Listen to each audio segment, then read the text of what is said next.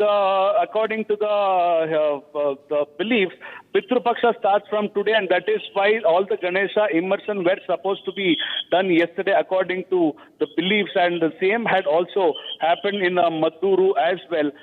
People who live in Ram Rahim Nagar, a Tamil association, had installed Ganesha for over 3 days, and they were planning to continue with the procession and the immersion of Lord Ganesh, after which around in between 7 and 7:15, the procession just crossed the masjid which was located in Ram Rahim Nagar, after which the power was cut immediately. This is also mentioned that the Muslims or the people from other faith try to disconnect the power so that it would be easier for them to pelt the stones on the Lord's idol. On the other hand, the Ganesh idol was located exactly between one of the garages and the masjid, where the stone were felled from both the directions, after which a fight broke out between the followers of Hinduism and the followers of Islam, after which the police had to take the situation under control by involving more policemen. It was also mentioned that 21 people who were involved in this communal fight have been taken into custody. They are also verifying if there are any juvenile cases in this. Around 8 people had been injured during the stone pelting, is what we have been informed as of now. And there is also a search which is on to take into custody much more people who were involved in the pelting of stones. This point of time, Section 144 continues at this hour, and if at all situation doesn't come under control, the prohibition orders will continue for the next day, as well as what we have been informed by the SP Mallikarjuna Baladandi as of now. So we will have to see, since the procession is going towards the immersion, we will have to see if there will be any riots which will continue once again, which will emerge once again, or will this continue with a peaceful march, Tanisha? Right, absolutely. And Abhishek, what is the situation on ground right now? We learned that yesterday there was a protest that was held already. After the stone pelting, we learned that BJP and the Hindu groups are staging a protest today. The Lathi charge visual are on our screens right now, Abhishek. What is it that the BJP and the Hindu groups have been demanding? The BJP and the Hindu groups wanted to protest against the miscreants who pelted stones against the Lord Ganesh Murti, and people who wanted to create a disharmony in the society. At this point of time, the Hindu Karyakartas and the supporters of Lord Ganesh, or all the Hindu people located in this locality, are demanding that all the people who are involved in this incident or the issue to be taken into custody immediately, and they are demanding a legal inquiry and a punishment in the legal jurisdiction against the miscreants. And on the other hand, we are also witnessing a Ganesha procession at least 10 times bigger than the previous nights, because the people in this locality wanted to show that all the Hindus have united towards the unity of Ganesha, towards the belief of Ganesha, to which the Muslims tried to create a disharmony, and they also have tried to show that they are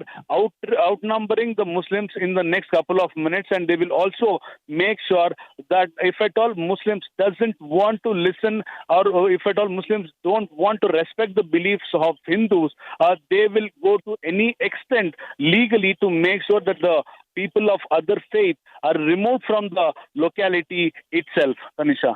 Absolutely, Abhishek. And we learned that this is not just a sole incident that's come to fore from Mandya. We learned that there have been other places in Karnataka as well where a situation like this, similar to Mandya, had come to the fore. What are those places, Abhishek? Anisha, we've also very clearly seen the state BJP President B.Y. Vijayendra put on his social media stating that 4 such incidents have been emerging in and around Karnataka, one being in Shimoga, in various other parts of the state as well.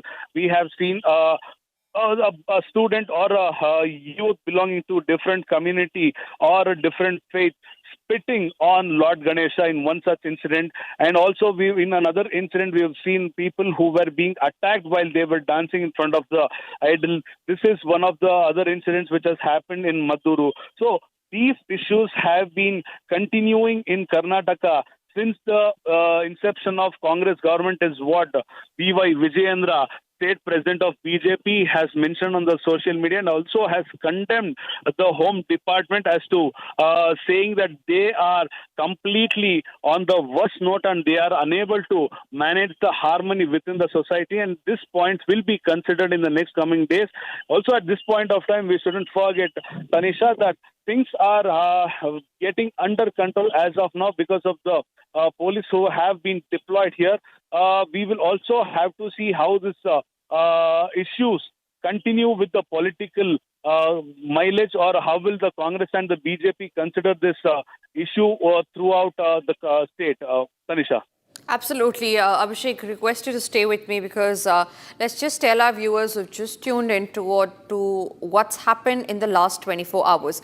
Karnataka's Mandya district witnessed fresh communal clashes during Ganesh Visarjan celebrations yesterday. This has left several people injured after violent stone pelting had erupted in the Ram Rahim locality. Nearly 8 people have been killed in the violence. Police had imposed prohibitory orders under Section 163 to bring the situation under control. And now, according to reports, we learned that there were miscreants who targeted the Ganesh Immersion Procession with stones, triggering tension and sporadic violence. There was additional police forces that were immediately deployed in the area to prevent escalation. And remember, this is not the first incident of unrest in Mandya during festive processions. Last year on September 11, 2024, similar violence broke out during Namalanganam during the Ganesh Visarjan, where shops and vehicles were set ablaze and more than 50 people were arrested. I am also being joined by Ashok Gowda, BJP spokesperson on that note. Ashok Gowda, what do you think? Time and again, same year, different year, same story, violence and procession, targeting of Hindu procession by the other community. What do you have to say on that? See, when the Congress government is in the ruling, and when they openly say that this government is for you and this government is by you and we will do all works only for you, if that kind of a statement is made by the Chief Minister, Home Minister and Deputy Chief Minister, then definitely one community which is already very aggressive in different parts of the world will definitely get aggressive even in Karnataka also. And in spite of last year's incident, no measures are being taken to curb this kind of a mindset which exists in Karnataka. And remember this, there is a 2016 PFI people, 1,600 people were let free, more than 175 cases were withdrawn, and this is why all this is happening. And more than that, we have seen that DJ KJ writers have also been let free, and 60 cases have been withdrawn on the criminals in Karnataka, which is also the main reason that this Gundaism, this Ulgaism exists in Karnataka, and they want to encourage it. Congress has this kind of a mindset. Very unfortunate. Right, sir. Remains to be seen on what action is taken against the perpetrators of this violence. With that, it's time for us to now slip into a short break.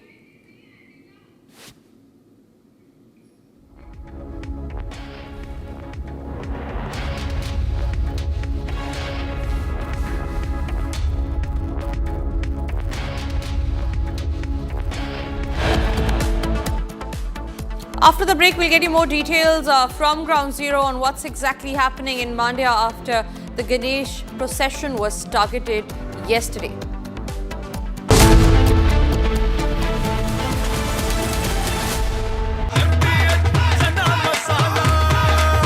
अब छोलिया हो या लोबिया, सफेद चने या काले चने, सब कुछ मजेदार बने। केसरिया से मन जोगी हुआ रे, दिल झूमे देखो मतवारा हुआ रे। केसरिया से मन जोगी हुआ। हर पल मनाओ केसरी त्योहार। विमल, बोलो जुबान केसरी। थोड़े में ज्यादा स्वाद, यही तो है इसकी खास बात। वाओ मामा, क्या स्वाद है? अरे मेरे राजा। सबका राजा और pure masala. Here we didn't want to bring out the big charts because it had no chance of standing. Fortunately, we came armed with a little smaller chart. So it's 67%, so we're going to be charging a discounted reciprocal tariff of 34%, I think.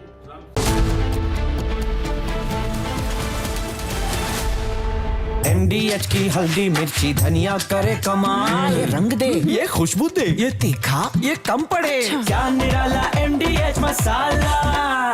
इसको घर पे लगाओगे तो शादी का तो पता नहीं, पर घर पक्का नहीं टूटेगा। रुंगटा नहीं तो घर स्ट्रॉन्ग नहीं। रुंगटा स्टील TMT बार एकदम सॉलिड। पहाड़ों में एक हाइकिंग स्टिक भी बन सकती है।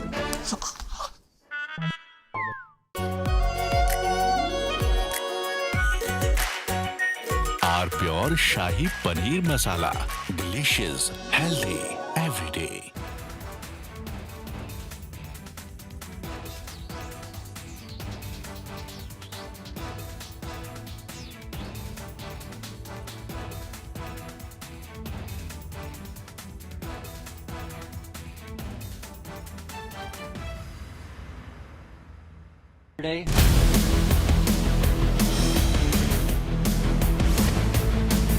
This is Republic Jack Volleyball Studio. Stay tuned for all the breaking news and updates. I'm Akanksha Khajuria. Let's get started.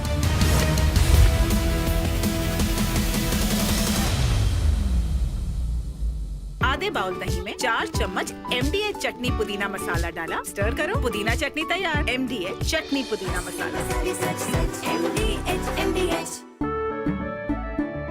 केसरिया से मन जोगी हुआ रे, दिल झूमे देखो मतवारा हुआ रे। केसरिया से मन जोगी हुआ। हर पल मनाओ केसरी त्योहार। विमल, बोलो जुबान Kesari.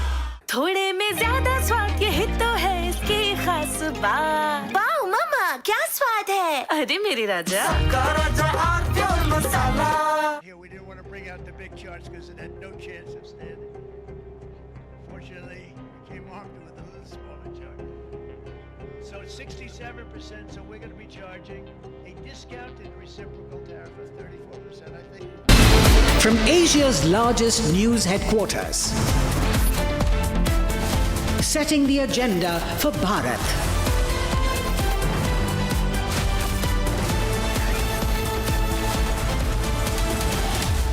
You're watching Republic.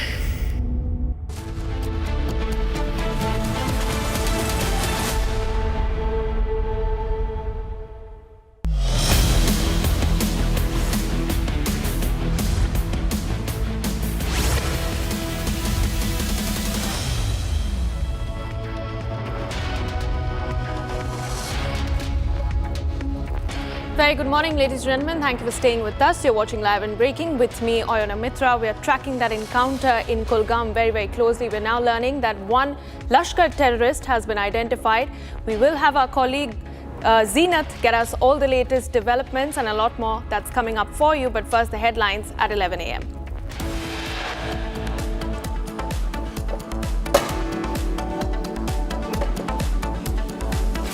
Republic gets inside details of Mehul Choksi's extradition. Extradition hearing will be in the second week of September. Controversy erupts after Congress MP Tariq Anwar gets a piggyback ride in Bihar during flood inspection drive. Party defense saying MP was unwell. Masked man, YouTubers, anti-temple activists in Dharmasthala case to be called in and questioned together will be confronted with evidence.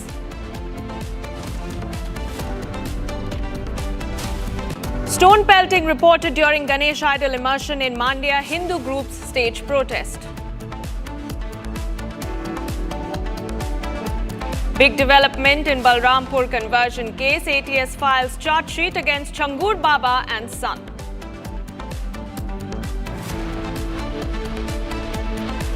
Big encounter underway in Kulgam's Guddar forest. Lashkar terrorists neutralized.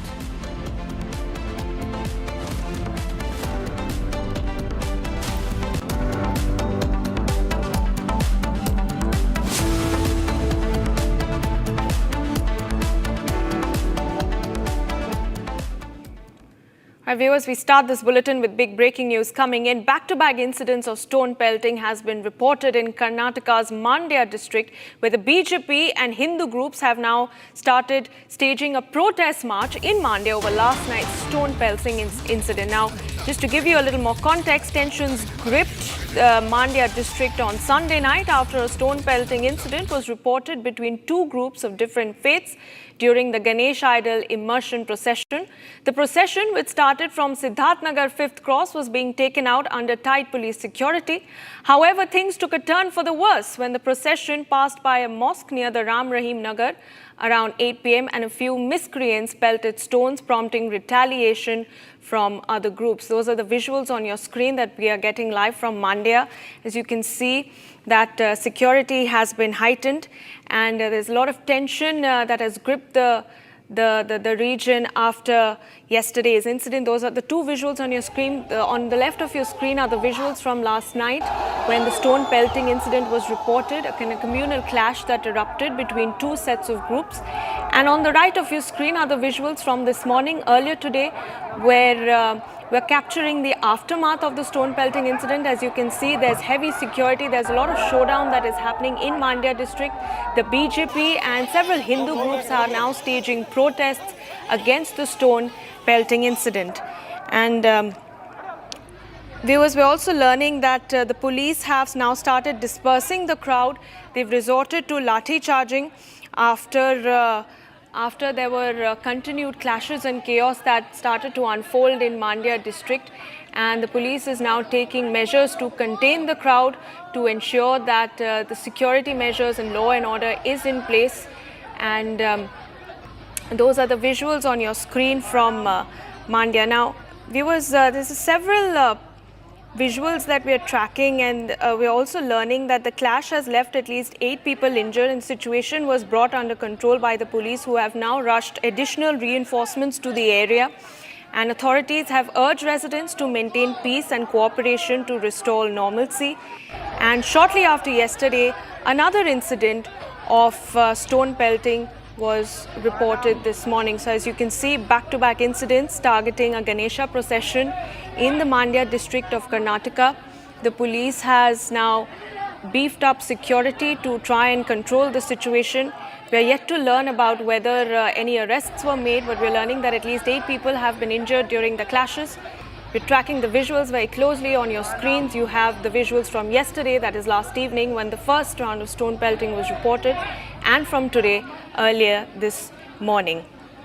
And let's bring you more information. The procession had begun from Siddharth Nagar 5th Cross in Madhur town under tight police security. And we're learning when the procession crossed a mosque near Ram Rahim Nagar at 8 p.m, a few miscreants alleged pelted stones at the procession. Let's go across to my colleague Abhishek for more information on this. He's joining me live from Bengaluru. Abhishek, take us through the sequence of events. What exactly happened? And are we learning of any arrests that have been made so far?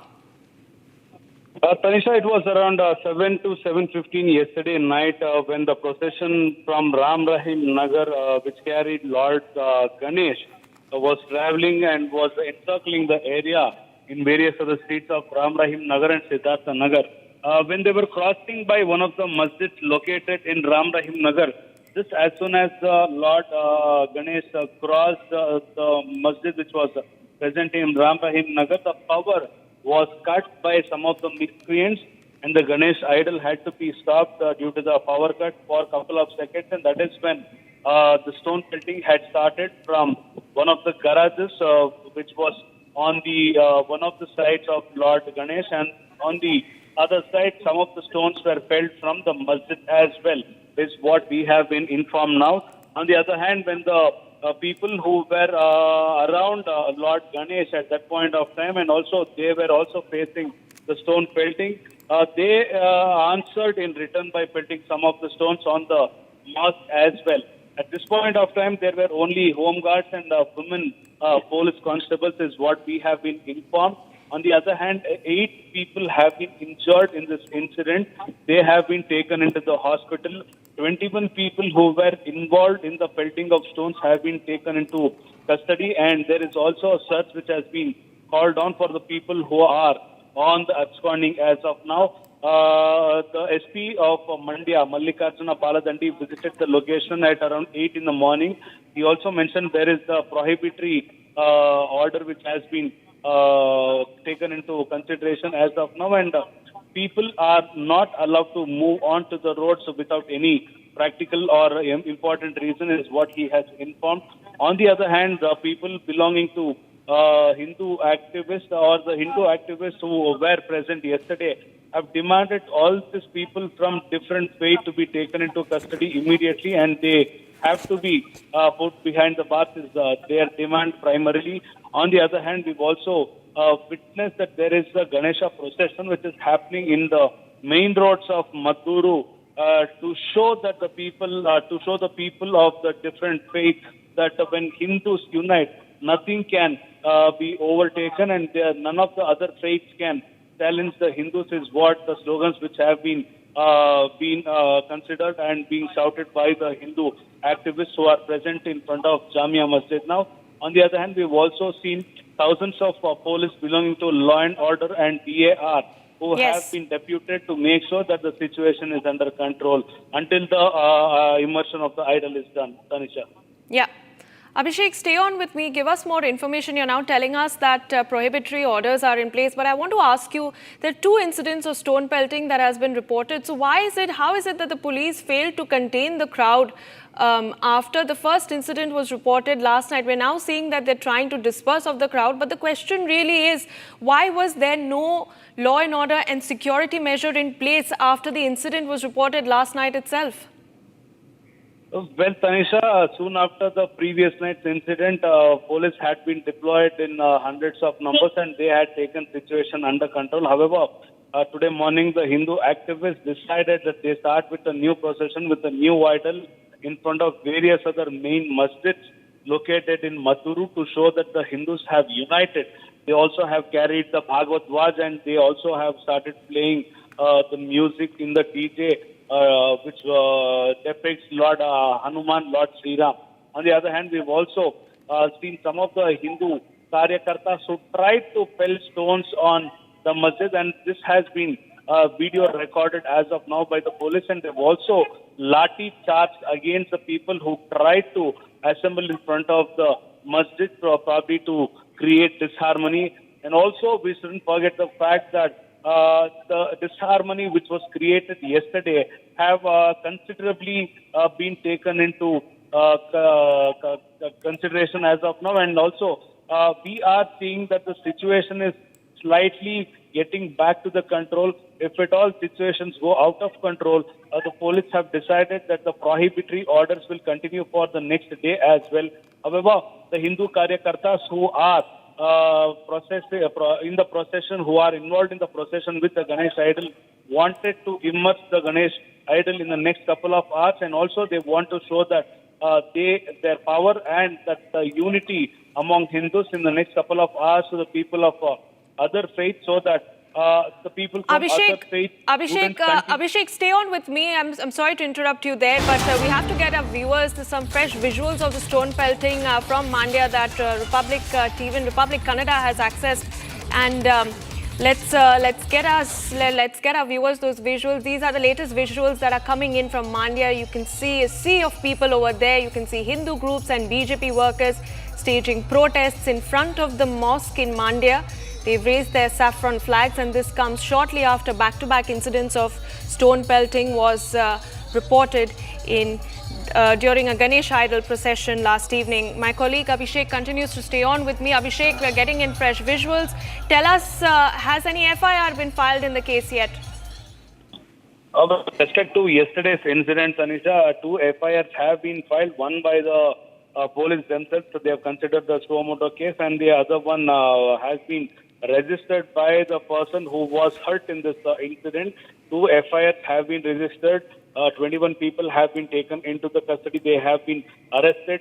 There is a search which is going on based on the CCTV visuals and based on the statements made by the people who were present during the incident. There is a search called on for the people who are missing, and also it is said that people who came in from various other districts are the main reason of the stone pelting which happened yesterday. And with respect to the issue, and also with respect to the protection, this place especially hadn't seen any such communal issue in the last couple of decades, and this is why the police didn't have actual deployment of huge numbers, is what the SP has very clearly mentioned. So, this point of time, when the situation grew out of control, police have made sure that at least thousands of policemen have been deployed as of now to take situation under control and to make sure that things don't go out of hand as of now. And also, they are ready with the lathis and various other machineries as well to take into control the situation if at all it gets out of hand, Tanisha. Yep. Abhishek, any responses that you're picking up from the state government? How does the Siddaramaiah government plan to address this issue? Well, when questioned, the Home Minister, Dr. G. Parmeshwara, has mentioned that it might not have been such a big issue, and he also mentions to the media that the senior officials from the police department have visited the location, and he will also get a complete report on this, and also he will try to maintain the harmony between various other communities. This is the statement which has been made by Home Minister G. Parmeshwara, and we are awaiting the statements of CM and DCM as of now with respect to the disharmony which was created the previous night, Tanisha. All right. All right, Abhishek continues to stay with me as we stay with those pictures. Viewers, you can see on the left of your screens, Ganesh Visarjan being targeted, after which clashes have now erupted in Mandya, and BJP and Hindu groups are now staging a protest. Abhishek, give us more information about these FIRs that have been filed. What are the allegations and charges that have been mentioned? And the people who have been called in for questioning after these clashes erupted, what sort of interrogation are we expecting? Are we looking at a conspiracy? Are we looking at a deliberate conspiracy that has been plotted to specifically target a Hindu procession in Mandya? Well, with respect to the people's allegations, they clearly mention, especially the ladies who live in Ram Rahim Nagar, has mentioned that in the last couple of decades, there was no such incident, and also even during the procession of Eid Milad, the Muslim people try to dance in front of Lord Ganesh, and that is when they also try to intimidate. Abhishek, sorry to cut you there in between. We have Karnataka BJP leader S. Prakash joining me on the phone line. So thank you for connecting with us. Your first response on what's unfolding in Mandya. No, it's very unfortunate. The policy of the Congress government is making one particular community to be more offensive towards the majority community. The Eid Milad procession goes off peacefully in the state. No disturbances, no stone pelting. Such incidents do not take place. While the Ganesh Visarjan processions are being attacked, stones are pelted, and deliberately certain youths dance before the Ganesh idol. Such incidents can only happen when the favorable government policies are there. The vote bank politics is disturbing the communal harmony in the state. Congress party, for their power sake, they should not indulge in such cheap tactics. They should handle the law and order situation with a firm hand. All right, Mr. Prakash, I'd like you to stay on with me as we stay with those pictures that are now coming in from Mandya. In fact, we have some more breaking news coming in, viewers. At least 21 people have now been arrested in the communal clashes that broke out in Mandya in the aftermath of stone pelting that was reported during a Ganesh idol immersion. It's a big breakthrough after back-to-back stone pelting was reported. We're learning from a reporter that 2 FIRs have been now registered in the case, and at least 21 people have been arrested for creating unrest in Mandya. Let's go back to Karnataka BJP leader S. Prakash, who continues to be with us. Sir, this is the first big development that we are getting in. Finally, the police has taken some action. But the question really is, after the first incident of stone pelting was reported last evening, how is it that the law and order continued to be in doldrums and a second round of stone pelting was reported this morning, sir? No, that is only because the police fear taking action against such miscreants due to the government pressure. Until and unless free hand is given to the police, situation cannot improve. Why there was no disturbance during the Eid Milad procession? Why only during the Ganesha Visarjan procession? This clearly shows the party's Congress party government is loaded with one particular community, and they are indulging in such disturbances unnecessarily and creating rift between the two communities. So what sort of action is the BJP mulling on this, and what sort of measures do you expect the Siddaramaiah government to take? As you can see, BJP and Hindu groups are out and about on the streets alleging that there was a deliberate attempt that was being made to target a Hindu procession. No, at a place where majority are Hindus, it is not possible to take out a procession peacefully. Means it speaks a lot about the law and order situation in the state. The police should mercilessly handle these lumpen elements, book the cases in appropriate law, and ensure the majority is protected by these gundas. All right, S. Prakash, thank you for joining us this morning and for giving us your perspective on the matter as we track this story very, very closely, viewers. Moving on to more breaking news coming in. It's a big development in the Changur Baba conversion racket case in Balrampur. The ATS has now filed a charge sheet against the self-styled godman and his son Mehboob. According to sources, Changur Baba has set a target to Islamicize the entire country by 2047. This is something that has now been mentioned in the statements given by 10 victims. We're learning that at least 29 witnesses have come forward and given their statements, and their names have been mentioned in the charge sheet that has been filed by the ATS, of which 10 of them are victims. These are the big development that we're tracking. Let's go across to my colleague Ajay Dubey, joining me live from Lucknow for more on the story. Ajay, this is a big breakthrough in the conversion racket case. In fact, it was Republic TV that exposed Changur Baba's empire. Give us more details on what the ATS is really looking at as far as this charge sheet is concerned. See, this investigation is very surprising, and from the very beginning, Republic followed this story. We went to Balrampur and did investigation in Lucknow also, where initially Changur was arrested, and after that, custody was taken by ATS, and now ED is also involved. In the charge sheet, police ATS specifically mentioned that his intention was to convert, and the Neeraj Bora, the partner of Changur, he was much involved in this activity, and initial days, he sold all his assets in Dubai, and after that he participated in activities of Changur. He received money from various foreign countries for the activity. More than thousands of individuals were involved with Changur in the conversion racket. So this is what initially we are getting from the charge sheet, and it is very much clearly mentioned that the motive was to target 2047, a year where they want to convert maximum numbers of individuals, and this is what he was doing, and his partners, Naveen Arora, he was much involved in his activities, and this is what is being mentioned by the ATS. And the relative of Changur is also mentioned in the charge sheet. And one more incident, the girl from Kushinagar, where she mentioned where she was going to take the bus, and at that point she was being kidnapped and were sexually used. So this is what is mentioned in the charge sheet also. So this is a big update in the Changur case. Ajay, stay on with me and tell us, how is the ATS really looking at this foreign funding angle?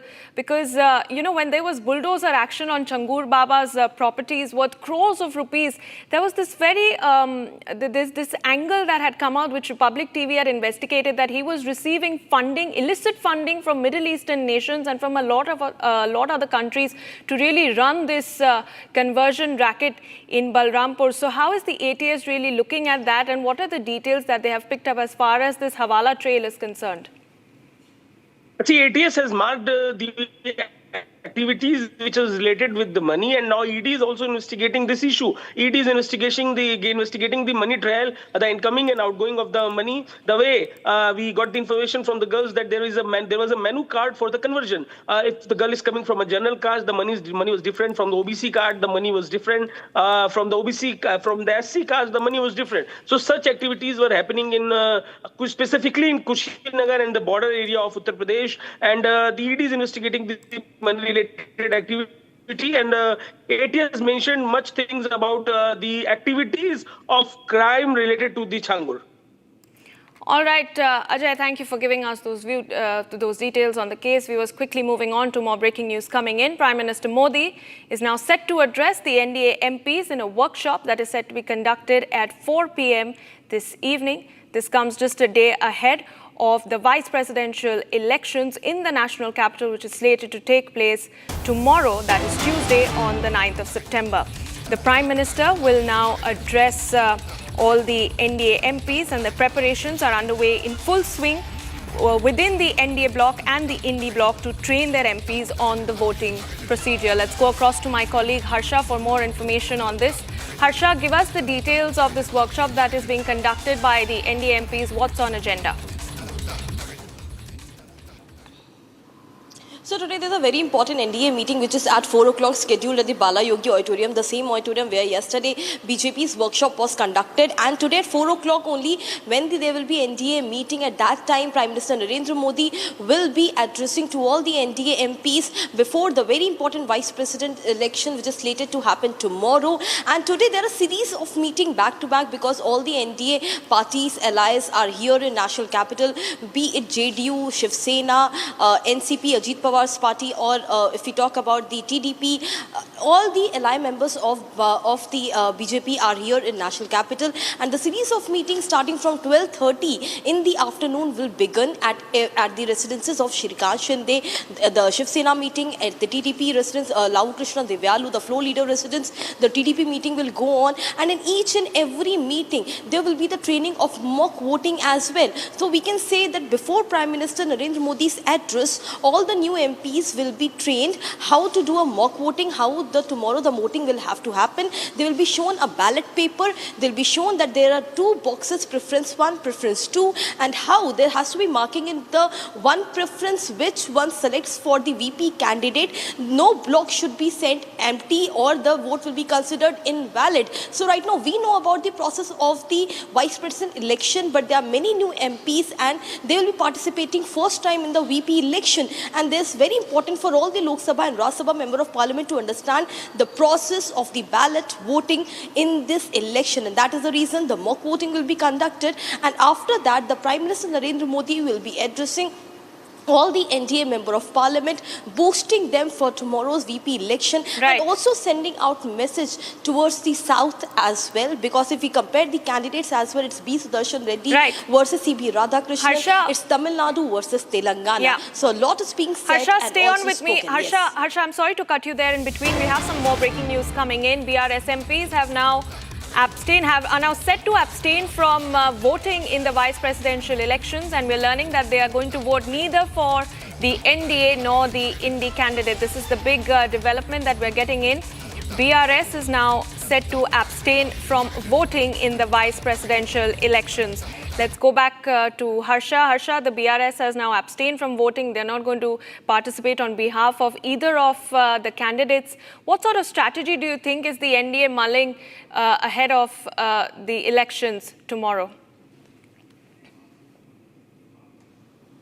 See, right now, however, we spoke to so many NDA Member of Parliaments and so many the allies as well. Like just now we spoke to Naresh Maske, who is the Shiv Sena Member of Parliament. He directly stated that how it is very important the numbers, but NDA already has a number which is more than 50%, because for the Vice President to win, the 50% numbers is required. And even if BRS abstains from the voting, it's not required. NDA doesn't need the BRS voting. However, it will be a huge setback for the Indi, because if they would have supported the Indi candidate Sudarshan Reddy, at least some numbers they would have gotten. But if we talk about the NDA, overall strength of the NDA is much more than the qualifying marks. Back to you.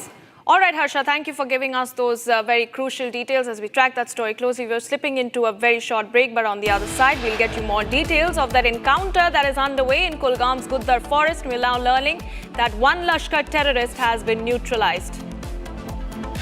Also tracking the controversy that has now erupted after Congress MP Tariq Anwar took a piggyback ride in Bihar during a flood inspection drive. The party has now defended, saying that the MP was unwell.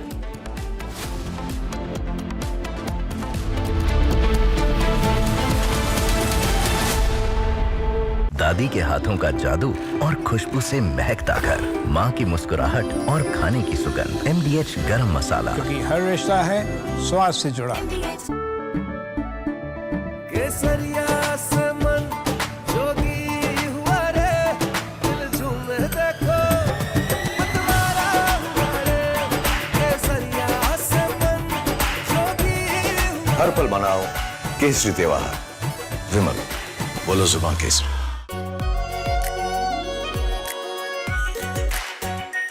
Are pure shahi paneer masala, delicious, healthy everyday.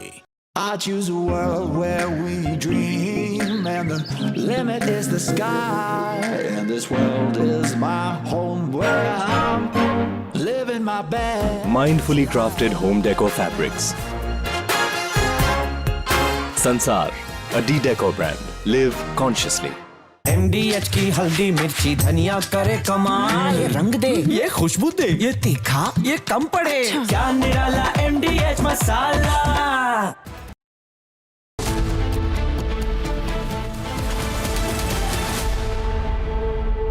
ये है secret recipe MDH का जीरा SIP जल जीरा मसाला। SIP SIP जीरा SIP MDH का जल जीरा सिप MDH का जल जीरा SIP.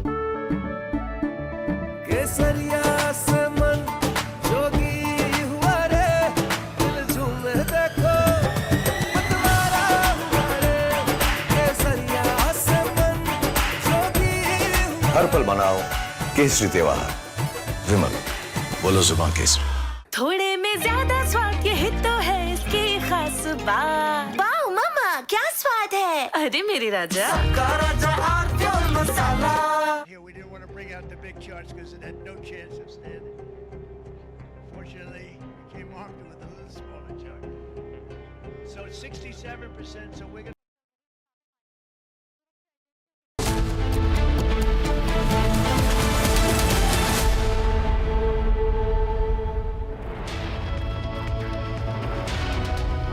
And welcome back, viewers. We are tracking the story from Kulgam very closely, where an encounter has now led to the neutralization of one Lashkar terrorist. And also in this bulletin, we'll get you the details of how the anti-temple plotters in the Dharmasthala hoax case will now be questioned by the special investigation team. Joining me in the studios is my colleague Akansha with more details. Absolutely. We have action-packed bulletin lined up for you. Let's start with the headlines first.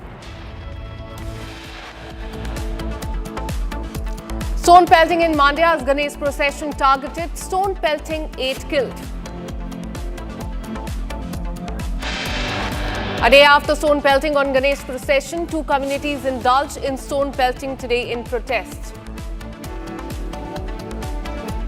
Republic TV gets inside details of Mehul Choksi's extradition hearing. In fact, will take place in the second week of September.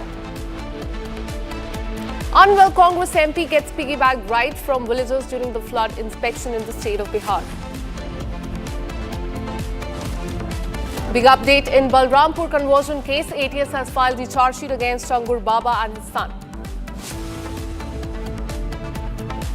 Encounter underway in Kulgam in Jammu and Kashmir. Lashkar terrorist has been neutralized.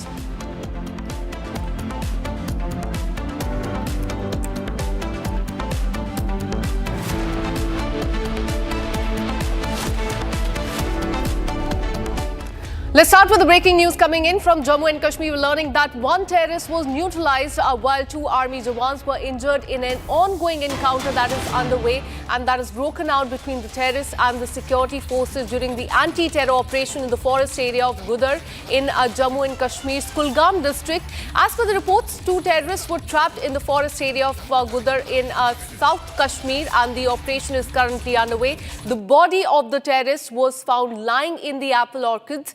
And in fact, we're learning that the terrorist has now been identified as Amir Nasir Dar of Shopia and he worked for Lashkar.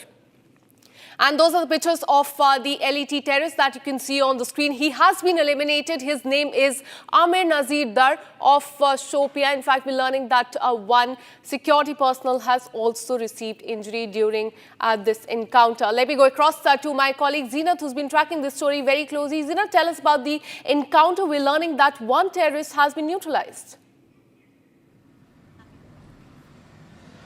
Yes, one terrorist who's been identified as Ahmed Nazir. He comes from the Shupin and was operating in the Kulgam. He worked for the Lashkar-e-Toiba, which is a Pak-based terror outfit in the Jammu and Kashmir, and has been active since 2023. And today he's been eliminated by the Indian Army along with Jammu and Kashmir police in the Gudar forest belt of Kulgam. We are seeing the AK-47 to have been recovered from the dead body that is lying in an apple orchard along with his weapon have been recovered by the joint security forces. This is an ongoing encounter where we also see the army had received the injury of 3 of its boys. Among them, one is JCO. All 3 have been evacuated to the medical facility for the treatment. All of them are being treated at present at the military hospital in Srinagar. The encounter continues, the operation continues. In fact, the search is also conducted in the upper belts to see the group of terrorists that were hiding in the Gudar forest. They should not escape. So we're seeing the reinforcement being rushed, and also whether keeping the security forces on the toes. It is challenging, and there is a little visibility. Despite that, the successful operation being carried by the joint forces, where one LET terrorist being neutralized in the operation of Gudar Forest Belt in Kulgam, South Kashmir. Absolutely. And remember, last month there was the longest ever, encounter that took place in Kulgam. But as far as this particular Kulgam encounter is concerned, what really led to this? What is the background of the Lashkar terrorist that has been killed? See, as I said, that the Lashkar terrorist has been active since August 2023. So almost he has spent 2 long years with the LET outfit. He's been operating in the Kulgam. This is the South Kashmir where he's been operating, and South Kashmir's Kulgam has a connectivity with the Shopin, where from he actually hailed.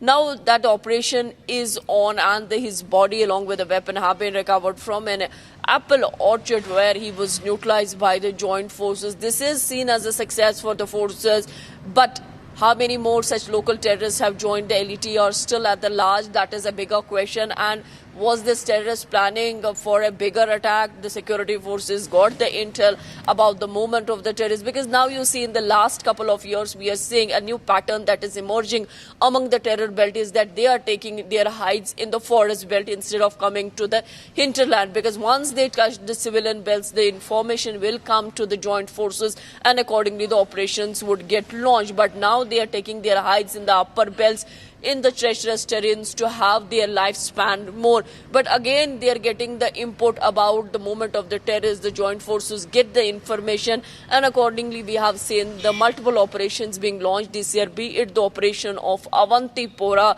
where again the LET terrorists were neutralized, and similarly we have seen in the forest of the Dachigam, Srinagar, the outskirts one, where again the terrorists were involved in Pahalgam attack were neutralized. Now again, if you see the last month in August, the 10-day operation was launched in Malwar Forest Belt in Kulgam, where terrorists managed to escape, and then Indian Army had to conclude the operation after getting the casualty and injury of its boys. But again, the Kulgam wasn't the radar of the joint forces when the terrorists escaped last month, because the movement of terrorists had been seen from Rajouri, Poonch, and coming to the Kulgam belt. This is a Mughal road patch where the connectivity is, and this connectivity is seen also an infiltration route that is being used by the Pak terrorists. Today, getting information about the movement of the terrorists, the operation was launched, and in the operation as of now, the one terrorist of the LET have been neutralized. Absolutely, Zeenat. Keep tracking those details. We'll keep coming back to you for more on this. Now let's have a look at the top national stories of the day in 1 minute. Bharat 1 Minute brought to you by Canara Bank. Together we can. The Supreme Court will hear several petitions today challenging the SIR, Special Intensive Revision of Bihar's electoral rolls. The revision process intended to clean up the voter list has sparked intense political debate ahead of the 2025 Bihar Assembly elections. The death toll in Punjab due to devastating flood went up to 48, while the crops on 1.7 lakh hectares has been damaged. Relief and rescue operations are currently underway by NDRF, Army, BSF, Punjab Police and the district authorities. They are carrying out the relief on war footing. Prime Minister Modi is all set to visit Punjab tomorrow. And days after Prime Minister Narendra Modi and European Union leaders discussed an early conclusion of the India-EU FTA, two top negotiators of the EU are coming to India this week to hold talks on resolving the knotty issues. In fact, European Commissioner of Trade and Commissioner for Agriculture will be in the national capital this week to lead the negotiations.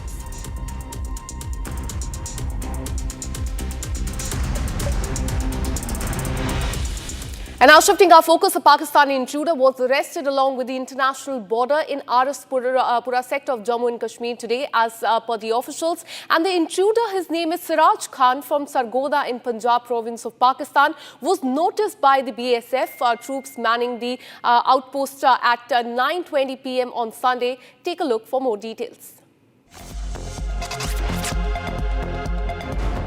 A major success coming for the border security force in the Pura sector of Jammu, wherein they have apprehended a Pakistani intruder identified as Siraj Khan. Right now we are reporting from the border outpost Oktrai, from where this troops of the border security force, they apprehended the Pakistani national. He was from Sargodha. So now the security agencies are questioning, multiple intelligence agencies are carrying out a joint investigation, joint interrogation of this suspect that has been apprehended by the border security force.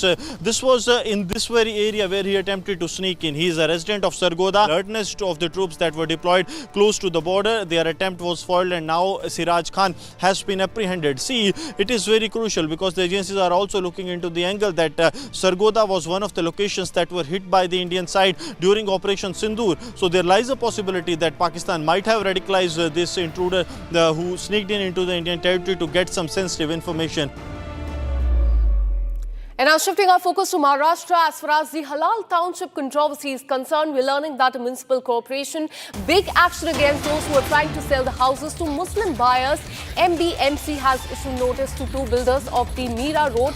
Notice has been given to the owner and the architect of the Lina Group who advertised the Qibla facing notice. In fact, has also been given to the owner and architect and also the builder as well. And it is written in the notice that the said advertisement violates Article 14 and 15 of the Constitution of India and also violates the fundamental rights and creates religious rift.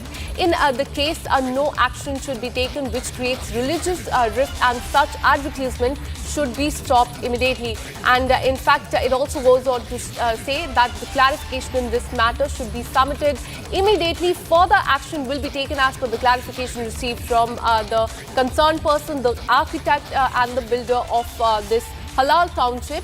If clarification is not received from you, action will be taken to stop the permission given to the project by the municipal corporation. Now remember, this has come after an advertisement for the proposed township in Karjat went viral on social media.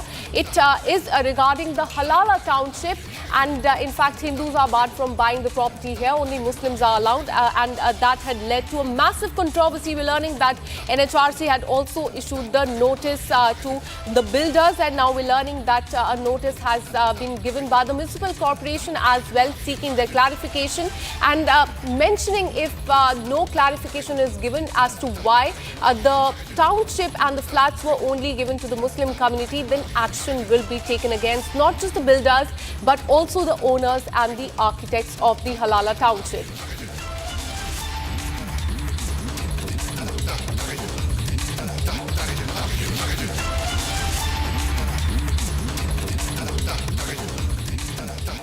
And now shifting our focus to Karnataka, more developments coming in the Dharamsala mass burial case. The SIT has summoned the YouTuber for questioning today, and we're learning that United Media's Abhishek and Manaf from Kerala are likely to appear for questioning.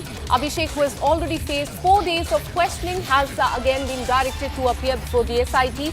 He's also been instructed to bring his camera and laptop for the inquiry. So now several other, in fact, YouTubers are also under the scanner as far as the Dharamsala mass burial case is concerned. The conspiracy angle is also under the scanner, and under lens are the YouTubers in this case. And we're learning that SIT has summoned YouTubers for questioning.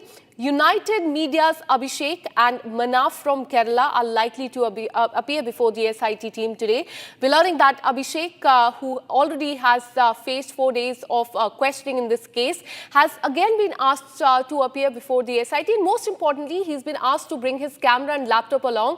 And it appears that its SIT team will in fact sift through the details as far as his YouTube account and a laptop is concerned. And meanwhile, we're learning that Sri Ravi Shankar spoke exclusively to Republic Kannada. Listen in. ಅದು ಧರ್ಮದ ಸ್ಥಾನ, ಅದು ಧರ್ಮಸ್ಥಾನದ್ದು ಅದೆಲ್ಲ ನಡೀತಾ ಇದೆ court ಎಲ್ಲ ಇರ್ತದೆ ಅಂತದ್ದು. ಅವ್ರು ತುಂಬ ಒಳ್ಳೆದು, ನಂಗೆ ತುಂಬ ವರ್ಷದಿಂದ ನಮಗೆ ಗೊತ್ತು. ಅದರಿಂದ ಧರ್ಮಸ್ಥಳದಲ್ಲಿ ಯಾರಿಗೂ ಶ್ರದ್ಧೆ ಭಂಗವಾಗಬೇಕಾಗಿಲ್ಲ. ಎಲ್ಲರೂ ಶ್ರದ್ಧೆ ಇಟ್ಕೊಂಡು ಧರ್ಮಸ್ಥಳ ಹೋಗ್ರಿ ಅಂತ. ದೂರ ಆಗತ್ತೆ ಖಂಡಿತ. ಅದು ಧರ್ಮದ ಸ್ಥಾನ, ಅದು ಧರ್ಮಸ್ಥಾನದ್ದು ಅದೆಲ್ಲ ನಡೀತಾ ಇದೆ ಕೋರ್ಟ್ ಎಲ್ಲ ಇರ್ತದೆ ಅಂತದ್ದು. ಅವ್ರು ತುಂಬ ಒಳ್ಳೆದು, ನಂಗೆ ತುಂಬ ವರ್ಷದಿಂದ ನಮಗೆ ಗೊತ್ತು. ಅದರಿಂದ ಧರ್ಮಸ್ಥಳದಲ್ಲಿ ಯಾರಿಗೂ ಶ್ರದ್ಧೆ ಭಂಗವಾಗಬೇಕಾಗಿಲ್ಲ. ಎಲ್ಲರೂ ಶ್ರದ್ಧೆ ಇಟ್ಕೊಂಡು ಧರ್ಮಸ್ಥಳ ಹೋಗ್ರಿ ಅಂತ. ದೂರ ಆಗತ್ತೆ. All right, let me go across to my colleague Abhishek, who brings us more details on this. Abhishek, tell us about the questioning as far as SIT is concerned. We're learning that more YouTubers are under the scanner, and one of them has been asked to bring the laptop and the camera today. Give us more details. Mass burials that have happened in Dharmasthala, according to the whistleblower or Sinaya, who has been named as of now. It is also clear that various other YouTubers were used to defame Dharmasthala in various other instances, and some of the YouTubers have been called in to the interrogation by the special investigation team. Some of them are namely Mana from Kerala and Abhishek from one of the local YouTuber who belongs to the state of Karnataka. They've also faced a couple of days of questioning already as of now, and they've also been informed that they will have to appear in front of the special investigation team as and when directed. Also, we shouldn't forget the fact that they have been informed that they will have to produce the equipments which had been used to create videos against Dharmasthala, which spread misinformation. And also, they are the police have informed that these YouTubers, along with various other members of various other social media groups, will have to be present in front of the special investigation team with all the evidence and proof as to mention which led to the misinformation spreading about Dharmasthala. And also we should see how the investigation continues with respect to the YouTubers, because they have demanded all these YouTubers should bring their laptop and camera which had been used during the creation of various other videos which spread information on Dharmasthala. So we will have to see how this will continue in the next couple of days. Tanisha. All right, Abhishek, keep tracking those details. We'll keep coming back to you for more on this. And now shifting our focus, we have breaking news coming in. Congress MP Tariq Anwar got a piggyback ride in Bihar's Katiyar during a flood inspection drive. Villagers in the video that we will be showing you can be seen wading through the waterlogged field while carrying Congress MP Tariq Anwar. He's the MP from that constituency, and the villagers could be seen backing him on their backs. And he was there to inspect the flood-hit area. We're learning that Congress MP piggybacks on people to avoid slush during the flood survey. Now, Congress has come out in support of its minister and is defending by saying that Mr. Anwar was unwell while LOP Rahul Gandhi is on vacation.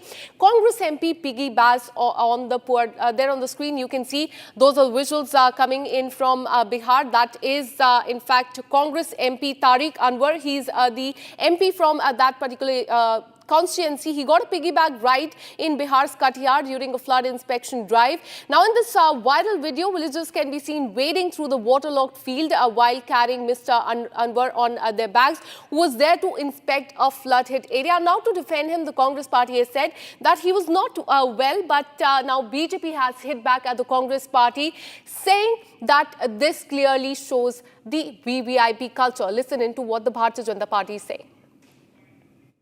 Congress party की entitled मानसिकता, इनकी राजशाही सोच, नवाबवादी सोच, जिस प्रकार से कांग्रेस के सांसद तारिक अनवर दौरा कर रहे हैं बाढ़ग्रस्त इलाकों का, वहां पर भी इनको वीवीआईपी प्रोटोकॉल और वीवीआईपी फैसिलिटी चाहिए।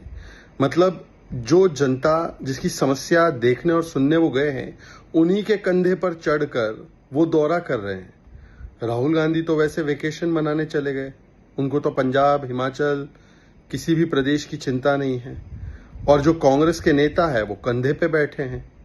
आम आदमी पार्टी के नेता है जो कांग्रेस बोलती है कि वो छुप गए हैं। तो देखिए, एक वेकेशन मोड पर है राहुल गांधी, दूसरे लग्जरी और राजशाही मोड पर है तारिक अनवर, तीसरे हाइडिंग मोड पर है आम आदमी पार्टी, केवल वर्क मोड में है भारतीय जनता पार्टी, जिसके नेता लगातार ग्राउंड पर है, जिसकी सेंट्रल गवर्नमेंट की टीम और एजेंसी लगातार काम कर रही है, और प्रधानमंत्री मोदी भी बाढ़ग्रस्त इलाकों का दौरा करने वाले हैं। तो ये होता है वर्क मोड और राजशाही मोड, वर्क मोड और vacation mode.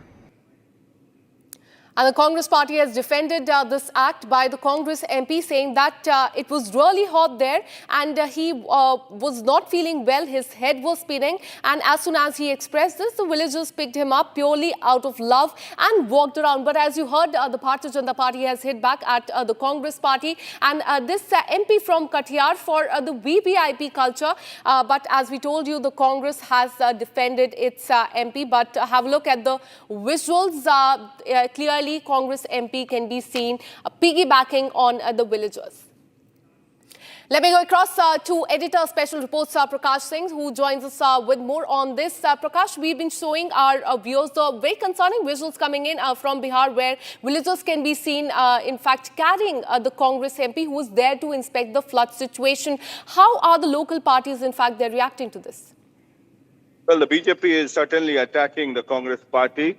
MP Tariq Anwar, who is an old congressman and an elderly person. He was not keeping well, and he is piggybacking on one of the rural folks to oversee the flood situation that has worsened in his constituency in Katihar, Lok Sabha constituency. And that's the plea given of his ill health. Yes, last year he survived somehow because there was a threat to his life after severe medical ailments were examined, and he was on ventilator as well. And that is what the Congress party spokesperson is saying, that he is seriously unwell and he was on ventilator, life support. Somehow he could survive. Now, the question is whether elderly person should be given ticket or not. So that is the question. But of late, after he contested the Lok Sabha elections in 2024, somehow he survived. So despite that, the Congress party is saying that he is traveling in the remote area along with the help of the rural folks. So that is commendable. And they are also questioning, people are also questioning whether the age of 75 should be fixed for politicians who are incapable or who are not able to travel in their constituency. But as a matter of fact, Tariq Anwar, who is an old congressman, he's been MP several times, MLA also, is not keeping well, and that is why this picture, that's what the plea given by the Congress party is. Absolutely. Now the debate has started over the age limit. But as far as the villagers are concerned, Prakash, they are saying that they did this purely out of love. But if we look at the visuals, we can see another old man is carrying the old man, that is Congress MP. And now BJP is saying that this exposes the VVIP culture. All right, we'll try and reconnect that line with my colleague Prakash Singh. But those are the visuals on your screen of the VVIP culture that the BJP says is on display in Bihar. Tariq Anwar, who's a Congress MP from Katiyar in Bihar, was on a 2-day visit to the parliamentary constituency. But in the visuals, you can see how the villagers are carrying him to the flood-affected area. And we have more breaking news coming in, and this time from the national capital. Aam Aadmi Party leader Saurabh Bhardwaj has slammed Delhi Chief Minister Rekha Gupta for letting her husband sit in an official meeting, and we will show you those visuals in just some time. Aam Aadmi Party leader Saurabh Bhardwaj has shared images of Delhi Chief Minister Rekha Gupta accompanied by her husband presiding over a review meeting with the officials on the development project in the Shalimar Bagh Assembly constituency in the national capital. He pointed out that Gupta had allowed her her husband to sit in the official meeting, drawing a parallel with the Hindi series, and made the comment on Delhi Chief Minister Rekha Gupta. Those are the visuals on your screen on the left-hand side. Those are the visuals from the meeting that took place yesterday, and that was also posted by Rekha Gupta on her social media account, in which you can see her husband is sitting right by her side, and this has led to a massive controversy. Listen in to what Aam Aadmi Party has said. तेरा की पंचायत के अंदर प्रधान जो थी वो नाम के लिए थी और उनके जो पति थे वही प्रधान का सारा काम करते थे। रेखा गुप्ता जी ने संविधान की शपथ ली है, गोपनीयता की शपथ ली है, तो कोई देश का कानून उनको इजाजत नहीं देता कि वो अपनी सरकारी मीटिंगों में अपने साथ अपने पति को बिठा के रखे। ये नहीं हो सकता। और हमने देखा कि कई सारे वीडियोस जिसके अंदर उनके पति जो हैं वो इंस्पेक्शन कर रहे हैं, उनके पति जो है अफसरों को जो है डायरेक्शंस दे रहे हैं, उनके पति मीटिंगें ले रहे हैं। एक बिजनेसमैन, जो कि उनके पति एक बिजनेसमैन है, वो राजनेता नहीं है, एक बिजनेसमैन कैसे सरकार चला सकता है या सरकार चलाने के अंदर हिस्सेदारी कर सकता है? ये पूरी तरीके से अनैतिक है, गैर कानूनी है, गैर संवैधानिक है।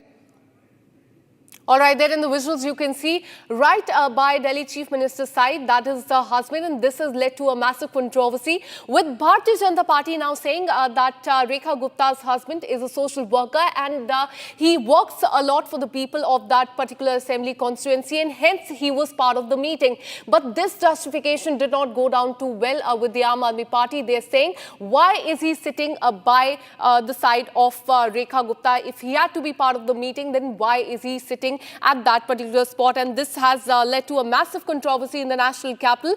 And Aam Aadmi Party saying is that this is a clear violation of the protocol. Chief Minister's husband cannot be part of the meeting, and this shows the nepotism in the Bharatiya Janata Party. Bharatiya Janata Party, in fact, has hit back at the Aam Aadmi Party's claim, saying that husband of Rekha Gupta is a social worker. He has been working for the people of the Assembly constituency as far as Shalimar Assembly constituency is concerned, and hence he was part of the meeting. But Aam Aadmi Party is not satisfied with the, excuse that has been given by the Bharatiya Janata Party as far as this case is concerned. But Aam Aadmi Party leader Saurabh Bhardwaj has slammed Delhi Chief Minister Rekha Gupta for letting her husband sit in an official meeting.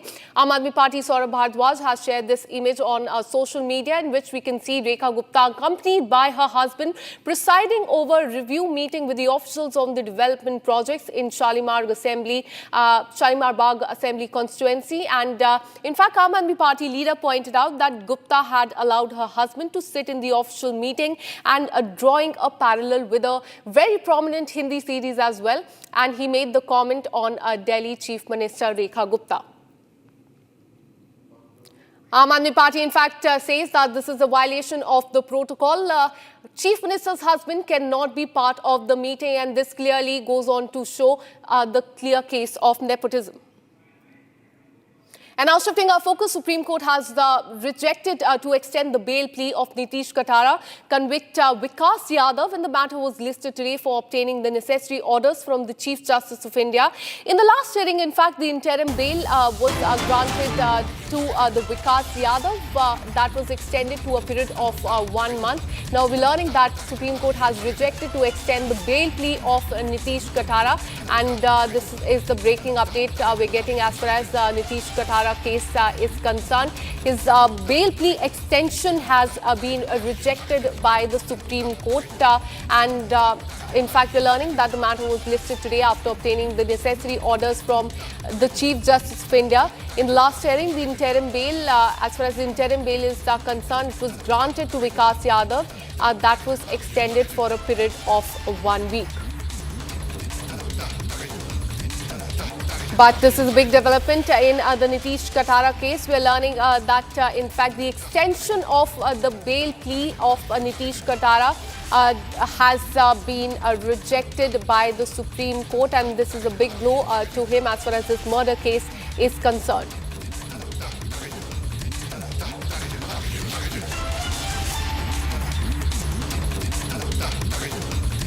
All right, so as far as this case is concerned, we're learning that Supreme Court has rejected to extend the bail plea of the convict Vikas Yadav. The matter was listed today for obtaining the necessary orders of the Chief Justice of India. And in the last hearing, in fact, the bail, interim bail that was granted to Vikas Yadav was extended for 1 week. And now the extension to the bail plea has been rejected by the court. We'll try and connect with our reporters to learn about what has happened in this case. But this is the Nitish Katara murder case in which there's a big blow to Vikas Yadav, who's a convict. His bail plea extension has been rejected.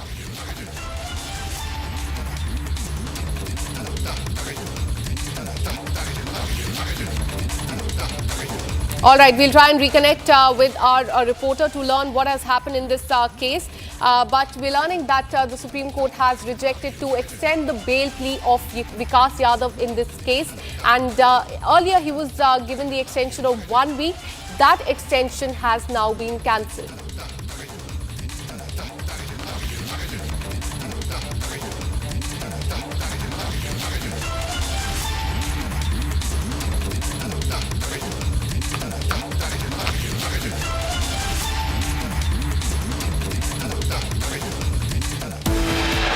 And with this, we're taking a very short break. Coming up on the other side, Republic TV gets you inside details of Mehul Choksi extradition. The hearing will take place in the second week of September. There's a big update in the Balrampur conversion case. ATS has filed a charge sheet against Shangur Baba and his son, and we'll get you more details on that as well. After this very short break, stay with us.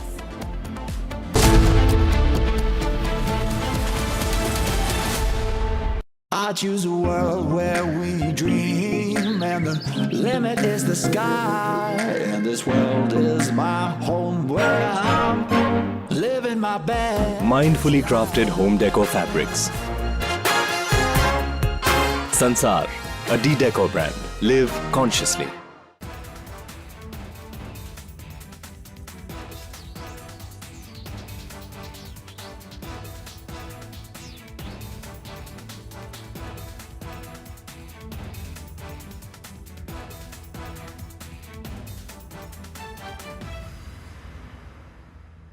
Yesterday, a coward decided to take our 8-year-old son Fletcher away.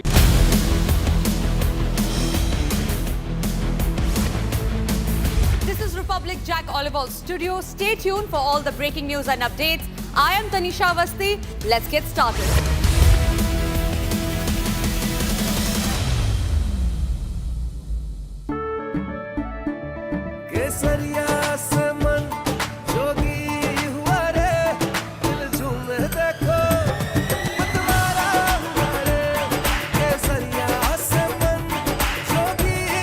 हर पल मनाओ केसरी त्योहार विमल बोलो जुबान Kesari. From Asia's largest news headquarters, setting the agenda for Bharat.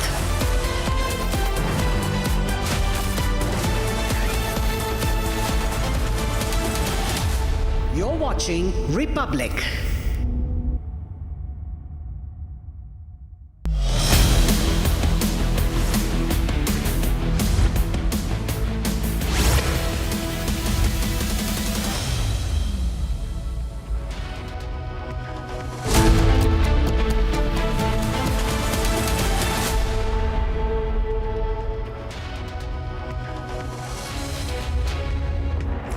Welcome, you're watching Republic TV with me, Akanksha Khajuria. There's a big update in the Dharamsala mass burial case. More YouTubers have been called for questioning by the SIT, and we'll get you more updates on that. Let's start with the headlines first. Stone pelting in Mandya as Ganesh procession targeted. Stone pelting, 8 people killed.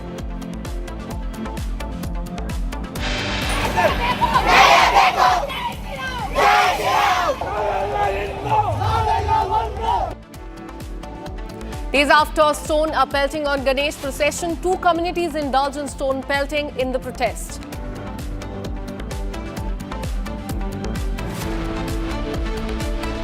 Republic TV gets you inside details of Mehul Choksi extradition. The hearing on this will take place in the second week of September. One well Congress MP gets piggyback ride from villagers during the flood inspection in Bihar. There's a big update in Balrampur conversion case. ATS has filed a charge sheet against Angur Baba and his son. Encounter underway in Jammu and Kashmir's Kulgam. Lashkar terrorist has been neutralized.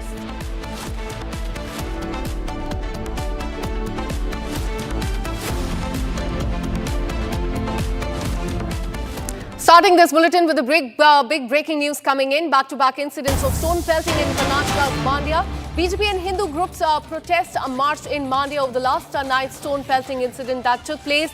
Tension gripped Madhu town in Mandya district on Sunday night after a stone pelting incident between two groups of different faiths during the Ganesh Idol Immersion Procession took place. The procession, which started from Siddhartha Nagar 5th Cross Road, was being taken out under tight police security. However, the things took a turn for the worse when the procession passed by a mosque near Ram Rahim Nagar around 8 p.m. last night, and a few miscreants pelted stones, prompting retaliation from the other group. The clash left 8 people injured, and we're learning that the situation was brought under control by the police, who deployed additional forces and imposed the prohibitory orders in the area as well. We're learning that the authorities have urged the residents to maintain peace and cooperation to restore the normalcy. But now today again, another incident of stone pelting has been reported in Mandya. This is in fact very concerning news that is coming in from the state of Karnataka. Tension has gripped the mother town in Karnataka's Mandya district. In fact, on Sunday night, after stone pelting broke out between the two groups of different faiths during a Ganesh Idol Immersion Procession, we're learning that 8 people have received injuries. Those are the visuals on your screen of the video showing devotees dancing on a truck this was during the Visarjan procession, and thousands were part of this procession. They were dancing outside the mosque area. Procession was passing through that area quite peacefully. Then there was stone pelting is what we are learning. They were waving the saffron flag as well.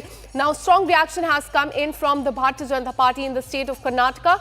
They have said, and I quote, after the Congress party came to power in Karnataka, situation has arisen in the state where the Hindu festivals, Ganpati Utsav, cannot be celebrated peacefully. And he has said so because same time last year during the Ganesha Visarjan, the procession, there was stone pelting, and this year as well there has been such an incident that has taken place. The Bharatiya Janata Party has said that during the Ganesh Visarjan procession, incidents of miscreants with communal motives gathering in groups and pelting stones have been reported from not just Mandya but Dharwad, Bagalkot and Hubli as well.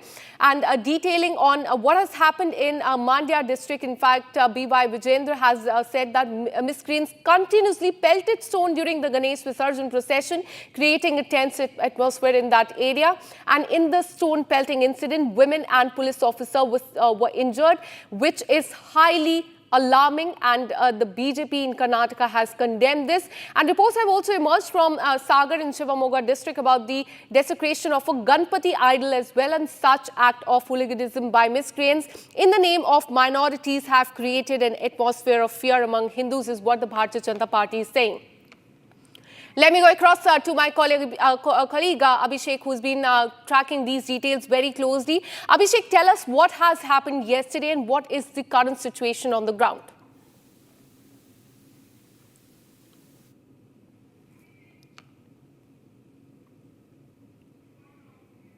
All right, we'll try and reconnect that line with my colleague Abhishek, but look at the visuals on your screen.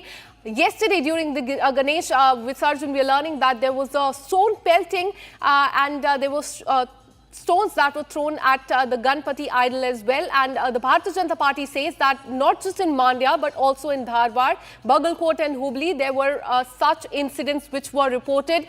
Let me once again go back to my colleague Abhishek. Abhishek, tell us what happened yesterday and what is the situation on the ground right now?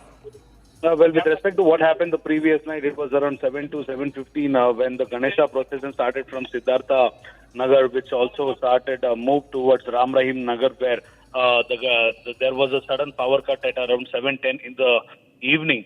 And immediately after the power cut, stones were pelted at the Ganesh idol, which was located just in front of the masjid. And also there were stones which were being pelted at a idol from one of the garages.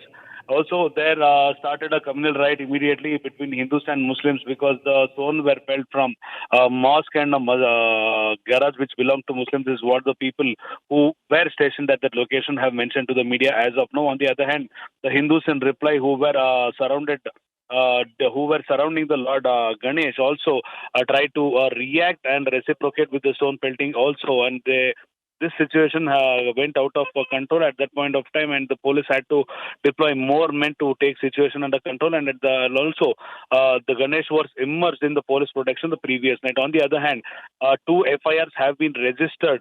One is a suo motu FIR, and the other one is by the person who got injured during the pelting of stones. On the other hand, the SP of Mandya, Mallikarjuna Baldandi, has informed to the media that 21 people have been arrested so far in this case, and also there is a search which is being continued to take into custody various other people who are already missing or already on the absconding.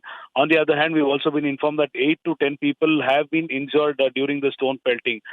With respect to the development that is happening today, the Hindu Karyakartas, the people who wanted to make sure that the people of other faiths should understand the importance of Hindu festival, they have assembled in thousands of numbers who have started a procession from Matturu, from one of the major points, DC offices, towards one of the major circles in Matturu. They have also held Bhagavad Vajas and the saffron flags, which also they have started playing music of Lord Hanuman and Lord Shivaji and also Lord Ramji, which clearly to indicate that no one can come against the faith of Hindus. And also they have demanded from the police that if at all any such incident repeats in the future, they will make sure that none of the people of the other faith will have a place to stay in Mathura. And also they have demanded all these people who were involved in the pelting of stones to be taken into custody, and they should also face the legal punishment, is what the demand which has been kept in front of the police as of now. And also today morning we have seen some of the Hindu Karyakartas who pelted stones against Jamia Masjid, which was located in the Maduru's main road. And also we have been informed that BJP leaders will be visiting the location tomorrow to show their anger towards the communal fight which arose yesterday. And they also have already started taking out on the Congress government, stating that soon after the Congress government got into the power and who started the government in the last couple of years, this is when the communal riot started, and it increased in the last couple of years. Akanksha. People have received injury. 21 people have been arrested. A case has been registered. We have reactions coming in. Have a look.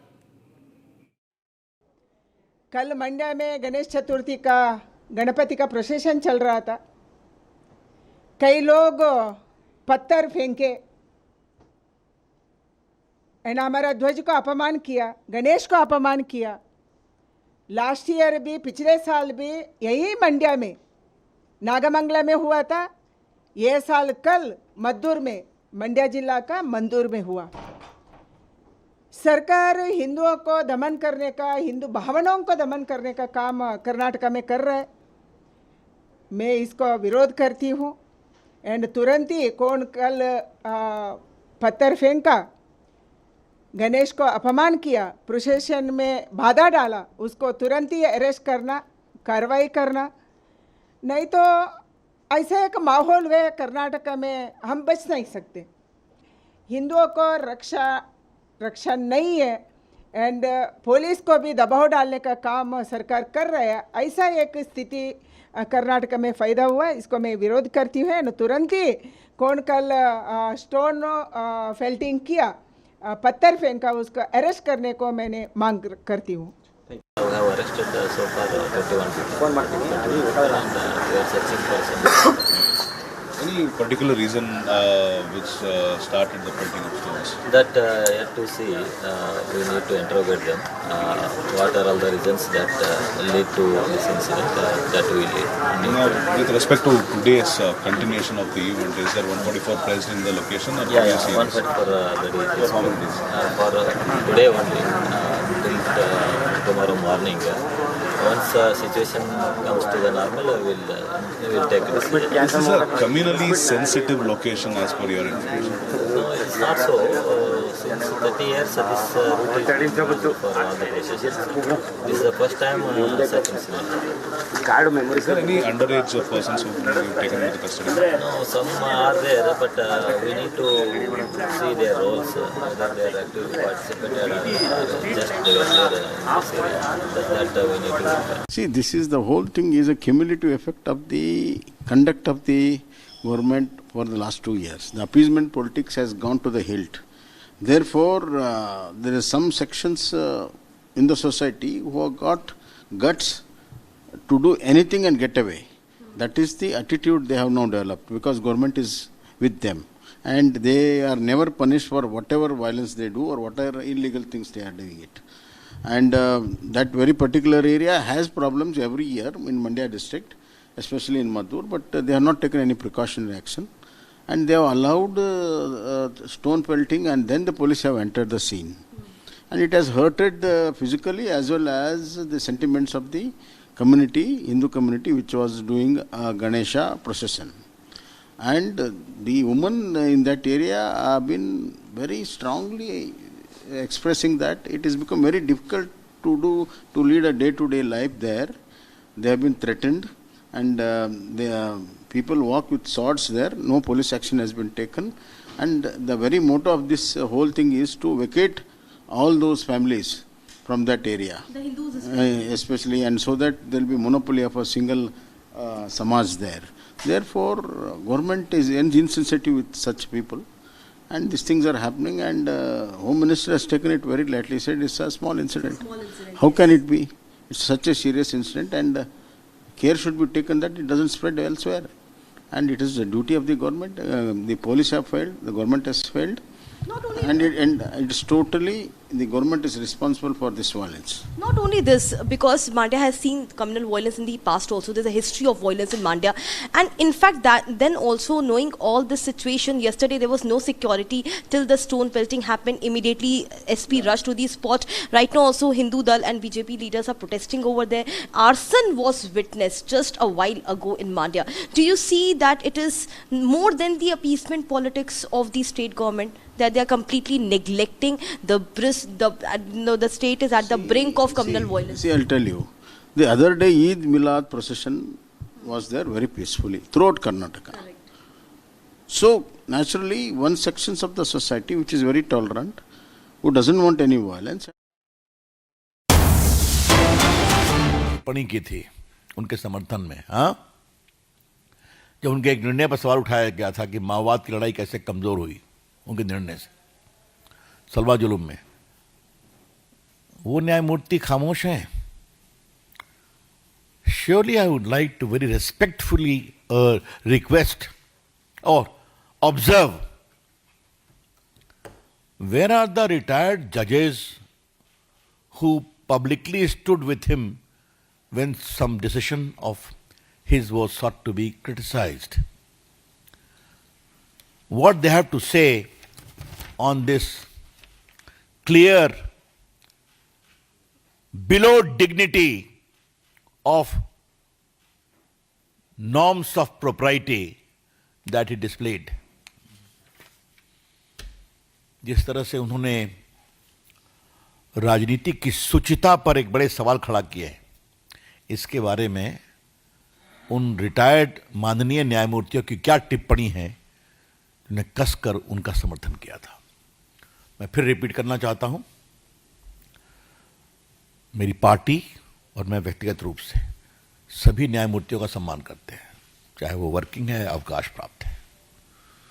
इस देश के लोकतंत्र को पढ़ाने में judiciary की बड़ी भूमिका रही है.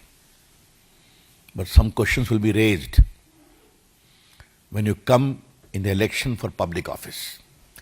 इस संदर्भ में मैंने एक बात कही थी. तो दूसरी बात यह है जो बहुत पीड़ादायक है. कांग्रेस पार्टी के सम्माननीय अध्यक्ष खड़गे साहब, एक गरीब किसान 4 एकड़ या 4 बीघा वाला अपनी मटर की खेती बाढ़ और बरसात में बर्बाद हो गई उसकी पीड़ा बताने गया था। तो कहे यहां क्यों आए हो, तुम्हारा दिखावा क्या करते हो, तुम्हारा 4 बीघा है, 4 एकड़, मेरा 40 एकड़ बर्बाद हो गया। तो पहली बात हमें मालूम हुई कि सम्मानीय कांग्रेस के राष्ट्रीय अध्यक्ष 40 एकड़ जमीन रखते हैं कलबुर्गी में, ये देश को मालूम हुआ। लेकिन ये कौन सा अहंकार है? खरगे साहब, वो आपके पास अपनी पीड़ा बताने गया था क्योंकि आपकी सरकार है कर्नाटका में। Karnataka is being ruled by A Congress government. आप कांग्रेस के राष्ट्रीय अध्यक्ष हैं, तो किसान वहां जाएगा तो दिखावा करेगा, पब्लिसिटी करेगा। तो कृपया करके इस तरह की झूठी बातें क्यों कहते हैं आप? हम किसानों के साथ स्टैंड करेंगे और किसानों के हित में राहुल गांधी जो हैं वो, मैं तो अपने संजय जी से कहूंगा कि राहुल गांधी के सारे स्टेटमेंट को रिलीज कर दिया जाए। किसानों के बारे में कितनी बड़ी बड़ी बात और खोखली बात कहते हैं वो। खटाखट आजकल कहाँ है वो? उनका लोकेशन मालूम है तुमको? हैं? चलो अच्छा होता राहुल गांधी कर्नाटका जाते, अच्छा होता राहुल गांधी पंजाब जाते। वहां डूबे हुए हैं किसान, परेशानी में है। अब राहुल गांधी जहां है, उनकी छुट्टी उनको मुबारक, मैं क्या बोलूं उसको। जब कोई कैजुअल पॉलिटिशियन होता है, ये तो होना ही था।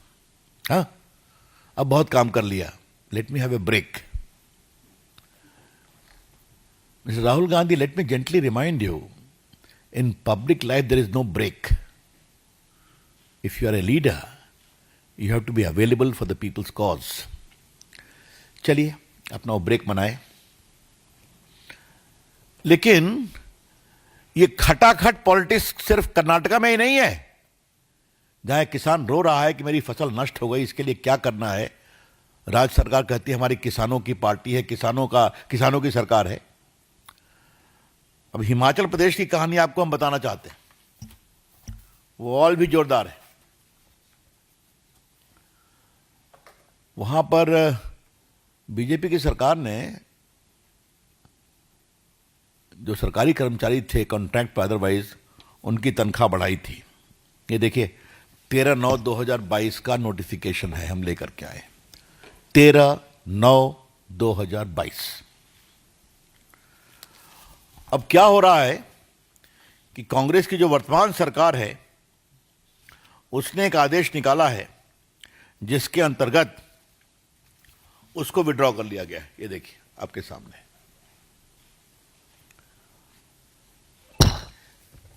ये क्या मतलब है भाई? तो कारण क्या दिया गया? हम संभाल नहीं पा रहे हैं हिमाचल की वित्तीय अवस्था को। तो खटाखट करने के लिए जनता को धोखा देने गए थे क्या आप? खटाखट ये कर देंगे, खटाखट सैलरी कर देंगे, खटाखट किसानों की चिंता कर देंगे।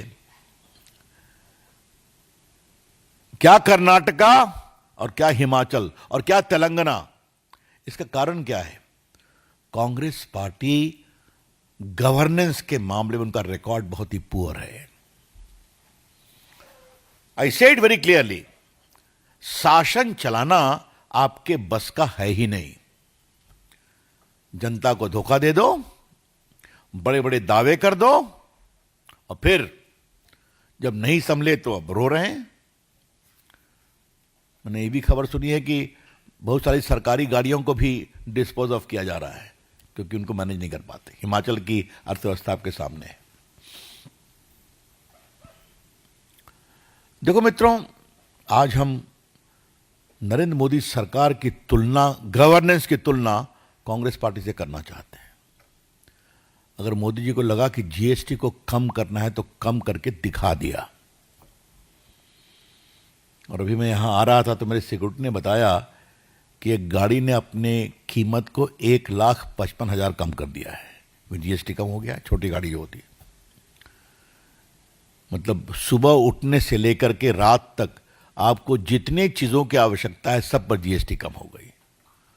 आप ब्रश करते हैं, मंजन करते हैं, आप दवा खाते हैं, आप चाय पीते हैं, आप बिस्कुट खाते हैं, आप भोजन करते हैं, किसान को फर्टिलाइजर चाहिए, जो कुछ भी चाहिए लग्जरी आइटम पर बढ़ गया। ये होता है गवर्नेंस।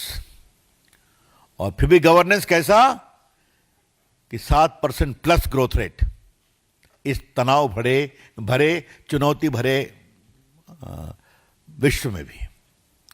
और वहां देखिए रो रहे हैं, किसान को कहते हैं पब्लिसिटी मत करो, वहां कहते हैं पैसा नहीं देने का तो तनख्वाह कम कर दो। बीजेपी हिमाचल, तेलंगाना और कर्नाटका के उनके बैड गवर्नेंस को देश के सामने बता रही है। This is the true picture of Congress party. अब मैं संजय बाबू को कहूंगा अपनी टीम से आपको दिखाएंगे, बट मेरी कंस्टिट्यूंसी में लगा हुआ है पोस्टर, राहुल गांधी 28 लाख रुपया हर साल देंगे लोगों को।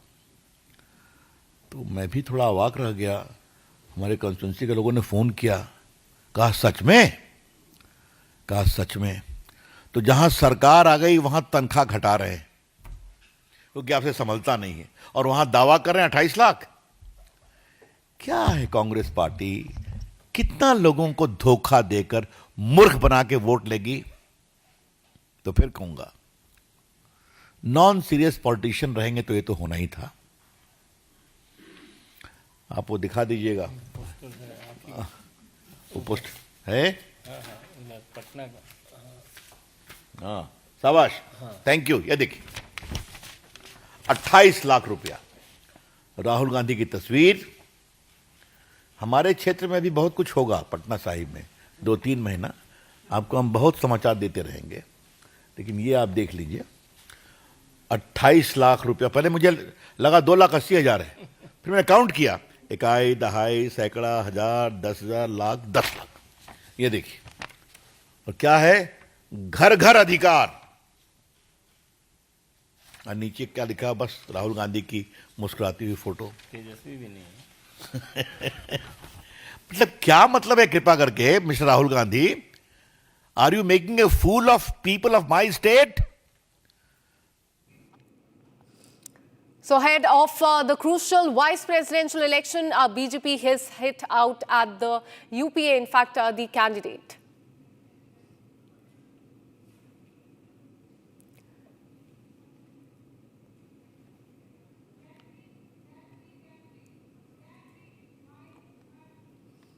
All right, shifting our focus, a Pakistani intruder was arrested along the international border in Arispura sector today. As per the official, the intruder, his name is Siraj Khan from Sargodha in Punjab province of Pakistan, was noticed by the BSF troops manning the outpost area at 9:20 p.m. yesterday. Take a look at more.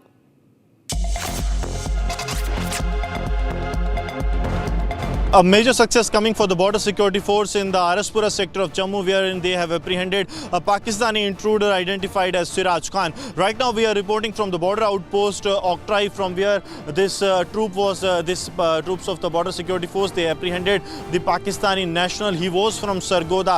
So now the security agencies are questioning, multiple intelligence agencies are carrying out a joint investigation, joint interrogation of this suspect that has been apprehended by the border security force. This was in this very area where he attempted to sneak in. He is a resident of Sargodha. Alertness of the troops that were deployed close to the border, their attempt was foiled, and now Siraj Khan has been apprehended. See, it is very crucial because the agencies are also looking into the angle that Sargodha was one of the locations that were hit by the Indian side during Operation Sindoor. So there lies a possibility that Pakistan might have radicalized this intruder who sneaked in into the Indian territory to get some sensitive information. Bharat 1 Minute brought to you by Canara Bank. Together we can.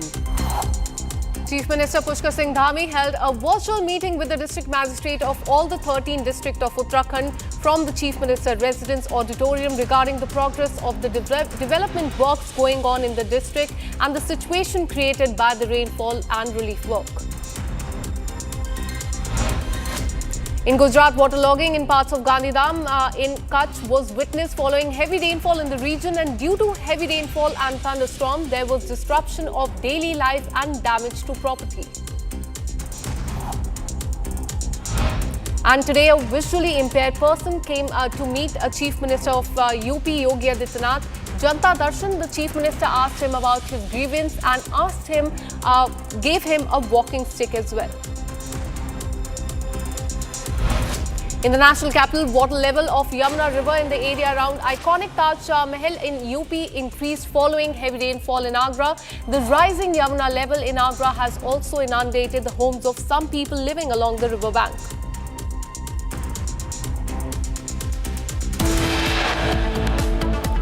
And with this, we're taking a very short break. Coming up on the other side, we'll tell you about the unwell Congress MP who got a piggyback ride from the villagers during the flood inspection in the state of Bihar. And also on the other side, the big update in the Balram conversion case. ATS has filed a charge sheet against Tangur Baba and his son. This and much more on the other side. Stay with us.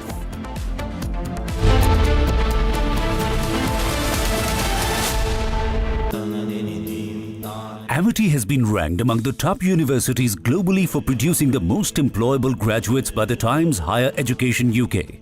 Yet another testimony to Amity's excellent placement record. थोड़े में ज़्यादा स्वाद ये तो है इसकी खास बात। वाओ मामा क्या स्वाद है? अरे मेरे राजा। राजा और pure masala.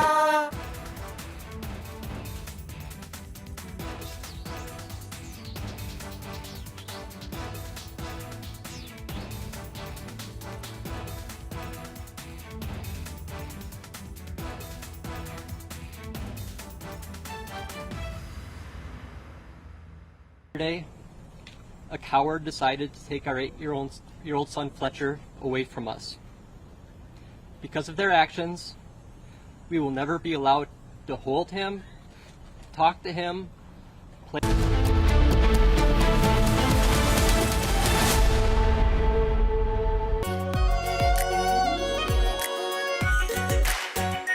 Our Pure Shahi Paneer Masala.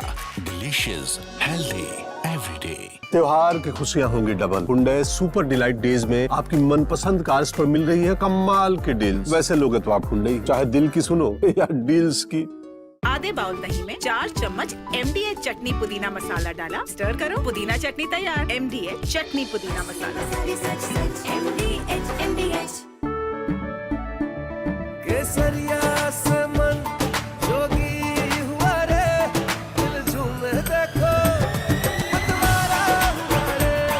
केसरिया से मन जोगी हुआ। हर पल मनाओ केसरी त्योहार। विमल, बोलो जुबान केसरी। थोड़े में ज्यादा स्वाद ये तो है इसकी खास बात। वाओ मामा क्या स्वाद है? अरे मेरे राजा। राजा और pure masala. Here we didn't want to bring out the big charts because it had no chance of standing. Fortunately, we came armed with a little smaller chart. So it's 67%.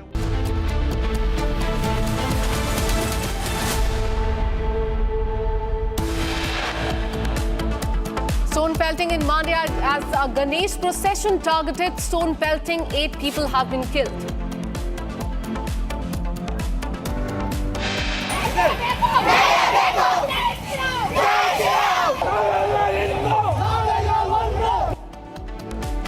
A day after stone pelting on Ganesh procession, 2 communities indulged in stone pelting today in protest. Republic TV gets inside details of Mehul Choksi's extradition. The hearing on this will take place in the second week of September. Unwell Congress MP gets piggyback ride from the villagers during the flood inspection in Bihar. Big update in Balrampur conversion case. ATS has filed a charge sheet against Tangur Baba and his son. Encounter underway in Kulgam's forest. A Lashkar terrorist has been neutralized.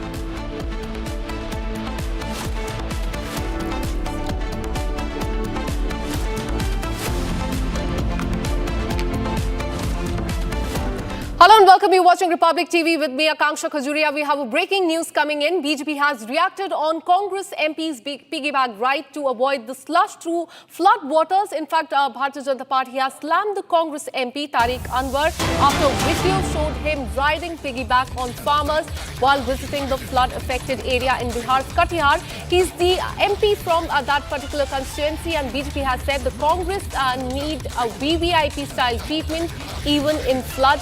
Earlier, Congress President Mallikarjun Kharge had insulted the farmers, and now Bharatiya Janata Party says that Tariq Anwar has also insulted the relief work by spitting on the shoulder of the locals while touring the flood-affected area. And viewers, our Congress MP Tariq Anwar got a piggyback ride in Bihar's Katihar during a flood inspection drive.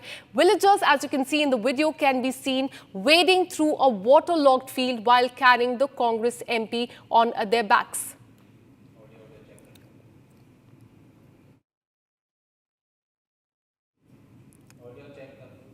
All right, have a look at the reaction coming in from the Bharatiya Janata Party MP. संवेदनशीलता एक सार्वजनिक जीवन की एक बुनियादी लोगों का चरित्र है।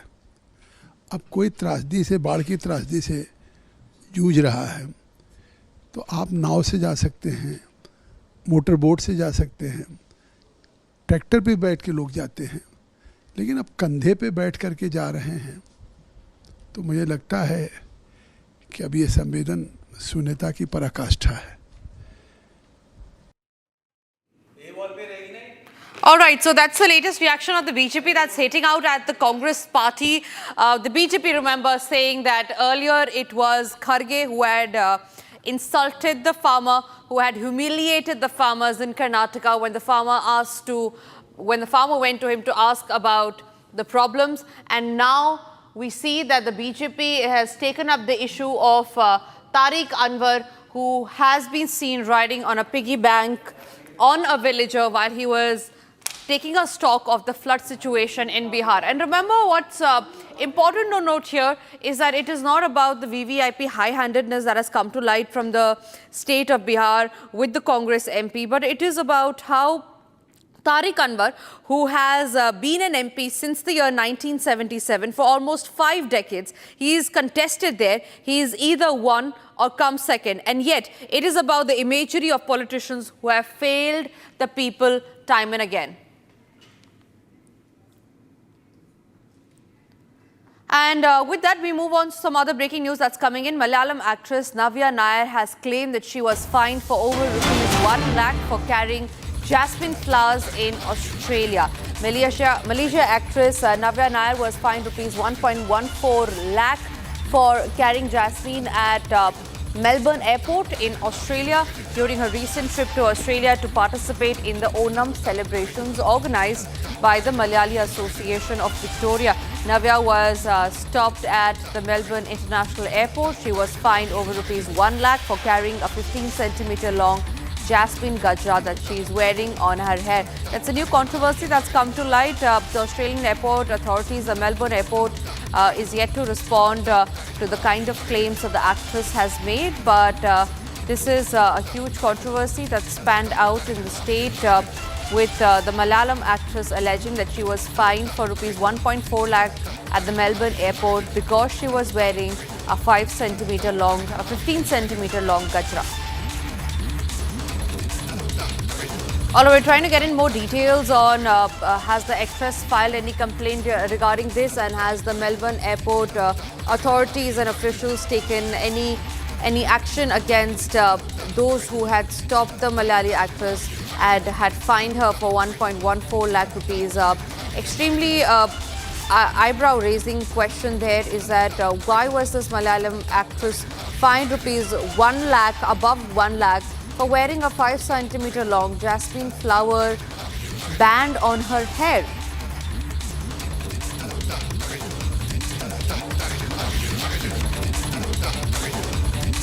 All right, Priyanka is joining us live from the newsroom on that note. Priyanka, extremely shocking and questionable, certainly, on why did the Melbourne airport authorities fine her for ₹1.4 lakh for carrying a gajra that was nearly 15 centimeter long. Ultimately, it's a flower that she's carrying on her head.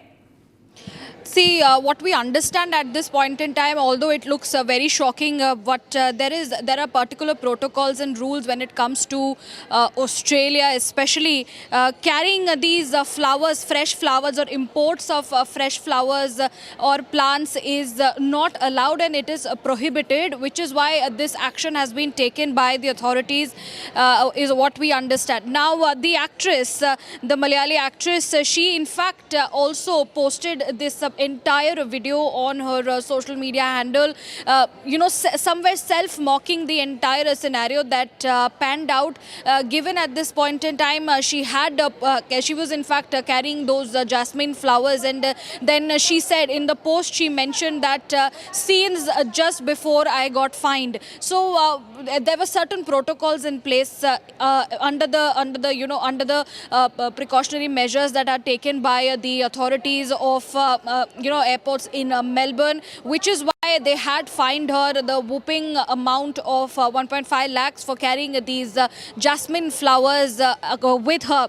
In fact, this incident occurred when Navya arrived in Melbourne. She was there to participate in Onam festivities, which was organized by the Malayali community in Victoria, and that is when she had to undergo this incident. But what we see when there are certain prohibitory rules per se for a particular country, which is why these fines were put on her. So we have to wait and see what happens next. Although she has put in a very, very self-mocking video on her social media. She's seen roaming around in the airport eating her food, and also writing that these are scenes right before I was fined. Right. Priyanka, thank you very much for getting us those details. Quickly moving across to some more details, and the breaking news that we are getting, Tamil Nadu Secretariat has gotten a bomb scare threat. An unknown person is said to have sent a bomb threat to the Secretariat building. The searches are currently underway after the information was received. We do not know if this was a hoax threat or if the authorities have found anything suspicious, but a bomb scare threat mail was sent to the Tamil Nadu Secretariat, and searches are currently underway by the authorities.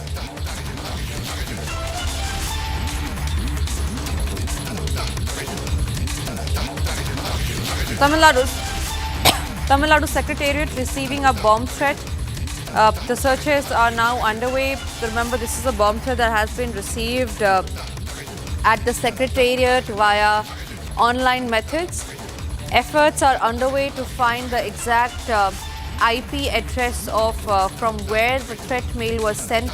Whether this is a hoax threat or there is something more suspicious to it is under question. Shada is joining us live on the broadcast. Shada, please share more details.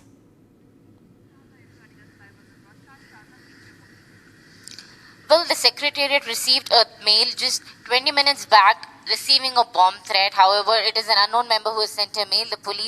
The cybercrime police are now looking from where this mail was sent.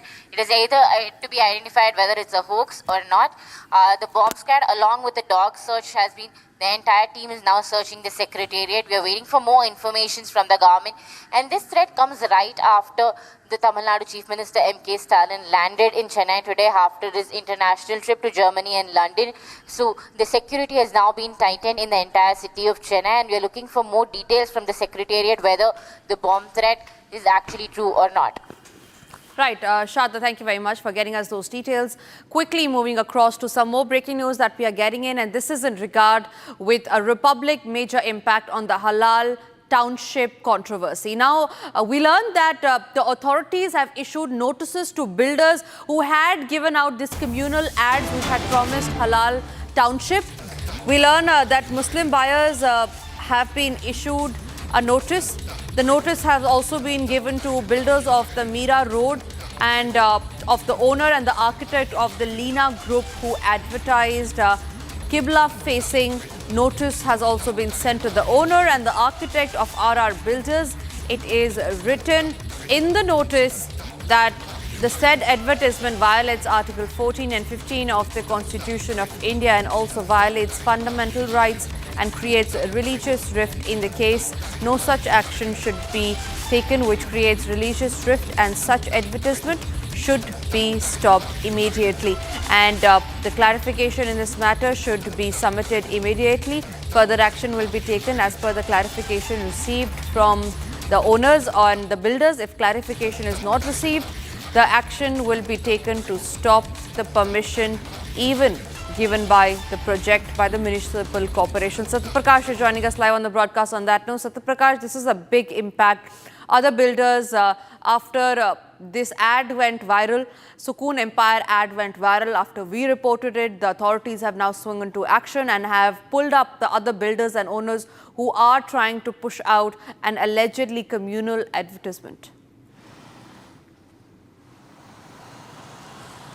देखिए, मीरा भाईंदर महानगर पालिका ने बड़ा action लिया है और ये action के तहत नोटिस भेजा है। दोनों बिल्डरों को नोटिस भेजा है। वजह है कि जिस तरह से घर बेचने के लिए एक समुदाय को लेकर दो पोस्टर लगाए गए थे और पोस्टर में कहा गया था कि जो मुस्लिम समाज को है सारी सुख सुविधाएं मिलेंगी। इसको लेकर कंप्लेन किया गया था और जिस तरह से हिंदू समाज के लोग लगातार इसका विरोध कर रहे थे, विरोध प्रदर्शन भी हुआ था मीरा रोड में। उसके बाद कहीं कहीं मीरा भाईंदर महानगर पालिका ने एक्शन करते हुए दोनों को नोटिस भेजा है और कहा है कि जो आपने पोस्टर लगाया है किस वजह से लगाया है इसकी पूरी तरह से जवाब दो। अगर जवाब सही नहीं दिया जाता तो कहीं न कहीं जो दोनों प्रोजेक्ट हैं बिल्डर के, कहीं न कहीं महानगर पालिका उसको रोकने की तैयारी में। कहीं न कहीं जिस तरह से पोस्टर लगाया गया उसके बाद विरोध शुरू हुआ और उसके बाद कहीं कहीं अब एक्शन की तैयारी है। जी सत्यप्रकाश, एक और बात बताइए हमें, वो जो बिल्डर था जिसके खिलाफ गवर्नमेंट ने एनसीपीसीआर ने लिखा था गवर्नमेंट को, उसके खिलाफ क्या एक्शन हुआ है अभी तक सुकून एम्पायर के खिलाफ? देखिए, सुकून एम्पायर के खिलाफ अभी फिलहाल सरकार का कहना है कि हम इसको जो नोटिस भेजा गया उसको देख रहे हैं और जांच शुरू हो चुकी है। महाराष्ट्र सरकार ने जांच शुरू कर दिया है क्योंकि जिस तरह से कंप्लेन मिली है कि करजत में जो वहाँ पे एक टाउनशिप हलाल टाउनशिप बनाने की बात कही गई और जिस तरह से एक समुदाय यानी मुस्लिम समाज को खींचने की कोशिश किया गया और कहा गया कि सारी सुविधाएं मिलेगी। इसके बाद जिस तरह विरोध हुआ और जिस तरह से ह्यूमन राइट ने नोटिस भेजा उसके बाद कहीं कहीं महाराष्ट्र सरकार की तरफ से जाँच शुरू कर दिया गया है और जल्द से जल्द जो है ह्यूमन राइट को महाराष्ट्र सरकार जवाब देगी। जो जानकारी मिल रही कि पुलिस वहां इलाके में गई थी और लगातार इस मुद्दे को लेकर लगातार बिल्डर से जो लोग हैं उनसे बातचीत कर रही है, पूछताछ कर रही है। तो फिलहाल कहीं कि सरकार जो करजत वाला मामला है उसको लेकर भी जांच कर रही है और दूसरी तरफ मीरा रोड में जिस तरह से दो बिल्डरों ने पोस्टर लगाया गया था और कहीं उसको हटा दिया गया और फिलहाल अब नोटिस भेजा गया है और आने वाले दिनों में कहीं एक्शन महानगर पालिका करेगी। जी सत्यप्रकाश, बहुत बहुत धन्यवाद आपका सारी जानकारी शेयर करने के लिए। Let's also have a quick check of the other stories that we are tracking. This is Bharat in 1 minute. Bharat 1 Minute brought to you by Canara Bank. Together we can. Chief Minister Pushkar Singh Dhami held a virtual meeting with the district magistrates of all the 13 districts of the state from the Chief Minister Residence Auditorium regarding the progress of development works going on in the districts and the situation created by continuous rains and relief work. Severe waterlogging in parts of Gandhidham in Kutch was witnessed following heavy rainfall in the region. Due to heavy rainfall and thunderstorms, there was disruption of daily life and damage to property. Today, a visually impaired person came to Chief Minister Yogi Adityanath's Janta Darshan. The Chief Minister asked him about his grievance and gave him a walking stick.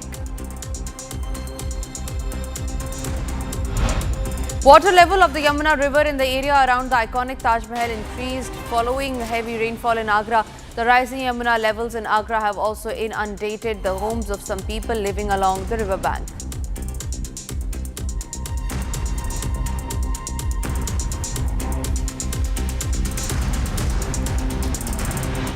Just yesterday, the BSF, ladies and gentlemen, had apprehended intruder, a Pakistani intruder at the international border. And now we learn that the BSF has issued a statement regarding this matter where they have said, and I quote, on 7th of September, troops observed suspicious movement wherein a Pak national was observed crossing the international border.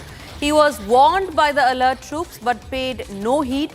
BSF troops are sensing threat fired on him. He was taken into the BSF's custody later on. During the questioning, he revealed his identity as Siraj Khan, hailing from Sargodha in Pakistan. During the search, Pakistan currency was recovered from him. All right, that's the latest statement that has been issued by the BSF, and this is in regard with the nabbing of the Pakistani intruder. Remember, this was at the international border yesterday when Pakistan had sent out their intruder. The BSF, in a very alert manner, had nabbed them. All right, Gursimran is joining us live on the broadcast on that note. Gursimran, what have come out of the details, out of the investigation? What was the motive of this Pakistani intruder? We learned that he was apprehended yesterday. What are the details that have come out of his questioning? See, if we speak of the questioning is still underway. But for now, the BSF has raised a strong protest with the Pakistani counterparts. BSF has given a written strong protest note to the Pakistani side, asking them to refrain from such activities. Reason being that without the active involvement of the Pakistani ranger, it is not possible for any civilian to reach to the other side of the border. And the way he was apprehended, his medical test has also been conducted, and he is mentally stable. There is no information or no test that hint that he is mentally unstable, though he is changing his statements frequently during the investigation. First he said that he was unaware of what has happened. Then he revealed that he travelled all the way 250 kilometers from Sargodha to the Indo-Pakistan international border in the Araspura sector. And then he said that he has come to meet some celebrity. So his statements are frequently changing. Now he has been handed over to the Jammu and Kashmir police. Police is going to register an FIR in next couple of hours.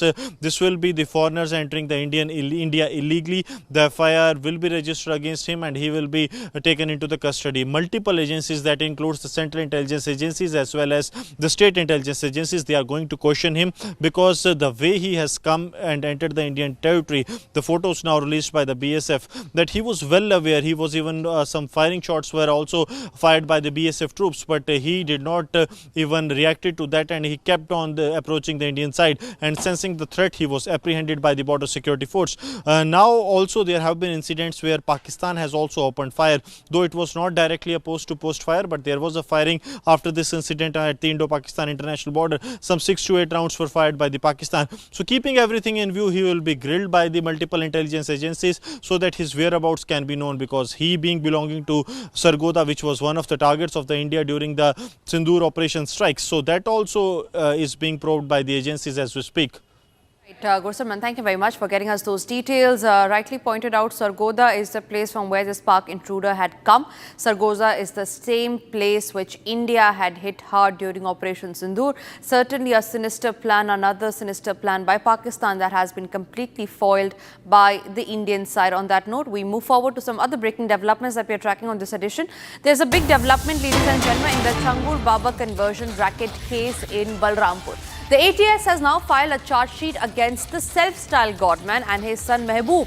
According to sources, Changur Baba had set a target to Islamize the entire country by 2047, and that this is something that has been mentioned in the statements given by 10 other victims as well. A total of 29 witnesses have been mentioned in the charge sheet, of which 10 are victims. So slowly yet steadily, there are more details that are coming out in the charge sheet that the ATS has filed. One of the charge sheet is that Changur Baba wanted to turn this into an Islamic nation, into Islamic country by the year 2047. Remember, he also got foreign funding from outside. He is now under ATS's custody currently.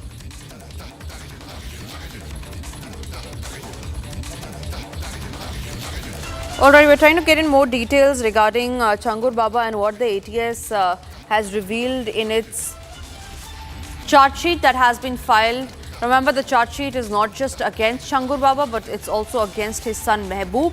Both of them have been charge sheeted. One of the very crucial details that the charge sheets have revealed is that Changur Baba wanted to create an Islamic republic, wanted to create an Islamic nation by the year 2047. All right, on that word note, we are moving on to more breaking news that's coming in, and this is from Karnataka, where there are live and massive protests that are being carried out in Mandya after there was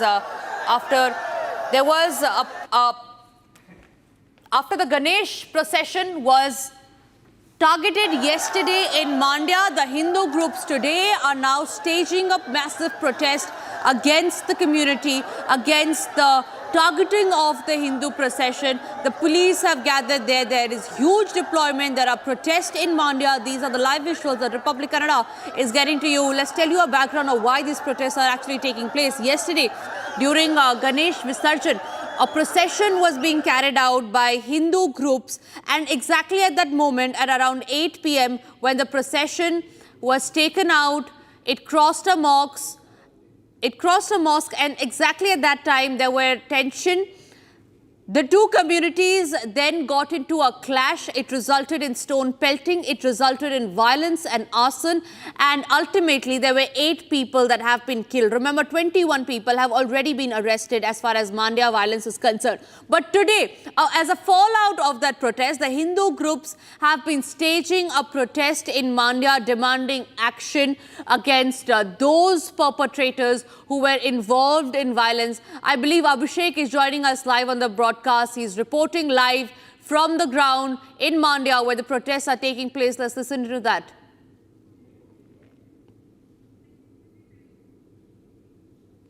All right, there seems to be erratic network where Abhishek is, but we'll try getting back with him on the phone line.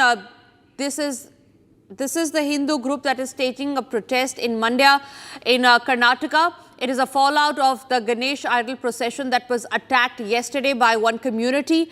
Today, the Hindu groups have been demanding that all those who are involved in the violence should be brought to book. 21 people have already been arrested. A Ganesh procession was targeted by one community yesterday is what the Hindu side is claiming. Remember, this is the same place, Mandya, it's the same place where attack on a religious procession took place last year as well in 2024. Niranjan is joining us on the phone line. Niranjan, same incident, different year. Well, if you look at the visuals, it's a repeat of what has been happening, over the years. Point number one is the same incident, or rather similar incidents. These are protests, by the way, live pictures of the protests in Mandya as people come out on the street. Hindu groups basically protesting against the state government for arresting activists. We believe that a few Hindu activists have been detained. According to the details, we don't have a breakup of, from which community they have been detained, but we do understand that about 20 or more could be picked up. Now, what has happened is, once again in Mandya, there has been communal violence. You had the entire Hanuman flag controversy last year. The Hanuman Dwaja controversy when there was communal tension in Mandya for a very long time. And then you have a repeated incidence of Visarjan procession being targeted and the same district once again. So one is a question of law and order issue. Second, it appears that the state government is allowing such elements to get away. We don't know what was the provocation, who was at fault, and who triggered the violence. Now, it's easy for the state government to say that it was passing through a sensitive area, but it appears that the state government and the police may have failed to contain. They may have failed to contain the violence. Look at the pictures. There's a Ganesh Visarjan procession, and stones are being pelted at the Visarjan procession. Now, it is the same area where in the past violence has been reported. So the state government is facing some very, very tough questions. They, of course, say that everything is calm, under control.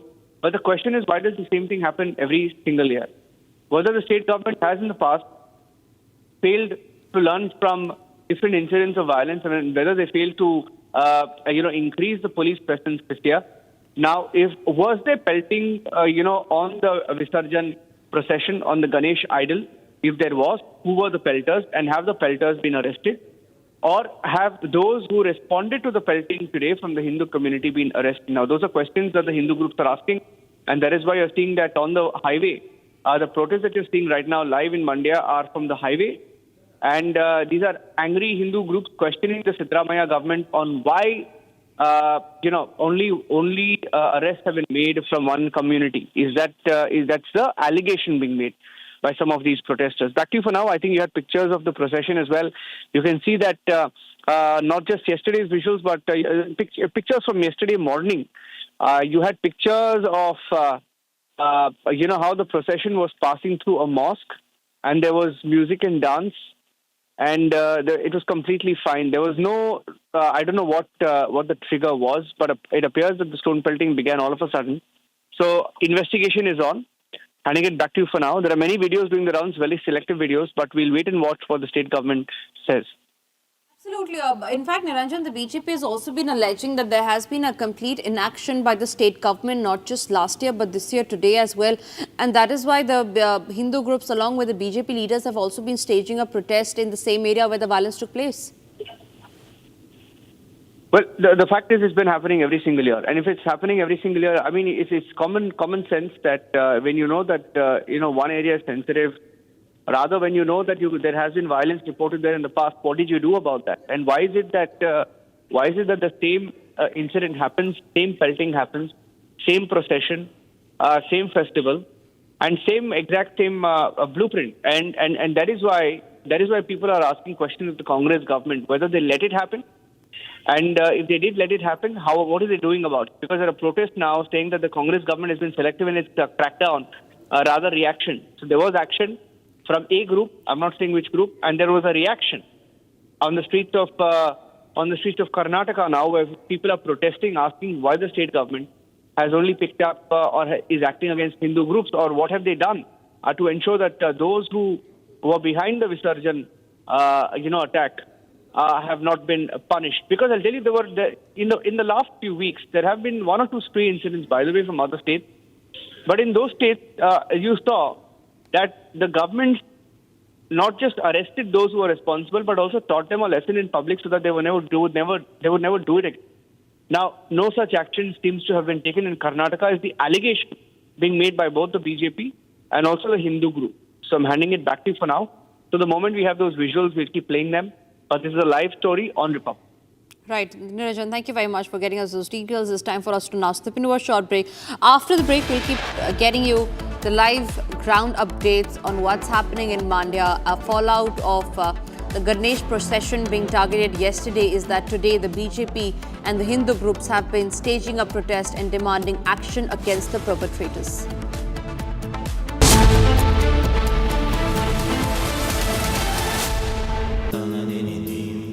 Amity has been ranked among the top universities globally for producing the most employable graduates by the Times Higher Education UK.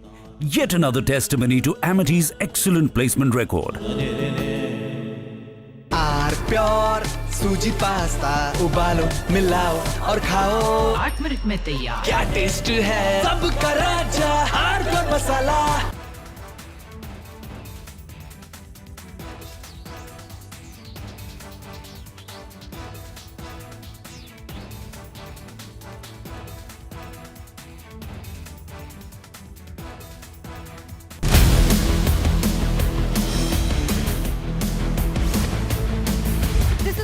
Jack Oliver's studio. Stay tuned for all the breaking news and updates.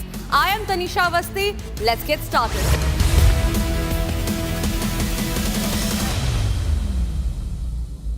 MDH की हल्दी मिर्ची धनिया करे कमाल ये रंग दे ये खुशबू दे ये तीखा ये कम पड़े क्या निराला MDH masala I choose a world where we dream and the limit is the sky and this world is my home where I'm living my best. Mindfully crafted home decor fabrics. Sansar, a D-Decor brand. Live consciously.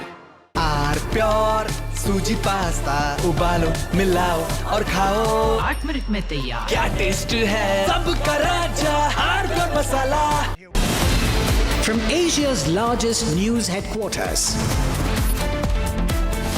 setting the agenda for Bharat.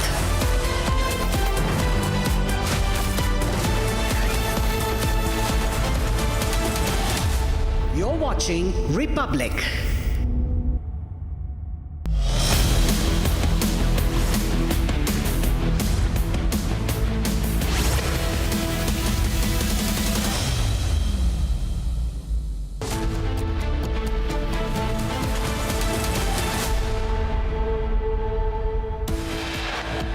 Here's a quick check of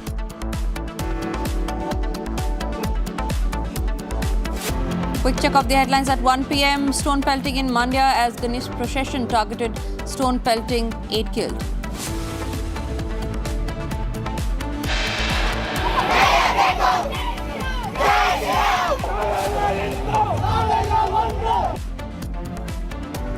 Day after stone pelting on Ganesh procession, two communities indulge in pelting today as well in protest. Face-off between protesters and the cops. Republic gets the inside details of Mehul Choksi's extradition. Extradition hearing will be done in the second week of September. Unwell Congress MP gets a piggyback ride from villages during flood inspection in Bihar. BJP hits out. Big development in Balrampur conversion case. ATS files charge sheet against Changur Baba and his son. Encounter underway in Kulgam. One Lashkar-e-Toiba terrorist has been neutralized.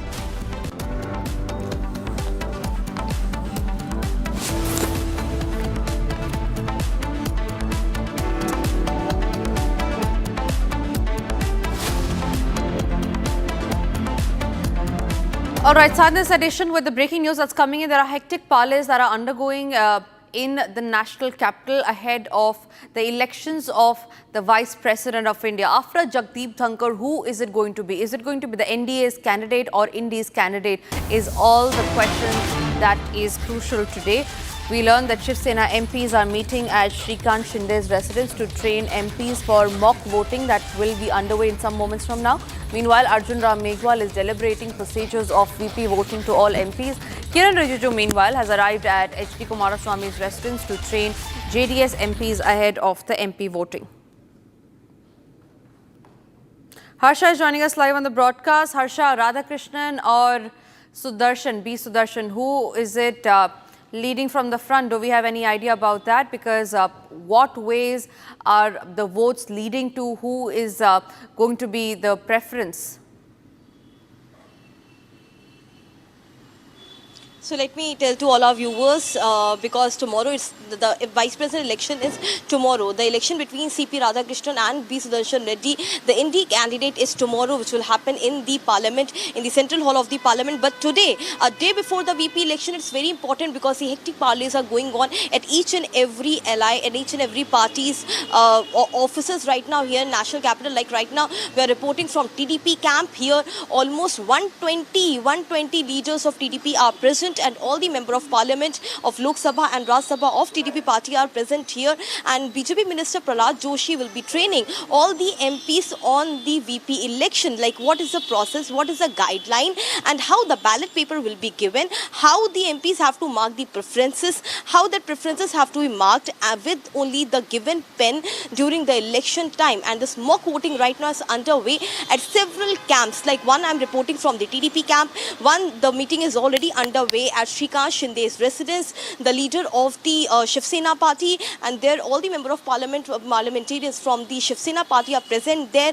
Arjun Ram Meghwal himself is training all the Shiv Sena leaders on the walk training, and similarly JDS in the JDS camp at the residence of HD Kumaraswamy, Kiran Rijiju, Parliamentary Affairs Minister, he's training each and every MP on the mock training. So today's mock training drill is very important, and right now also we see visuals because the leaders have started arriving here at the residence of Lavu Krishna Devaralu, because very important we see TDP leader Magunta Reddy also arriving here, because today day is very important, keeping in mind that the training for the mock voting is underway here. We'll take a word from you, Mr. Magunta. Today is a very important day. Mock training will happen. Prahlad Joshi is coming here. So, how is it exciting VP election? Very, very exciting and everything. Since, see, I have casted this for Vice President and President election also earlier itself, since this is my 5th term. And we are proud now, Mr. CP Radhakrishnan is our candidate. We want to see him also to get more votes. Since the B. Sudarshan Reddy was announced by the NT camp, it was being said that it is a tough call for TDP as well, because the South face B. Sudarshan Reddy. How did TDP see it? And do you think that it's a Dharm Sankat also, or ND or TDP is very sure they are going to vote for CP Radhakrishnan? There is no doubt about it. We are in NDA. Yes. It has been decided by a Honorable Prime Minister as a head of NDA, and our Honorable Chief Minister also has accepted that when Honorable Prime Minister has referred Mr. C.P. Radhakrishnan. He is a very nice gentleman, Mr. Radhakrishnan. So, Everybody, all the votes. Not only that, whatever the votes NDA has got, more than that also, a lot of people wants to vote for CP Radhakrishnan. Correct. That is the tendency. That is the tendency. So you say you are saying not the NDA, but Indy is in Dharam Sankat. That whether the opposition should vote for CP Radhakrishnan or B Sudarshan Reddy. No, opposition is going to vote for CP Radhakrishnan. Oh. There is no Dharma Sankat. Opposition people, whatever NDA number will be there, plus additionally more votes we are going to get. Oh. That means opposition people are going to vote for Mr. CP Radhakrishnan. That's a big statement coming from you, so we can see some cross-voting happening tomorrow. No, I can't say cross-voting. This is, actually, there is no whip for that. Correct. So willing, See, Mr. CP Radhakrishnan is liked by others. So he is going to get more votes. So this is Magunta Reddy, TDP Member of Parliament, as he clearly says that tomorrow it's a Dharm Sankat for the TDP Member of Parliament. He also says for the opposition. For the opposition. He says opposition, there's a Dharm Sankat because most of the opposition leaders want to vote for CP Radhakrishnan and they will vote. Yes, correct. So they're going to vote. More than 70% vote NDA is going to get. Yes, definitely. Undoubtedly it will be there. Undoubtedly. So right now the meeting has begun and Magunta Reddy's Sorry, evening dinner. And also in evening there is also in the evening Prime Minister is going to address keep getting all us the those NDA updates while we just quickly slip across to some more breaking news that's coming in, and this is in regard with the encounter that's taken place in Kulgam. We learned that one LET terrorist has been neutralized while there are two army jawans who were injured in the ongoing encounter that broke out early this morning between security forces and terrorists during anti-terror operations in the forest area of Gwadar in Jammu and Kashmir's Kulgam. We learned that as per reports, two terrorists were trapped in the forest area of Gwadar in South Kashmir and the operation is currently underway. The body of a terrorist was found lying under the apple orchards. The terrorist has now been identified as Amir Nazir Dar of Shopian and he worked for the Lashkar-e-Toiba. Zeenat is joining us live from Kulgam on that note. Zeenat, what more details do you have about this LET terrorist who has now been neutralized? See, one terrorist have been neutralized by the joint forces here in Gwadar forest belt in Kulgam. But meanwhile, the search operation continues as my VJ Mubashir is showing you the visuals. This is the forest belt. This is the ridge where this encounter is taking place. And the weather, as I said, is really becoming a challenge. Apart from the clouds that has engulfed the entire sky, you see the rains also. This is a non-stop rain that is going on here in the Kulgam. But despite that, after neutralizing one terrorist here in Gwadar forest belt, we are seeing that the search operation continues. A terrorist who has been identified as Amir Nazir Dar. He comes from Shopian of South Kashmir and has been active since 2023. And he's been a part of Lashkar-e-Toiba. He was the Lashkar module was operating in Kulgam, South Kashmir.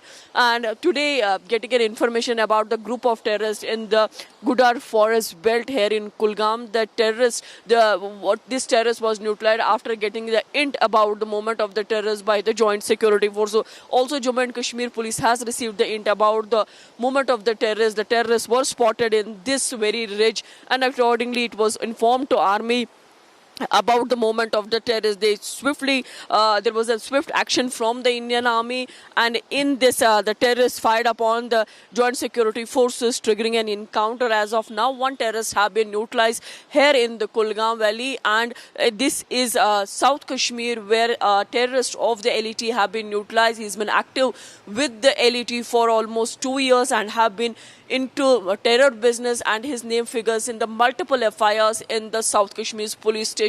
Today, a success is to the joint forces when it comes neutralizing a terrorist. But meanwhile, the army has suffered 3 injuries of its army personnel. One of them is a JCO rank official who has also received the critical injuries, and all 3 have been evacuated and being treated at the military hospital in Srinagar. Remember, the last month in August when the Malwar forest area was in news in Kulgam, Kulgam, and that time the operation continued for almost 10 days. Around 2 army personnel lost their life and some 10 were injured, and without a success that time, no terrorist was neutralized. Today, a terrorist have been neutralized, and meanwhile, the search operation continues here in Gudar Forest Belt in Kupwa, in Kulgam, South Kashmir. Thank you so much, Seena, for joining us with those details coming in on that story. Shifting our focus, viewers, now to Pakistan. Intruder has been arrested along the international border in Araspura sector today, as per the officials. The intruder, Siraj Khan, from Sargodha in Punjab province of Pakistan, was noticed by the border security force troops manning the Oktroi outpost on Sunday. Take a look at this report for more.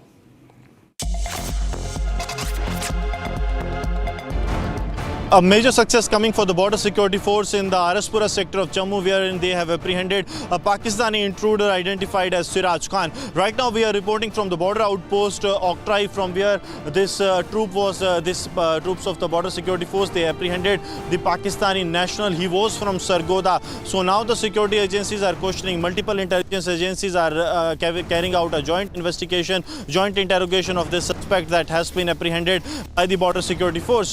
This was in this very area where he attempted to sneak in. He is a resident of Sargodha. Alertness of the troops that were deployed close to the border, their attempt was foiled, and now Siraj Khan has been apprehended. See, it is very crucial because the agencies are also looking into the angle that Sargodha was one of the locations that were hit by the Indian side during Operation Sindoor. So there lies a possibility that Pakistan might have radicalized this intruder who sneaked in into the Indian territory to get some sensitive information.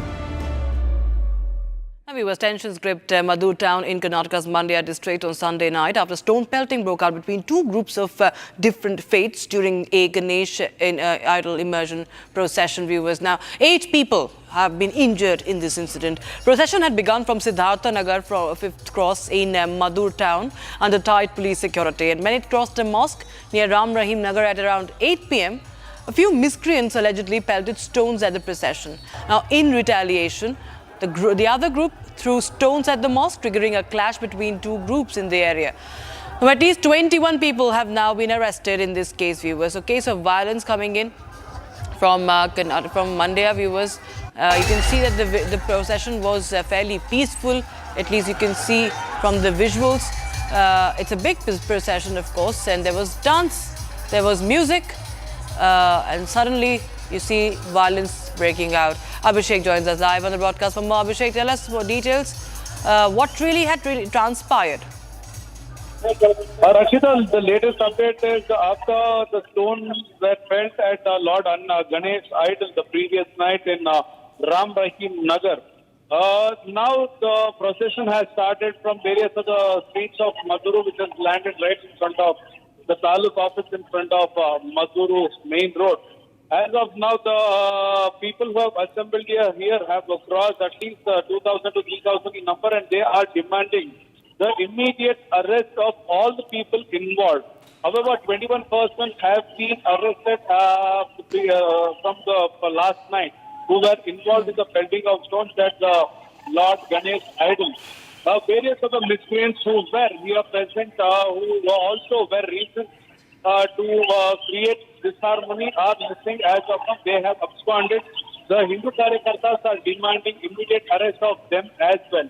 On the other hand, we've also witnessing that the road to Bangalore-Mysuru highway, the older highway of Bangalore-Mysuru, has been blocked by Hindu Right, Abhishek, thank you so much. We have some breaking news coming in. Protests have started underway against KP Oli government in Nepal. Now, protesters have tried to enter the Nepalese parliament today.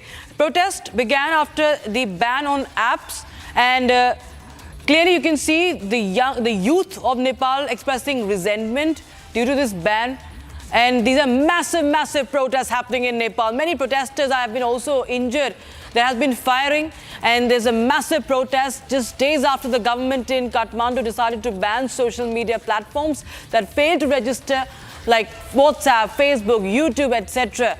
Now, what the government of Nepal says that it's a Gen Z protest. Protesters have in fact attempted to barge into the parliament. So this is really picking up pace, viewers. This is picking steam. The massive protests against KP Oli government. At least 26 platforms, social media platforms, were banned, viewers, in Nepal. WhatsApp, Facebook, X, all the prominent ones used worldwide, very popular ones. Now, they were banned in Nepal. And because of that, the youth is enraged. And so much so that they have also stormed the parliament. It seems they've attempted. And they have been firing on the protesters also. So, viewers, this has happened just 3 days ago. 3 days ago in Nepal, as it banned 26 media platforms, social media platforms. And government cited non-compliance with the registration rules. Many critics say that the move is only to silence the dissent and tighten control over online speech. And remember, viewers, the KP Oli government had also earlier faced protests. And now the Oli government decided to ban as many as 26 platforms. And this was a public notice by the Ministry of Communication and Information Technology. And after repeated requests, the government again set a 7-day deadline for social media platforms to register in Nepal. So there was, this was in the works for the longest time. And Nepal government said that these social media sites need to be registered. They extended deadline 28th of August. Deadline expired and the ban was implemented. Now, this, as we see, free speech advocates objected to this move, saying it is less about regulation, more about silencing dissenting voices. And now you can see the massive protests breaking out in Nepal against the government. It's Gen Z protesters, as they call it. Gen Z protesters versus the Nepalese government in Kathmandu. As you can see, those dramatic visuals coming in. Viewers, you can see a panoramic view. All the youngsters have gathered in. And KP Oli, meanwhile, says that he's not against social media, but it's about the rules, it's about the registration, it's about law of the land. So that's the update we have right now. This is what the government is saying, that it is all about violation of rules, violating the law, nothing else. But the critics say that it is an attempt to muzzle voices, to quell dissent. Now, viewers, this is the breaking news. We are getting in. We will try and get you more voices in as to what's really happening on ground zero. And viewers, this is the visuals coming in from Nepal, from the capital city of Kathmandu. And the youth, of course, is seething at this social media ban. Surendra Puyal is joining us from Kathmandu. Surendra, just give us a sense of what are you picking up from ground zero, as these are really massive protests breaking out. Yes, indeed. Actually, thousands of youngsters just gathered quite spontaneously, at the break of the dawn, like as soon as it was office hours, traffic was thrown out of gear, and as planned by a group of Gen Z, not very organized group, but then youngsters aged between 13 to 28, kept pouring to the downtown area in Kathmandu called Maitikar, and then they just, wanted an end to corruption. That's what they said. And they demanded action against corrupt officials. They wanted end to corruption, not any ban on social media sites. The officials, however, in Kathmandu required social media sites, actually 26 of them, including Facebook, Twitter, Instagram, Meta-run websites, and others to, just register with the Nepali government departments. And then they had banned it, but then the young Gen Z just took to the streets. They hit the streets early in the morning today. And now, curfew has been imposed in the central area where there was a bit of, there are reports of tear gas firing and even, a couple of bullet firing by police. We don't know how many are injured or and arrested. The situation, the police are trying to, take the situation under control. And they have also mobilized, some army officials, army personnel near the parliament building. So it is quite unexpected, and it just, it just came out of a blue, but then it was quite big, as it appears. Right. Absolutely. That's a huge protest that we are witnessing right now. Surendra, we've seen that there have been a lot of resistance. There have been protests. The KP Oli government has faced protests. We've seen the former king also getting a lot of support. And many critics are saying that this is an attempt to, in fact, silence the dissenters, silence any voice against the government, and not really about the law of the land. Surendra. That's what critics thought it was. But then the official line was that Nepal was forced to take action against, social media channels, social media operators like Meta, because they were not abiding by the Nepali laws. That's what the official said. But then the Gen Z, members of the Gen Z between age 13 and 28, and even younger, some of them in school dress that poured onto the streets today, didn't understand that. They just wanted their social media channels back. And also, apart from that, they also demanded an end to is considered all pervasive in this country. So the situation is quite tense, and it looks like it is slightly out of control. But then the officials, as we can see, the police are trying their best to take the situation under control. Right. Right. In fact, we've seen that many journalists have also demonstrated, have also, taken out protests in Maitigar, Mandala, in the heart of Kathmandu, Surendra. So there are a lot of opposition from the press as well, as they are carrying placard with slogans like "People's voice cannot be suppressed," and so on and so forth. I want to understand from you what really is the roadblock, what really is the issue here as far as the registration of these social media sites is concerned. You see, Nepal is a small country sandwiched between, giant neighbors, India and China. And then, Nepali officials actually, call upon ask the social media operators to just, get their social media channels registered, at the proper desk in Kathmandu. But then they never showed up. And then the government said, the Ministry of Information and Communication said, because you didn't show up to get registered with the government of Nepal, we will be forced to take action against you, and we will be forced to, impose a ban on your sites. And that's what they did.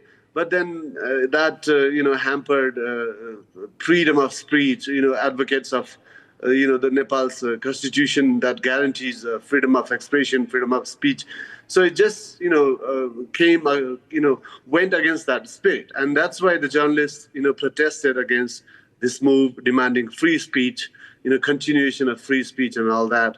And then Gen Z that poured onto the streets today, just took the, laid siege to the city, it looks like. The central part, and it's completely chaotic right now. And curfew has been imposed, as you can see, and things possibly will come under control in a couple of hours. All right. So we was really dramatic protests are visible there. Did they also attempt to enter the parliament, Surendra? What is the situation as far as the parliament premises are concerned? Because we understand that they attempted to barge into the parliament, and also pictures. There were really dramatic pictures from around the parliament. Yeah, lots of youngsters on the streets, and they just completely went, kind of berserk. And then some of them even, entered the central secretariat, Singma Darbar building, climbing the walls and then jumping down the walls. And that's precisely what some others did in parliament premises too. But then the policemen are after them, and they are struggling to take the situation under control. Right. Right, that's the situation right now on ground, and there's a curfew also in place, as Surendra was telling us. The youth have taken to the streets to protest against the ban on on at least 26 of popular social media websites, viewers. This is a slugfest that has broken out. We'll try and get you more voices, viewers. This is the breaking news we are getting in right now, and there's a protest against the Oli government in Nepal.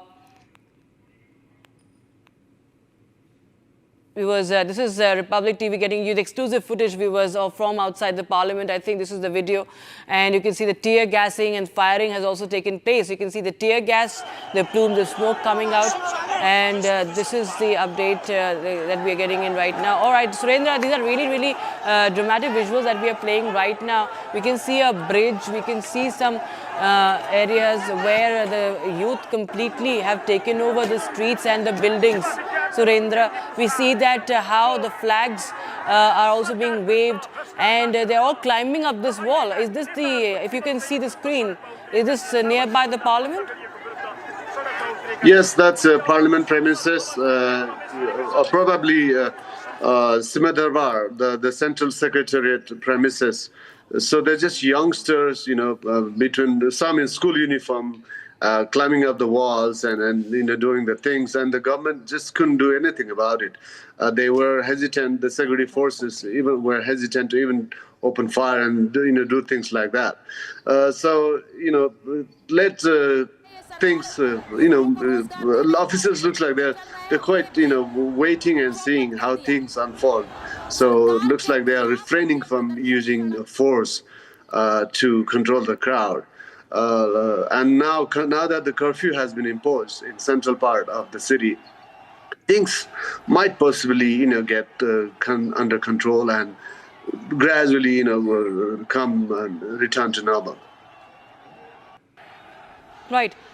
It's in fact, viewers, this is what we see. There has been a lot of demand for VPN. There was VPN for Nepal was also trending the other day because of the ban, and there has been an immediate demand for the immediate lifting of the ban, saying the move breaches press freedom by the journalists. They have also joined in the protest. You can see Gen Z movement in Nepal. There you have this banner where they write Gen Z movement in Nepal, as what I can read right now. Yes, it's Gen Z movement in Nepal, because somewhere the government also rebuked the protesters, saying this is just this is opposition for the sake of opposition.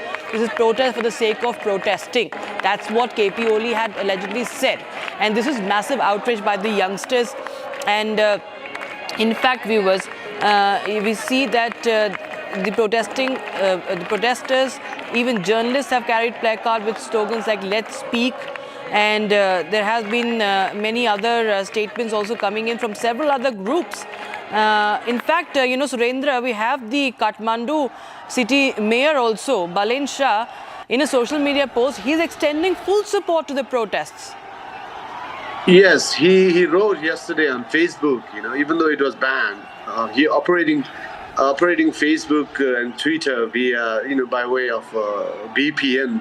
He wrote a statement saying that I'm older than you guys. I'm no longer Gen G, which is 13 to 28. So I'm slightly older. I can't come to the protest, but I extend my full support to you. So probably that worked, that gave a kind of fillip, kind of motivated the youngsters to, more and more youngsters to just pour onto the streets. Yes. Absolutely. Well, this is what is happening. There's a lot of political reactions also coming in as far as this update is, as far as this, protest is concerned, viewers. A lot of people are in fact joining in, and we'll try and get more updates from. We are getting more reactions. In fact, Nepal has been plagued with several protests, pro-monarchy protests in April as well. All right, we have Khushbu Oli, Central Committee member of the Rashtriya Prajatantra Party.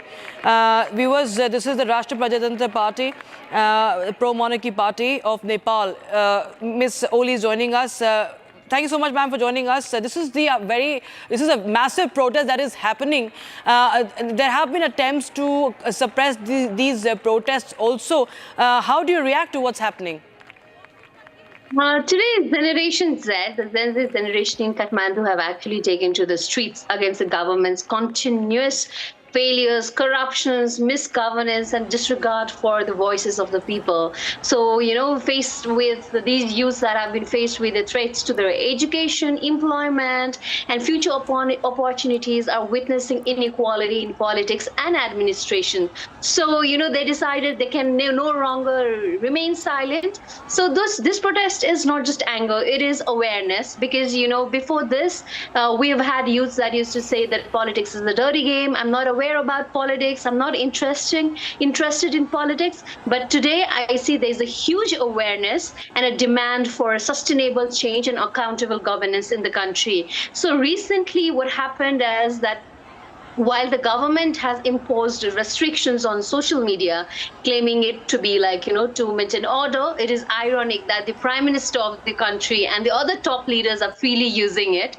the same platforms. So, after the official announcements, and the public is restricted for using it, So such double standards undermining trust is fueling public frustration and, further pushing the youth to the streets demanding transparency, accountability, and a consistent government. So it is all out of frustration against the unfairness of the government, the corruption that is happening, and just like in Philippines, just like in Indonesia, the lifestyles adopted by the children of the politicians, I think, were one of the key reasons that has heated this demonstration, because public were upset that, despite the country having so much struggles, the people struggling to meet their daily needs, the lifestyle, the luxuries that they were flaunting in the Instagrams or social medias, I think fuel to this protest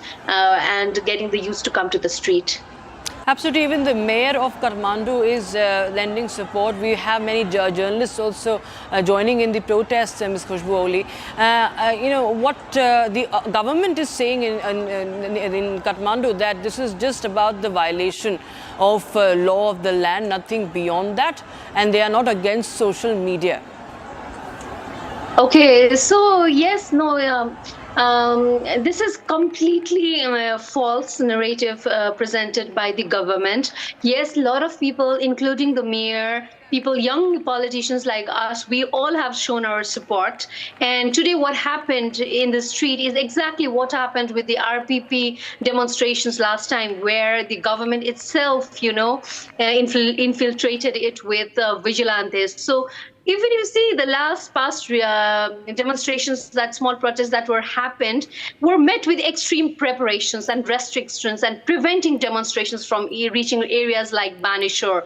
Today, the government planned this infiltration because they knew that the public, the children were, the kids were, the youths were angry, upset, and they knew they would show their frustrations on the street. But they were allowed to enter, the parliament premises, just outside the premises during the youths. The management was very weak. And so I think by permitting such elements to infiltrate the protest, the government not only sent a message that the youth themselves are chaotic. That's what they wanted to establish. Because last time when we were against the system in the streets, that's what they presented us, that we were the one who agitated the protest or made it violent. So this time they were trying to manipulate the protesters and, serve their own narrative. So I think this has starkly exposed the administration's bad faith, double standards, and, an attempt to undermine legitimate civic dissent. My kids have gone to the protest. I've sent my kids to the protest. I've shown support to the protest. And I know that these kids, these youths, are not going to go there and damage the government, the national properties, or just like today, we have seen that they have fired the gates and, they have become very violent themselves. So this is not the youth of today. This is the infiltration that has happened from the government. I understand the youths are very frustrated, but I believe in this generation that they would not promote violence. And the violence that you see in the videos in the streets of Kathmandu today, I have seen in my district itself, one of a boy has been shot in his leg. So this is not what we expect from the government. They are kids, they are children, they are frustrated, and the government is solely responsible for what has happened. And So I believe it is completely on the government for today what has ever happened in the protest. Yes, because it's not been, it's not a very usual, scenario in Nepal that such large-scale protests erupt, Miss Oli. We've not seen this for the longest time. We did see some pro-monarchy protests happening a few, months back, where your party was also part of those protests. But this time, you feel that it's a change, it's a demand for change that is actually getting a lot of support, because not just the mayor of Kathmandu that I was mentioning about, but many celebrities have also come in support. Yes, because this is non-political. So when it is non-political, lots of people from the art industry, from the celebrities, different people in different genres of life have joined this movement, because all the youths have come under a national flag. And it is something that we have to learn that, it is for the country and it is without any vested interest. So I'm very proud of the movement that has happened today, because it shows and reflects that we can unite under the national flag for the country, and going against standing against this corruption, and we demand accountability, transparency and genuine reform in this country. And when it is for the country, when it is for the nation, we can leave our parties behind and we can come under the national flag. So that's what has been portrayed in this protest, and that is why a lot of people have joined it. Absolutely, viewers. Let me just give you an update for all those who are tuning in right now. We were massive protest rocking Kathmandu. It's a Gen Z protest has been called. The youngsters are protesting against the social media ban on 26 social media apps, and these are protests. You just remind you of what happened in Dhaka a few months ago, just last year, if I would say. And there are rubber bullets that have been fired. Tear gassing has been witnessed, and some of the youth have been injured also. And the Parliament gate have also been breached. That's what we are understanding. The second gate, 2 gates at least, where the youth have attempted to enter the Parliament. This is being reported. Massive unrest. Nepal Prime Minister, meanwhile, says that it's an action on unregistered platforms. They are not against social media, but it's a violation of the rules. They were given time to register. So this is what we are learning right now, and we continue to be with Ms. Khushbu Oli, who is a member of the Rashtriya Prajatantra Party. So, Ms. Khushbu Oli, you've talked about the frustration, so to speak, about amongst the youth. Tell us what's really been happening in Nepal against the government, because these protests actually remind us of the scenes from Dhaka just a year ago. Yes, especially the younger generation today has been deeply frustrated. What they see is blocked opportunities, ignored voices for a very long time, and the trust in governance has reportedly broken. So this is why they have landed up in the street, and the government's imposition of restrictions under the pretext of registration and administrative control has laid bare the double standards. So we all are very clear about it. So while authorities claim that it is to maintain order, they have selectively given permit to certain people, and what I think is entrenched corruption has left the youths, the public, the citizens like us, particularly the younger generation, very, very frustrated at the situation. We have seen how the government has been unfair to the general public. There's a rise in unemployment, and this digital ban in the social media, it has not just it's not just about entertainment right now. Digital platforms are a source of income, especially in a country where the unemployment rate is so high. Many of our youths were earning thousands and hundreds and thousands of rupees from this platform, and lots of them students were using it as a tool for a source of education. So suddenly the government blocking it, I think it's an exploitation of the rights, the freedom to speak, freedom to speech, freedom to express. So that's why we feel that the public feels that we are undervalued, and the government is there to serve us, and they have repeatedly failed. So I think it is a combination of repression and corruption that drives young people like us to the streets. And as an RPP youth leader, we have been very strong and vocal against this system, and we always believe that the system needs an overhauling. Then only this country is going to, come to a place where the primary factor is the public, where I think, we need this everything to be paired with certain sustained civic engagement, awareness, and responsible participation. But the government has failed this time again, and they have failed the youth. So no matter what the government says, I just request you that whatever incidents that has happened today, it's not the youths. They were vigilantes. This protest was infiltrated. I request your media to communicate this, that, just like what happened in Bangladesh, the parliaments were burnt, and in Indonesia recently, similar things, activities happened. In Sri Lanka, similar things happened. But we, or everybody in Nepal at this point of time, knows how damaging and how much civil unrest these kind of activities can create to this country. And we were aware, so we had said that this is going to be a peaceful protest. The kids, the youths had said that it's going to be a peaceful protest. But the government was very, very smart, cunningly smart. So they let the interventions happen. They let these infiltrations happen so that they could accuse that the youths were chaotic, and they tried to manipulate everything, the activities that happened today. So we do not want to see what happened in Bangladesh, because now it is in an unrest. Although protests like this can bring changes, but they are not sustainable. So we believe in practice of democracy. We believe to get rid of these leaders through elections. We believe in peaceful protest. So I think the government is trying to portray these protests also as, the ones like that happened in Bangladesh and Sri Lanka, but we had no intentions of turning this protest into this.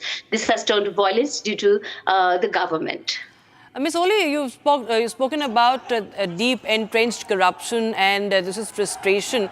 There was a trend about the Nepo kid on TikTok and Instagram. The Nepo kid trend was capturing social media. If you could just tell us, throw more light on what was it really about? See, at times in this country, a lot of changes in the policy has happened just to assist or facilitate a family member of the political family. So I think the Nepo kid concept has come out of it, because we have seen how lavish their lifestyles have become, and without proper source of income. See, we are the youths today that are talking about Nepo kids are not against the children. It is just that we have seen their parents get into corruption and loot this country, and those with connections to the those families with corrupt background, I think, have been targeted. So I think it's because they have been continuously getting unchecked advantages, and people are frustrated seeing that, and these have been flaunted in these social media platforms. So we have seen how public resources are exploited for the private gain of these children, whether it is scholarships, whether it is the taxation policies, whether it's businesses opportunities, whether it is appointments in the political bodies. Merit has always been sidelined, and opportunities for the capable majority are blocked. So this is the reason I think, the Nepo kid movement started, because people were angry that they had to go through so much social bans and restrictions and limitations, and these kids were having the privilege. I'm not against any children, or neither these protesters are against any children. It's just the background they come up with, and we feel that, not just politicians, we feel as responsible citizens of this country, we have to ask our parents that, where the money is coming from, where they are, the family, the parents are getting it from. Because, we as children know how much our parents make money, how much they earn, and what kind of lifestyle we can afford. But it was contrary, it was opposite to what was happening with the Nepo kids here, of the children of the politicians. So I think it was, as I said, people just demand fairness when it comes to opportunities. Absolutely. Viewers, this is dramatic. This is a situation that is right now unfolding in Kathmandu, and several areas has been, curfew has been imposed in several areas, and we have we'll try and get you more voices and more understanding of the situation on ground zero, as thousands are marching on the streets of Nepal. It's been called, as touted, to be a Gen Z protest against the parliament. But there are many voices, Miss Khushbu Oli, that it's been called, it's being rebuked. It's been also called a means of protest just for the sake of protest. I was reading some reactions coming in. There were many of those people maybe supporting the government. They say that it's just for the sake of opposition. It is being, such demonstrations are being carried out. It's not true. Actually, it's not true. We do believe that, the social media platforms need to come under the registration of the government. But there are unclear things about this. Some people say that they are registered. Some people say that the government bodies say they have paid the taxes for the last 2 years. And above all, when these government restrictions are happening, are imposed in the public, why are the leaders using it? Or how are they using it? Is it ironic? So even the Prime Minister is publishing from his Facebook, when we are restricted, they are using, VPNs, and they are changing the DNS servers. So, and you're using it. So it just feels like a double standard. So the public thinks that if you can use it, why do you need to ban it? And especially when the social media, the law has been there in the amendment in the parliament.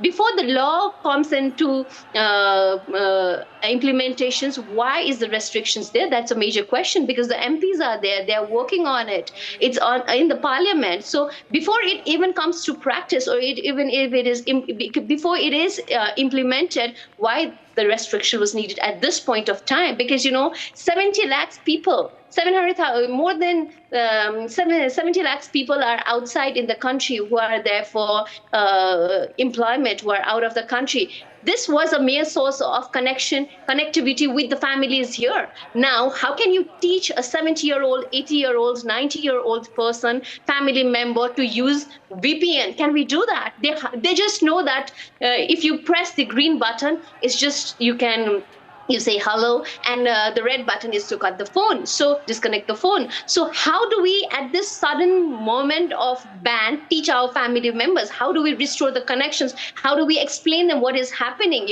These people who are sending the remittance to this country, this country's economy is based on that remittance. Now they have lost their only source of connectivity without prior notice, without prior information by the government. So it is a disgrace move by the government, and them claiming to say that it's just a ban to get them registered to the country is false, because the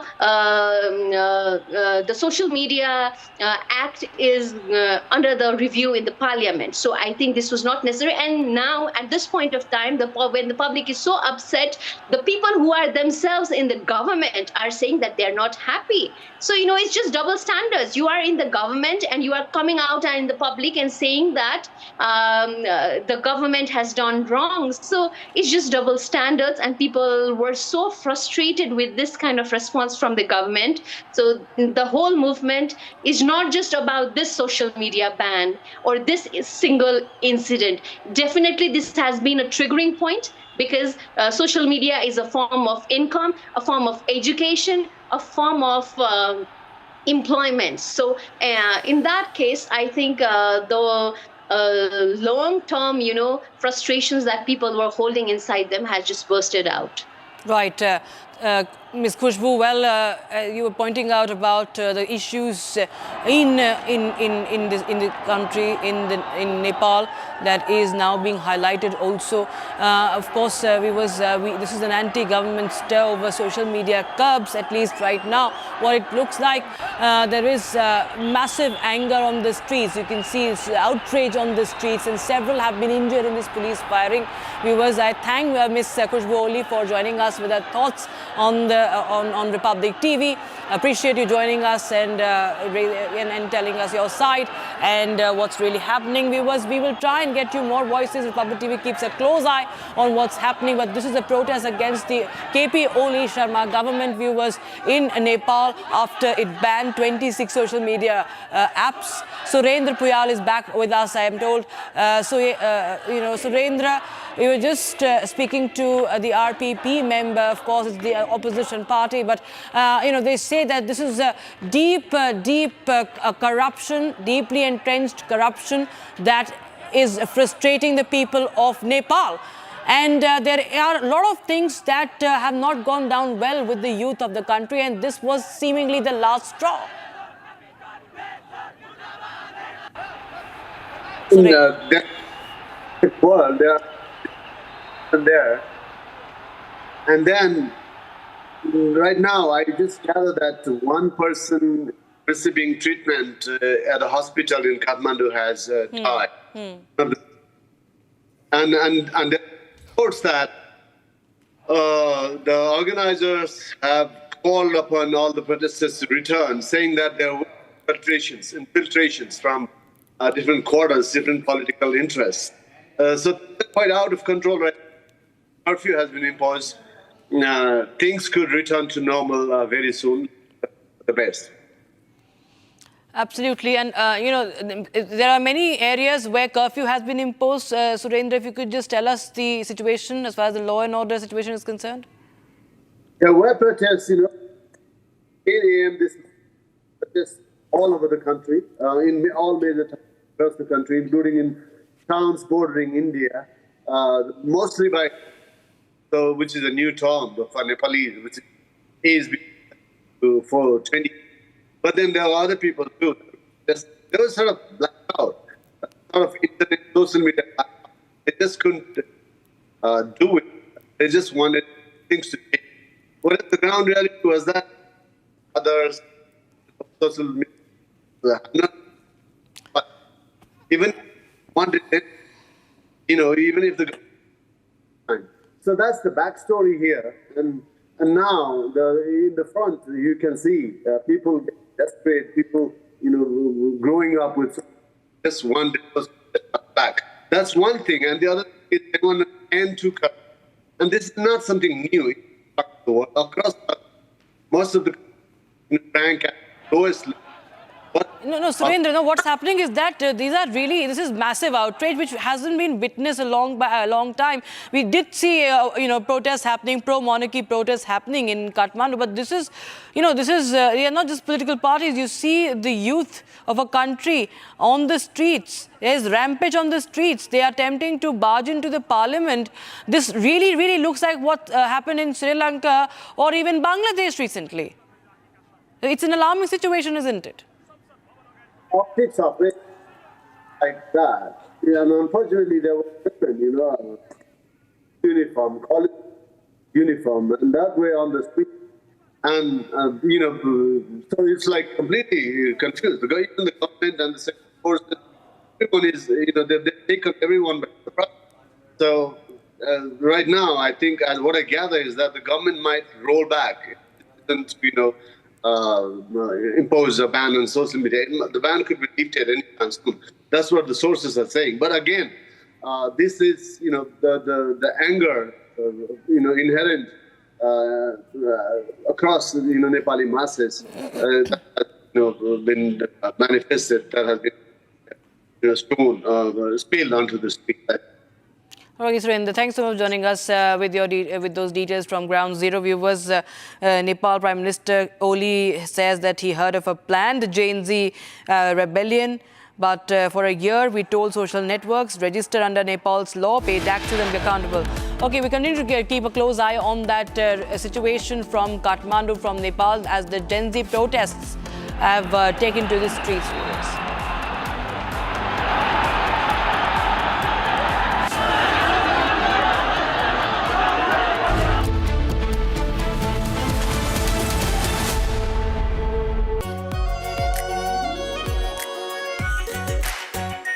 Our pure Shahi Paneer Masala.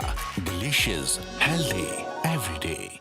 I choose a world where we dream, and the limit is the sky. And this world is my home where I'm living my best. Mindfully crafted home decor fabrics. Sansar, a decor brand. Live consciously. ये है secret recipe MDH का जीरा SIP जल जीरा मसाला SIP जीरा SIP MDH का जल जीरा सिप MDH का जल जीरा सिप केसरिया से मन जोगी हुआ रे दिल झूमे देखो मतवारा हुआ रे केसरिया से मन जोगी हर पल मनाओ केसरी त्योहार। विमल, बोलो जुबान केसरी।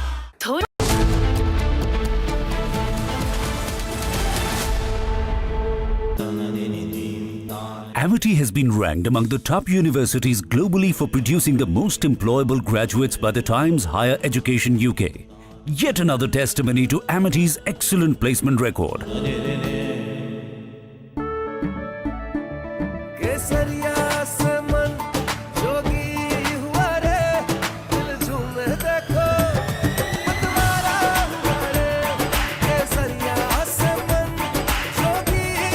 हर पल मनाओ केसरी त्योहार। विमल, बोलो जुबान केसरी। MDH की देगी मिर्च, देगी मिर्च का तड़का, अंग अंग फड़का। MDH की देगी मिर्च।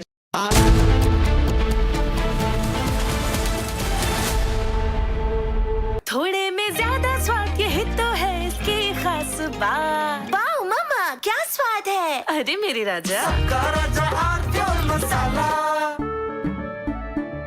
केसरिया से मन जोगी हुआ रे दिल झूमे देखो मतवारा हुआ रे केसरिया से मन जोगी हर पल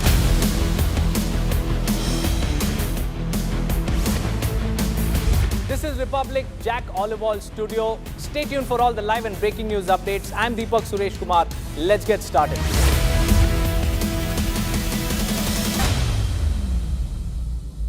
ये है सीक्रेट रेसिपी MDH का जीरा सिप जल जीरा मसाला सिप जीरा सिप MDH का जल जीरा सिप MDH का जल जीरा सिप केसरिया से मन जोगी हुआ रे दिल झूमे देखो मतवारा हुआ रे केसरिया से मन जोगी हर पल मनाओ केसरी त्योहार। विमल, बोलो जुबान केसरी। आर प्योर सूजी पास्ता उबालो मिलाओ और खाओ 8 मिनट में तैयार। क्या टेस्ट है सबका राजा R pure masala. Charge because it had no chance of standing. Fortunately, we came armed with a little smaller charge. So it's 67%, so we're going to be charging a discounted reciprocal tariff of 34%, I think.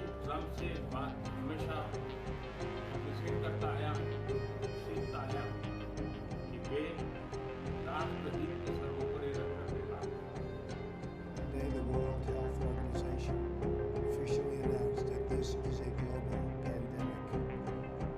We have been in frequent contact with our allies, and we are marshaling the full power. During an interview, American economist Richard Wolff called out the US administration for attacking India with tariffs and shooting itself in the foot by doing so. Wolff said that India is central for trade and that it will find other places to sell its exports if the US gets shut off. Wolff said that India is now, according to the United Nations, the largest country on earth. The United States telling India what to do is like a mouse hitting his fist to an elephant. India will find other places to sell its exports if the US is shut off to India, and the move will only strengthen the BRICS nations. But like Russia found another place to sell its energy, India will sell its exports no longer to the United States but to the rest of the BRICS. India has a long-standing relationship with the US since the Soviet era, and you are playing with a very different adversary. But for those with some humor, it will be the spectacle of the United States acting like it's the world's tough guy, as what it actually does is shoot itself in the foot. On August 27, Trump's 50% tariff imposition took effect on many Indian products. The tariffs are meant to punish New Delhi for buying Russian oil. Trump has raised pressure on India over the energy transactions, a key source of revenue for Moscow's war in Ukraine, as part of a campaign to end the conflict. New Delhi has criticized Washington's move as unfair, unjustified, and unreasonable. PM Modi has repeatedly ensured his citizens that the tariffs will not heavily affect the people and that the administration will take care of the aftermath. हमारे लिए अपने किसानों का हित सर्वोच्च प्राथमिकता है।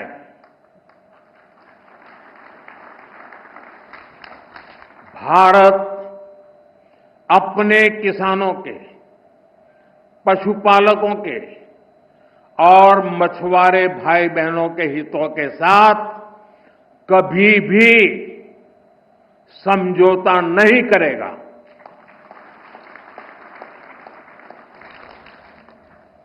और मैं जानता हूं व्यक्तिगत रूप से मुझे बहुत बड़ी कीमत चुकानी पड़ेगी, लेकिन मैं इसके लिए तैयार हूं। मेरे देश के किसानों के लिए, मेरे देश के मछुआरों के लिए, मेरे देश के पशुपालकों के लिए आज भारत तैयार है।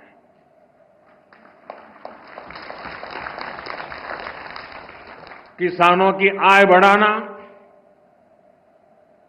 खेती पर खर्च कम करना, आय के नए स्रोत बनाना, इन लक्ष्यों पर हम लगातार काम कर रहे हैं। Today, a coward decided to take our 8-year-old son Fletcher away from us. Because of their actions, we will never be allowed to hold him, talk to him, play with him, and watch him grow into the wonderful young man he was on the path to becoming. Justice for Ralph! Justice for Ralph! Justice for Ralph! Justice for Ralph!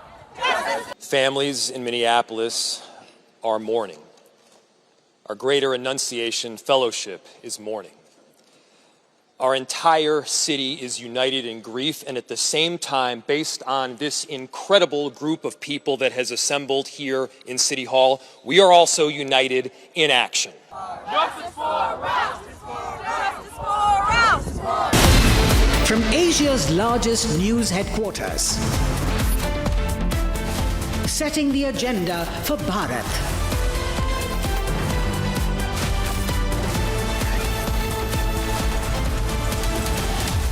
You're watching Republic.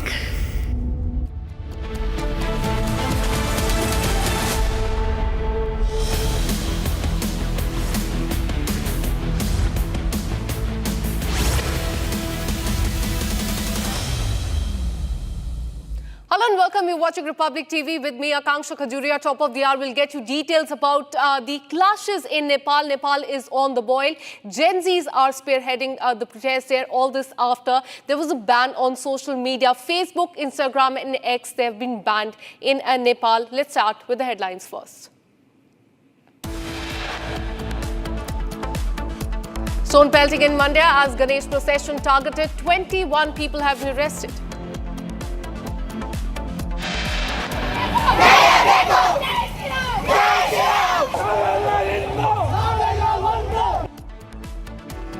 Day after stone pelting on Ganesh procession, 2 communities indulged in stone pelting today in protest. Unwell Congress MP gets piggyback right from the villagers during the flood inspection in the state of Bihar. Aam Aadmi Party questions the presence of Delhi Chief Minister Rekha Gupta's husband in the official government meeting.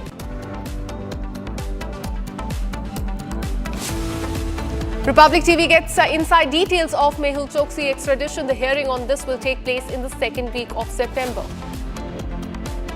Big update in Balrampur conversion case. ATS has filed charge sheet against Tangur Baba and his son. Massive protests against Oli government in Nepal. Protest after government banned social media platforms that failed to register like WhatsApp, Facebook and YouTube.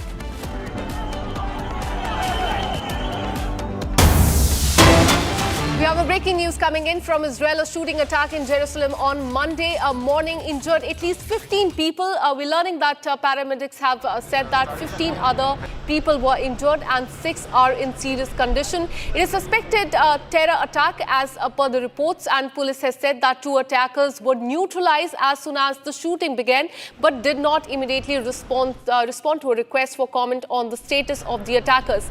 The shooting in fact took place at a major intersection at the northern entrance of Jerusalem on a road that leads to the Jewish settlement located in East Jerusalem. Israeli media has reported that 2 attackers boarded a bus and opened fire. In fact, footage has come to the fore of the attack showed a dozen of people fleeing from a bus stop at a busy intersection during the morning rush hour. Paramedics who responded to the scene said that the area was completely chaotic and covered in broken glasses, with people wounded and lying unconscious on the spot and a sidewalk near the bus stop. So this is a very concerning news. In fact, coming in from Jerusalem, we're learning that there's been a shooting and 15 people have received injuries. All right, let me go across to my colleague Nick, who's been tracking these details very closely. Nick, what is the situation on the ground and what is the death toll? Because we're learning that the death toll in this case is increasing.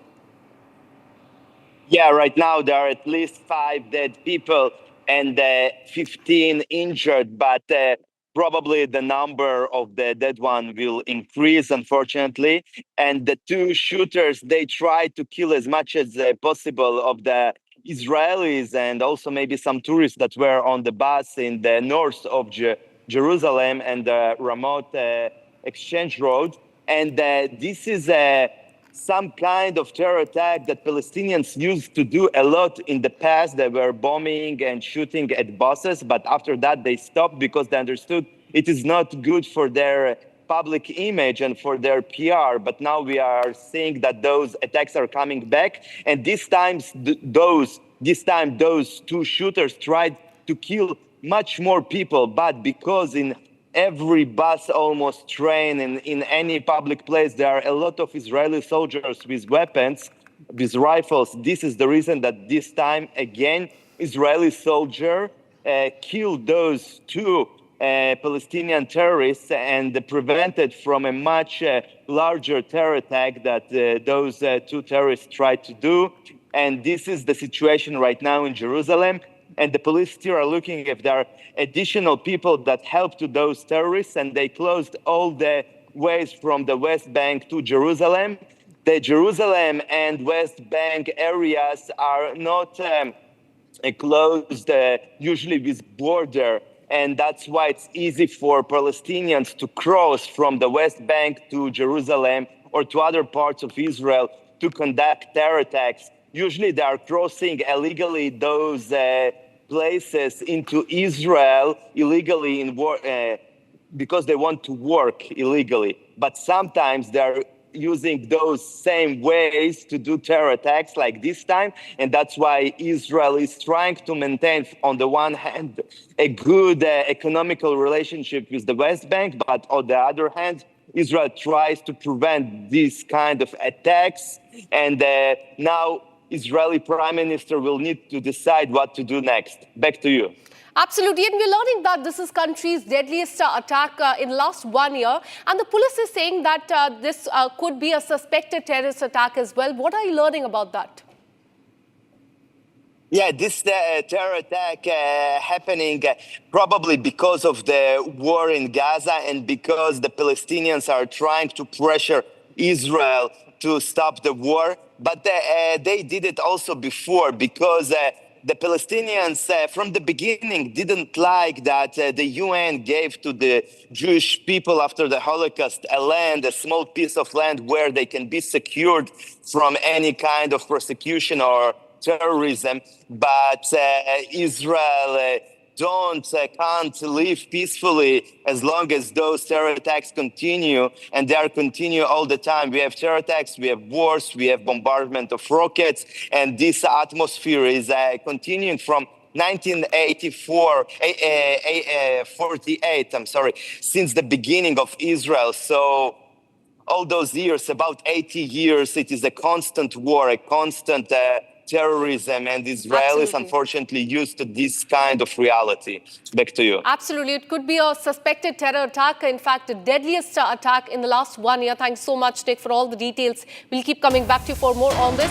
Now, shifting our focus to Nepal, protests have started against the Oli government in Nepal. Protesters have tried to enter the parliament just a while back, and we're learning that the protests started after the application ban. Facebook, Twitter as well as YouTube has been banned in the country is what we're learning. There is resentment among the youth after this ban, and hence you can see Gen Zs have taken to the street and there's also news of many protesters getting injured during the firing. In fact, a big protest happening in Nepal days after the government in Kathmandu decided to ban social media platforms that fail to register like WhatsApp, Facebook, YouTube, etc. They're calling this a Gen Z protest. In fact, just a while back, there was a reaction coming in from the Nepal Prime Minister. He said, and I quote, "I hear of a planned Gen Z rebellion. We're not against platforms or social networks. We are against the lawlessness, arrogance and belittling our country. For a year, we told social networks registered under Nepal's law, pay the taxes and be accountable. And they replied, we do not know your constitution." Then the intellectuals complained, 4 jobs lost. But are 4 jobs bigger than the national self-respect is what the Prime Minister said. For self-respect, maybe 4 jobs go for 4 days, but new ones will come. They cannot be operators, managers and consumers all at once. This is a reaction coming in from the Prime Minister there. In fact, Gen Zs are heading a massive protest in Nepal against the corruption in KP Sharma Oli government and its recent move to restrict the social media platforms in Nepal. Facebook, Instagram, X, YouTube, all of these applications have been banned by the government there. And what began as an online protest spilled onto the streets earlier today, with the protesters clashing with the police near Parliament as well. Security forces opened fire, leaving, in fact, we are learning that there are several people there, protesters who have received injuries as well. Thousands of young protesters there on the streets, and that is something you can see in the visuals as well. They have taken to the streets. They tried to, in fact, breach the Parliament of Nepal as well. And police had to resort to open fire, and there have been several injuries as well. But the people of Nepal, the protesters there are Gen Zs, and they are calling this a Gen Z rebellion. They're spearheading the massive protest in Nepal. Firstly, against the corruption in the government, and secondly, regarding the move to restrict the social media platform. And we're learning that police just a while back opened fire at multiple locations, and a curfew has been imposed in several locations, especially in and around the Parliament area in Nepal. And other than that, we are learning that the situation continues to grow volatile. A few hours back, there were only a few hundred people, and now you can see thousands and lakhs of people there on the streets, and most of them are Gen Zs, and they are spearheading this big protest.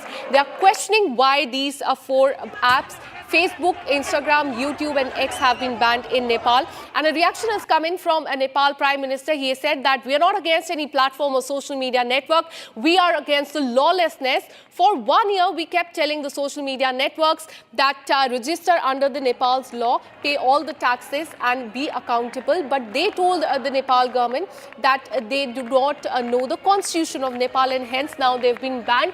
Earlier, this protest was all online, but now we can see that it has spilled onto the streets. There in the screen, you can see those are Gen Zs leading the protest, spearheading the protest, holding placards in their hand, and in fact, demanding from the government that the apps should not be banned. In fact, people should be allowed to use the apps. And these are the visuals coming in from Kathmandu, where just a while back we heard that there were visuals that many protesters breached the restricted zones. They tried to break through the police barricades. And after that, curfew had to be imposed in and around the area of Parliament as well.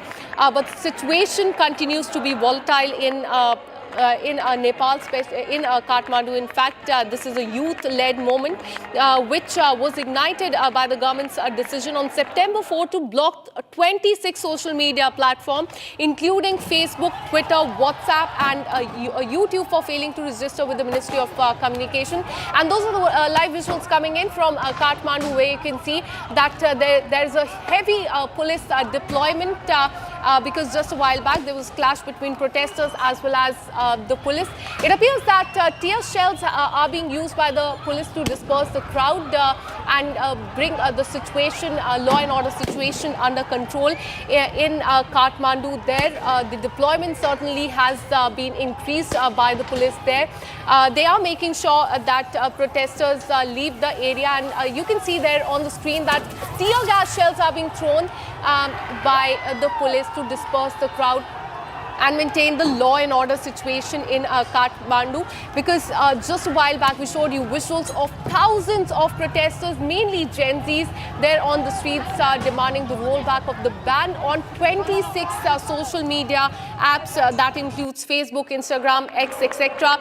Now the government has said that all these apps failed to register with the Ministry of Communication. They said that they do not know anything about Nepal's law, but on the other hand, now the youth-led movement has been started. What started as an online protest has now spilled over to the streets.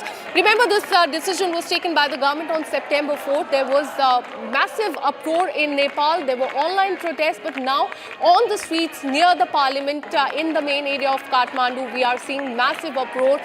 Gen Zs have taken to the streets, holding placards in their hands, raising slogan, breaching police security. In fact, there was a clash between police and the protesters just a while back as they tried to break through the barricades and try to enter the parliament as well. Curfew has been imposed, and we also showed you the visuals of the tear gas shells also being thrown to disperse the crowd and ensure that the law and order situation is brought under control.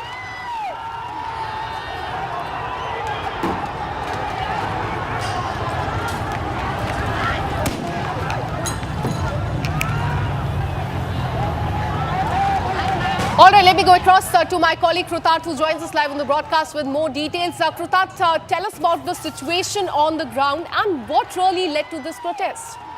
Akansha, the situation on the ground remains extremely tense. These are live visuals, ladies and gentlemen, coming out from the Nepalese parliament there, where tear gas shells have been officially fired as the National Guard is mobilized, and there is a massive crowd control effort ongoing where young protesters are protesting against the massive social media ban that was imposed by the government of KP Sharma Oli in Nepal just a couple of days ago. The biggest ban, it was a sweeping ban on 26 social media platforms. The main reasoning given by the Nepalese government was failure of complying for the new registration requirements and disrupting essential communications and raising concerns over free speech. Now, the 26 apps that were banned includes messaging apps like WhatsApp, Facebook, Instagram and WeChat, as well as websites like YouTube and LinkedIn. The ban also went into effect on Thursday after a one-week ultimatum was given to social media platforms and companies that if there was confusion regarding it and if they did not register correctly with the government, then their services would cease to exist. That was the information given by the officials of the Nepal's Ministry of Communication and Information Technology, which said that the ban has been enforced on these platforms as they refuse to comply with the new law regulating social media platforms despite several formal requests. So after Nepal passed several contentious laws on regulating social media platforms, all of these social media platforms refused to re-register under the compliance of the law of the land of Nepal, and subsequently these apps ceased operations because they did not re-register correctly with the government as per the rules and law of the land of Nepal, and their services ceased to exist last Thursday. Since then, in the last 4 days, there has been massive escalation. Today we see young students coming out onto the streets in an effort calling it quote-unquote a Gen Z revolution, showing the key target demographic of these social media platforms. The visuals that you see on your screen are of various locations across the capital city of Nepal there. Many users are now switching on to certain platforms like Viber and TikTok, and which are the only major social media platforms which have complied with the registration requirements. That's the latest update coming in. Now, the Prime Minister, KP Sharma Oli, has said that the government, in fact, the critics there or the protesters there are arguing that the government is trying to exert pressure and control over the freedom of speech, and which for the protests, something similar to which was also seen in 2023 in Nepal when TikTok was first banned, and there was distress over that as well. At the moment, TikTok has complied, but other social media platforms, most of the major ones that we use on a daily basis, which have become essential part of life for a lot of individuals like WhatsApp, Facebook, Instagram, WeChat, even YouTube or LinkedIn. So it's a vast array of social media platforms, practically making internet services difficult to operate in Nepal, as all of these applications did not comply with the rules and regulations and the re-registration requirements that were notified by the Nepalese government. Subsequently, now there has been a massive violence that we are seeing on our screens at the moment. The cabinet had made this decision last month, but no social media giants have complied on this, and that's the main reason, Akansha, we are seeing the visuals that we see on our screens. Absolutely. Thank you, Kruthar, for all the details. Let me now bring in our colleague from Kathmandu. Surendra, thank you so much. What is the situation on the ground? Because looking at the visuals, we can see that the situation has gone out of control. It has turned volatile. Yeah, I mean, the officials have announced curfew in Maitighar area, New Baneshwar area, where the parliament is located, Maitighar area, where the central secretariat, Singha Darbar, is located. The curfew is still on. Curfew has also been imposed near the presidential palace, Sital Nibas, and all these sensitive areas in the city in the middle of a working day, quite unexpected.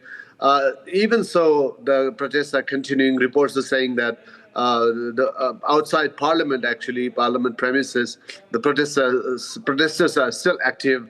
Several are injured. Several injured protesters are receiving treatment in nearby hospitals. One protester has died, according to latest report. So things are still volatile. Hopefully, they'll come under control very soon. Meanwhile, the organizer, Hami Nepal, it's a very simple, small, social working independent Facebook channel, social media channel, Hami Nepal, run by a very young Nepali guy called Sudan Gurung.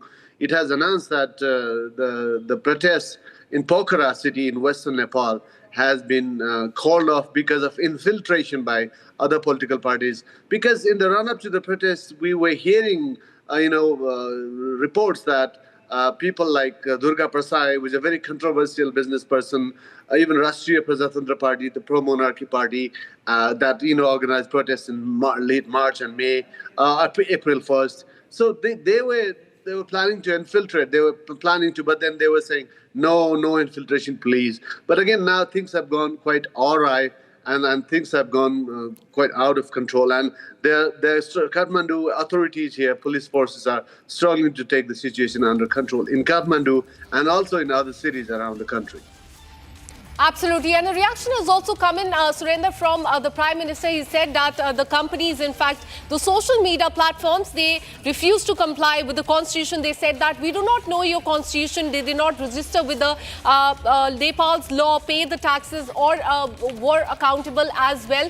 So is there a possibility that because of the protests, the government will hunker down and maybe pay heed to the demands of the protesters there? Or is there a likelihood of the rollback of the ban?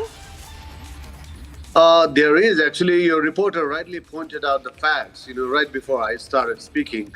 The legal backstory, the government, appealed to Meta and all to come and, register and do this and that, even issued a deadline. But that was ignored completely. And Nepal, being a small country between India and China, which has its own issues with its neighbors. But again, so these tech companies, just never showed up. They never came. So the government was forced to do this. But then the youngsters don't understand this, looks like. And they are quite angry with the, blackout-like situation with 26 social media channels banned now. And they are approaching the government. They have started communicating with the government to re-register platforms and all with the Nepal's information and communication ministry. So all these things are happening. And right now, just now, we got a piece of news citing sources saying that the coalition partner, the coalition government is a strange coalition between Nepali Congress and CP and UML, KP Oli and Sher Bahadur Deuba coalition, the major players there. And looks like they are willing to roll back, with all the demands, all the notifications in place. So they might as well do that, but the decision has not been made just yet. Absolutely. So remains to be seen whether the ban will be rolled back or not. But just a while back, Surendra, we saw the visuals of the protesters also trying to breach the parliament area as well. We know for a fact that right now, in fact, that area has been cordoned off by the police. But explain to us what is happening there on the ground right now. There are visuals of tear gas shells also being thrown that we can see. Yeah, I mean, it was supposed to be very peaceful, but then it turned violent with youngsters, quite angry, and like some suspects, some infiltrators, all kinds of people joining them. They started climbing the walls, crossing over the walls, and enter into the Simadarbar premises, and also, enter the parliament premises. They've also, smashed the walls. Trying to break it down, the parliament walls. So things are still, chaotic in these areas. But then the officials are working hard to stop everything. Absolutely. The situation still remains quite volatile there. Have a look at the visuals coming in from Nepal, where this is a Gen Z, a youth-led protest that has started all this after 26 social media platforms that includes Facebook, Instagram, X and YouTube has been banned by the government. There was a massive ruckus on the streets of Nepal there just a while back, and Surendra continues to be live with us with more details. Surendra, tell us about the situation on the ground right now. We saw the visuals of, in fact, the tear gas shells also being thrown at the protesters as well. But before I come to you, we'll continue to track this story very closely. And coming up on the other side, we'll tell you about this massive Gen Z protest that is underway in Nepal. All this after 26 apps were banned by the Nepal government.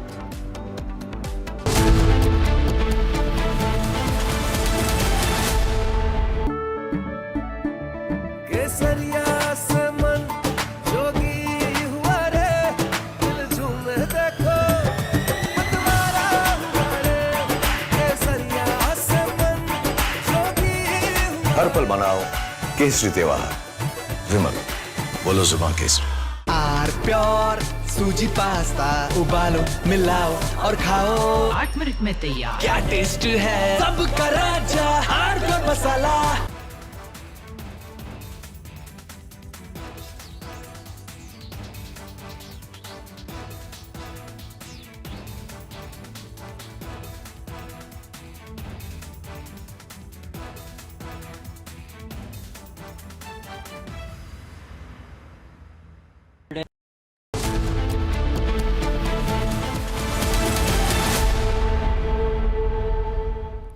Welcome back. A Pakistani intruder was arrested along the international border in Araspura sector in Jammu and Kashmir today. As per the official, the intruder, his name is Siraj Khan, is from Sargodha in Punjab's province of Pakistan, was noticed by the BSF troops manning the outpost area at around 9:20 p.m. last night. Take a look for more.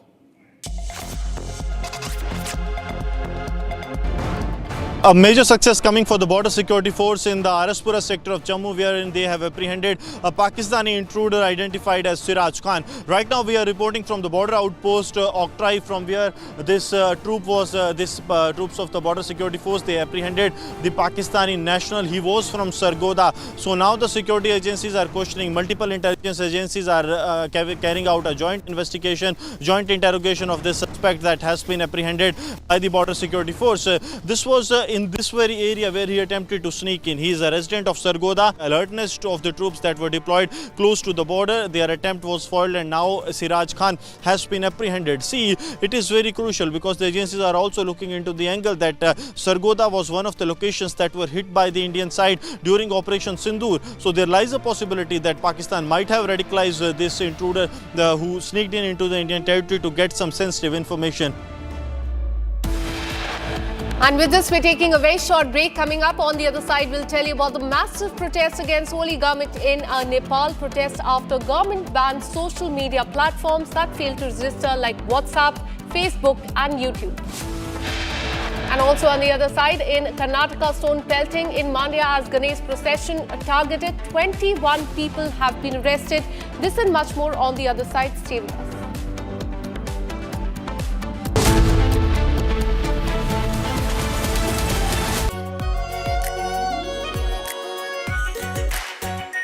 Our pure Shahi Paneer Masala. Delicious, healthy, every day. I choose a world where we dream, and the limit is the sky. And this world is my home where I'm living my best. Mindfully crafted home decor fabrics. Sansar, a D-Decor brand. Live consciously. MDH की देगी मीरज, देगी मिर्च का तड़का, अंग अंग फड़का। MDH की देगी मीरज। केसरिया से मन जोगी हुआ रे, दिल झूमे देखो मतवारा हुआ रे। केसरिया से मन जोगी हुआ। हर पल मनाओ केसरी त्योहार। विमल, बोलो जुबान केसरी। थोड़े में ज्यादा स्वाद, यही तो है इसकी खास बात। वाओ मामा, क्या स्वाद है? अरे मेरे राजा, सबका राजा pure masala.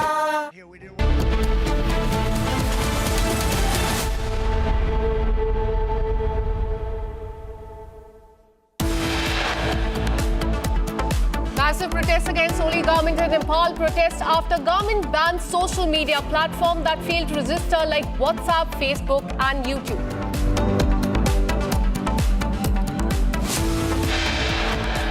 Stone pelting in Mandya as Ganesh procession targeted. 21 people have been arrested.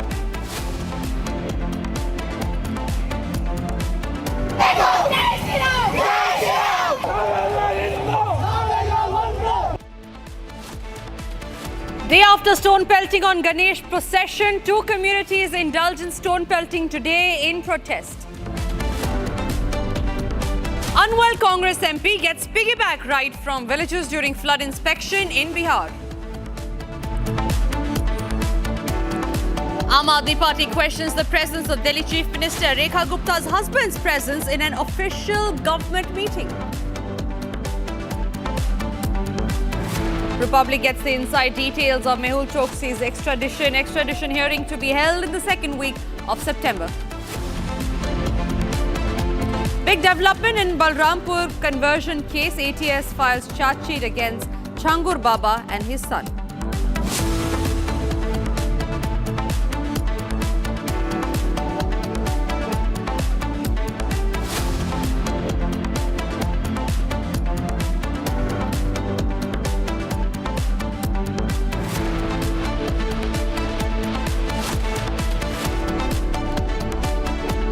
All right, we start this edition with the top focus story that's coming in. A hearing is underway inside the Supreme Court, and this is over the revision of the special intensive revision case.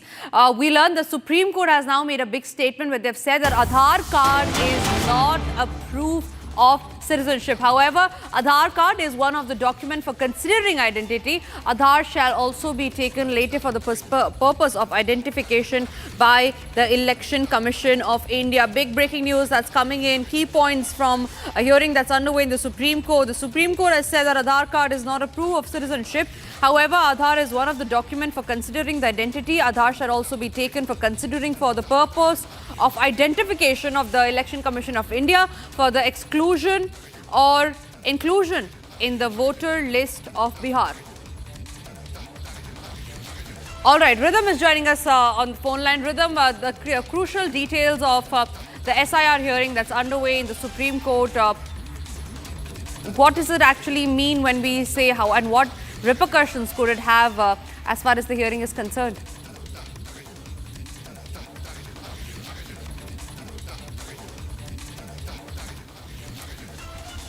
All right, let's take, while we try connecting that line, let's take you through the key arguments that took place inside the Supreme Court. Sybil had argued, saying that this must be 12th document. The ECI had then said that Aadhaar card will not be taken at par with the 11th document, to which Justice Kant had then said, what if they are already added? And that is when ECI had said that everyone in Bihar has produced document. Justice Bakshi, to which said that you have also gone beyond for inclusive role. And then the Election Commission replied that we should not be over-inclusive, and that once Aadhaar card is taken for identity and not citizenship, what change will it bring? And while these arguments were taking place inside the Supreme Court has come out with a very huge decision, saying that Aadhaar card is not a proof of citizenship. However, Aadhaar can be considered as one of the documents for considering the identity. All right, Shambhavi is joining us on the phone line on that note. Shambhavi, share more details about the hearing, the arguments that took place inside the Supreme Court over special intensive revision hearing. Well, this argument has been long going about whether Aadhaar card, voter ID card for that matter, can be accepted as a proof for citizenship. This is what continued today in the court when Constable argued that Aadhaar card should be taken a document as an official document for considering the citizenship of anybody. And they even said that BLOs are being penalized because they are not accepting, even after the Supreme Court's order, they're not accepting Aadhaar card, to which Election Commission replied that they have constitutional power to deny or to actually go through the documents to see if constitutionally somebody is a citizen or not. After which the court did agree that the Aadhaar card cannot be considered as an official document for somebody's citizenship, but it can still be considered as a document for identification purposes. Right, Shambhavi, so if Aadhaar card is not going to be used as a proof of citizenship, then what will be? That remains to be the key question that's going on in every viewer's mind as well. Absolutely. There were several documents in question, including Aadhaar card, voter ID card. There were forms included, constitutional forms included as to what will be the subject, what will be the documents that will officially be considered, while the names will be included in the voter roll of Bihar. And that is when this conflict arose, because a lot of people were having issues. Around 65 lakh name were excluded from the list after this SIR process began. And Aadhaar card along with the voter ID card became a center of this attention, because what the Election Commission has been saying regarding these documents for identification or for the proof of citizenship of these people are voter ID card already certifies that you were in a list. The revision of the same would need a fresh list, because that is special intensive revision of the electoral roll, which means that a fresh revision or a fresh take should be taken on the new electoral roll. So there will be certain documents like which has been in question, Aadhaar card, the ration card, and also the voter ID card for that matter to be considered. And this comes as a huge breaking when but the Supreme Court has agreed to the fact that Aadhaar card is not a proof of citizenship but can still be considered as a proof for identification. Right, Shambhavi, thank you very much for getting us those details. On to our next big story. This is about how a Congress leader, his name is Tariq Anwar, got a piggyback ride by the villagers at a time when he was taking a stock of the flood situation. Now, in the latest update, we learned that Tariq Anwar has defended the move, has defended the piggyback ride, saying that the villagers had asked him and in fact forced him to take a piggyback ride because that would not let him get drenched and that would not let the slush onto his clothes. Now, this is a claim that is completely contradictory to what the Congress party had said. The Congress party had then said that because the Congress MP was unwell, that's why he was given a piggyback ride. However, this Congress Neta, his name is Tariq Anwar, he himself has now come out saying that it was the villagers who forced him for a piggyback ride so that the slush does not fall on his clothes. Here is the latest reaction of the Congress MP Tariq Anwar, who goes on to defend the move. ऐसी कोई बात नहीं थी. एक तो सन stroke का थोड़ा असर था हमारे पर, क्योंकि बहुत गर्मी थी, और दूसरा ये कि वहाँ के लोगों की मोहब्बत थी. वो कीचड़ में कह रहे थे कि नहीं आप जाइएगा तो फंस जाइएगा, गिर जाइएगा, तो उन्होंने कंधे पर उठा लिया, और कोई बात नहीं थी. तो ये आपकी रिक्वायरमेंट नहीं थी, लोगों ने खुद ब खुद आपको? हाँ, नहीं, जैसा मैंने कहा ना कि थोड़ा सन स्ट्रोक ज़रूर लगा था हमको, क्योंकि गर्मी बहुत ज़बरदस्त थी, और उसकी वजह से थोड़ा हमको अनकम्फर्टेबल महसूस हो रहा था. तो लोगों ने देखा जब कि हम अनकम्फर्टेबल हैं, तो लोगों ने खुद ही कहा कि नहीं आप ऐसे मत चलिए कीचड़ में, आपको हम लोग वहाँ तक पहुँचा देते हैं. You've heard the defense. Now listen into what the BJP has to say. The BJP says that this is the move that has come under the question because what's keeping on priority, what the Congress party is keeping on priority is they themselves instead of the people that they should be looking after. Look at here the statement from the from the BJP spokesperson Shehzad Poonawala. Entitled मानसिकता, Congress party की entitled मानसिकता, इनकी राजशाही सोच, नवाबवादी सोच, जिस प्रकार से कांग्रेस के सांसद तारिक अनवर दौरा कर रहे हैं बाढ़ग्रस्त इलाकों का, वहां पर भी इनको वीवीआईपी प्रोटोकॉल और वीवीआईपी फैसिलिटी चाहिए. मतलब जो जनता जिसकी समस्या देखने और सुनने वो गए हैं, उन्हीं के कंधे पर चढ़कर वो दौरा कर रहे हैं. राहुल गांधी तो वैसे वेकेशन मनाने चले गए, उनको तो पंजाब, हिमाचल, किसी भी प्रदेश की चिंता नहीं है. और जो कांग्रेस के नेता है वो कंधे पे बैठे हैं. आम आदमी पार्टी के नेता है जो कांग्रेस बोलती है कि वो छुप गए हैं.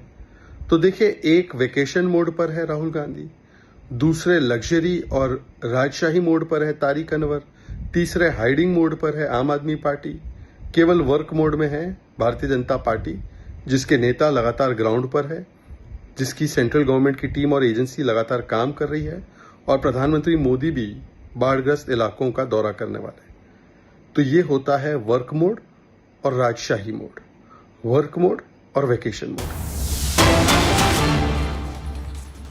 All right, moving on to some more news that we are tracking. This one is from Nepal. Protests have begun in Nepal. This one specifically from Kathmandu against the Oli government. The protesters have now tried to enter the parliament. This is what we call the Gen Z protest. They have targeted the parliament as well. This protest started after the app ban. This is a resentment among the youth after this ban. There is also news of many protesters being injured after the firing had started. There are big protests, huge protests that are happening in Nepal. Tear gas shells were fired. This protest comes days after the government in Kathmandu decided to ban social media platforms and that failed to register like WhatsApp, Facebook, YouTube, etc. They are calling it a Gen Z protest. These are the live visuals that we are getting from Kathmandu, where the Gen Z have taken to the streets and have started protesting against the KP Oli government.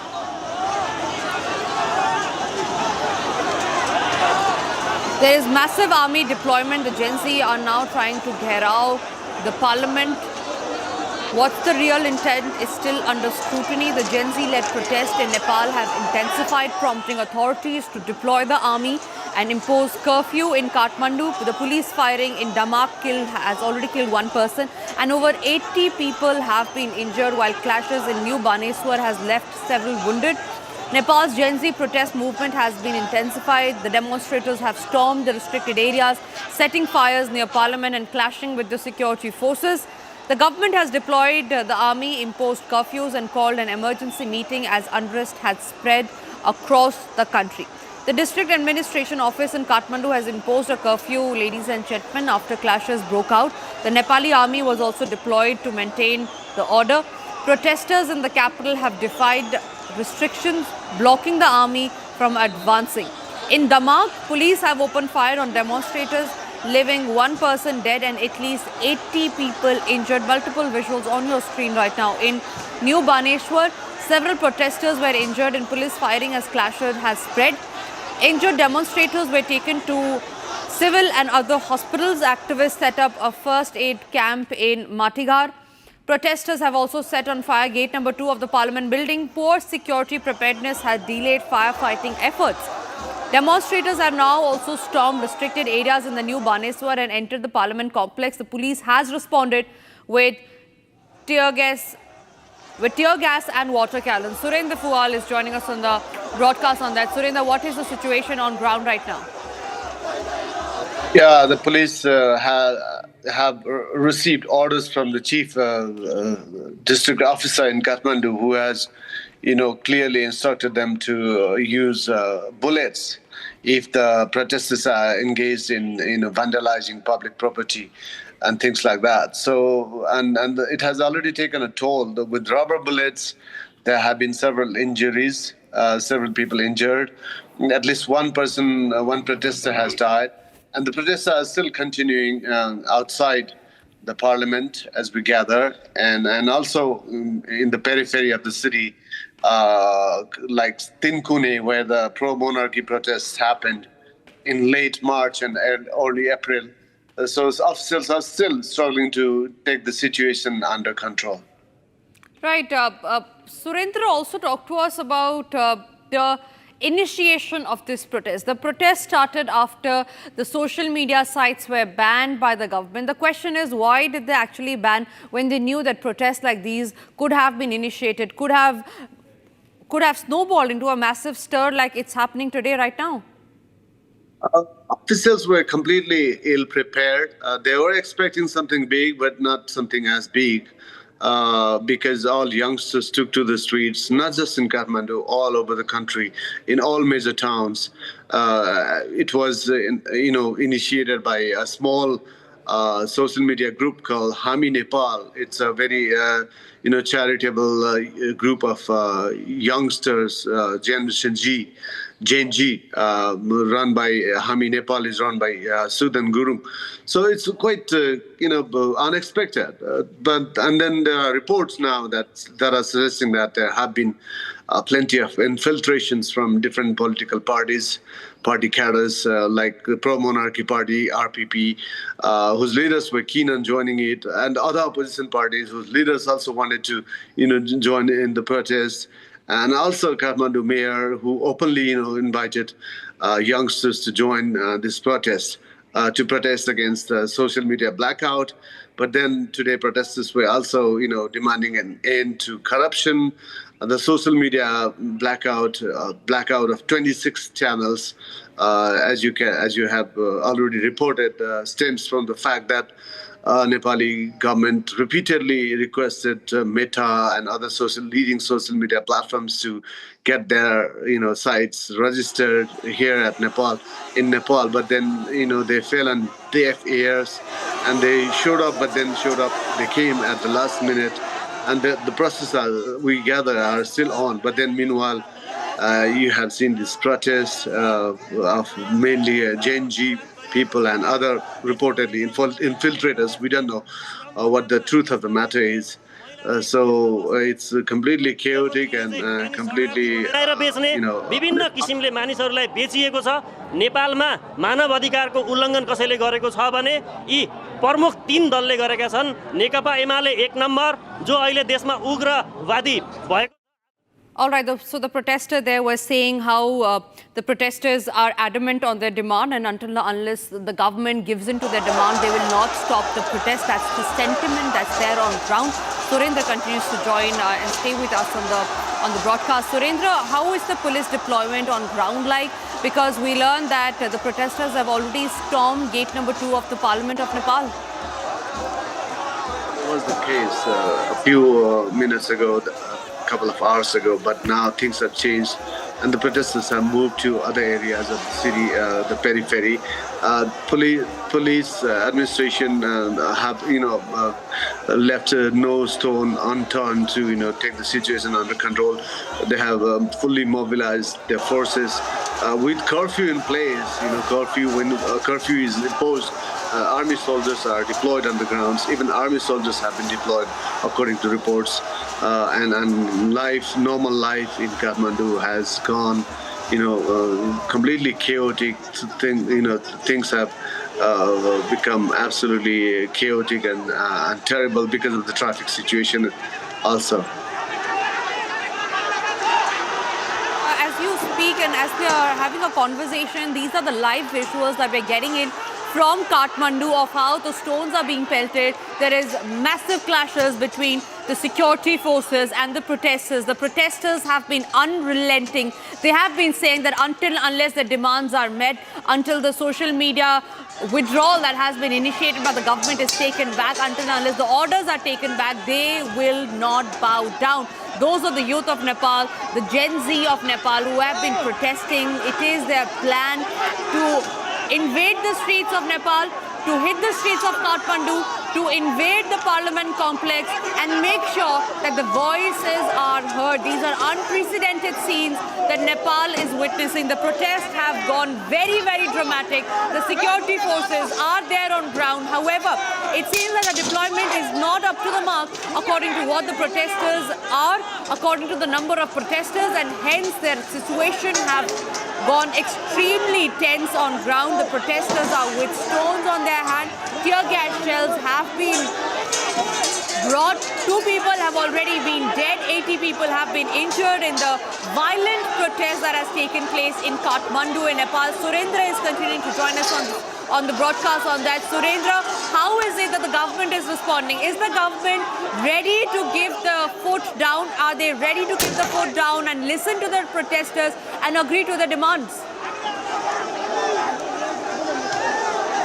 The government is preparing the whole meeting and take the right decision as the situation demands.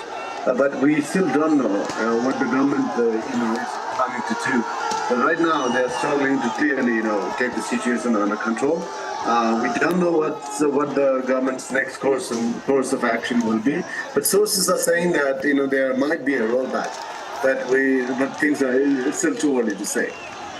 Right. In fact, Surendra, stay with me because let me just read out what the ex-Prime Minister of Nepal, Prachananda, has tweeted on the platform X. He says, and I quote, "Today I'm shocked and deeply saddened by the tragic incident that has occurred during the Gen Z book exhibition. I offer my heartfelt condolences to the youth who lost their lives due to police firing. Lift the ban on social media imposed by Gen Z and immediately address the demands against corruption. The government should take responsible and concrete steps to prevent the situation from deteriorating further."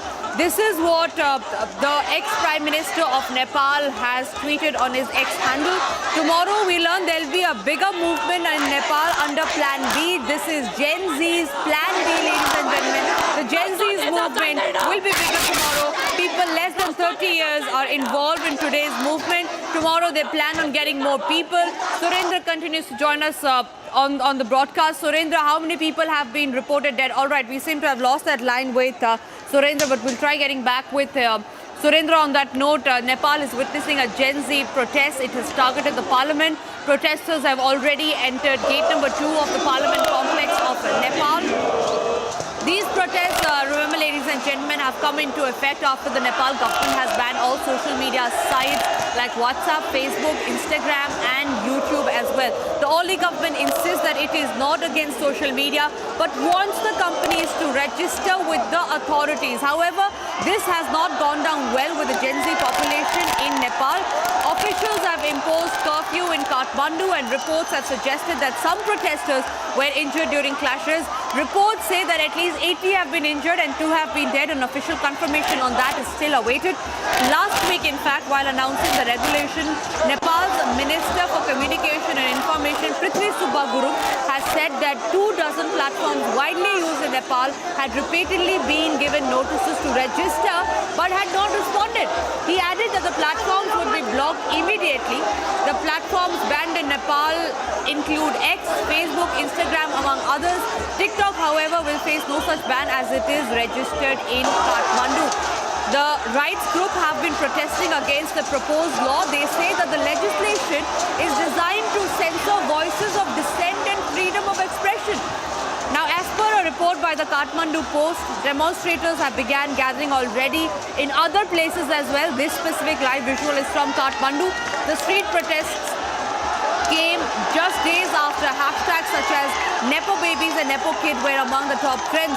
Hami Nepali is a group that is leading the protest, ladies and gentlemen. It is said to be the main organization that had called for the protest. Apart from Kathmandu, protests have also been reported from Pokhran.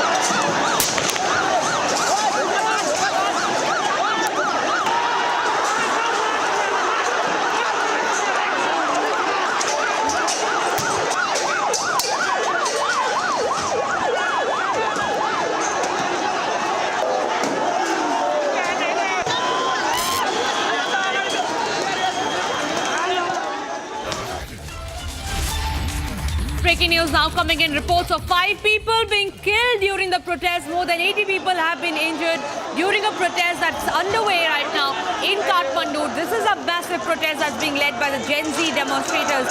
It is erupted in Kathmandu against the corruption allegations against the government and the recent ban on several major social media posts. The Kathmandu Post.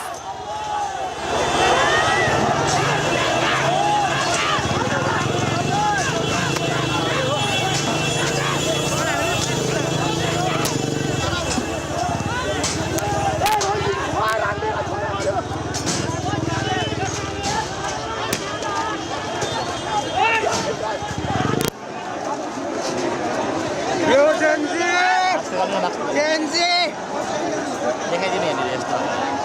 It's nothing for our country!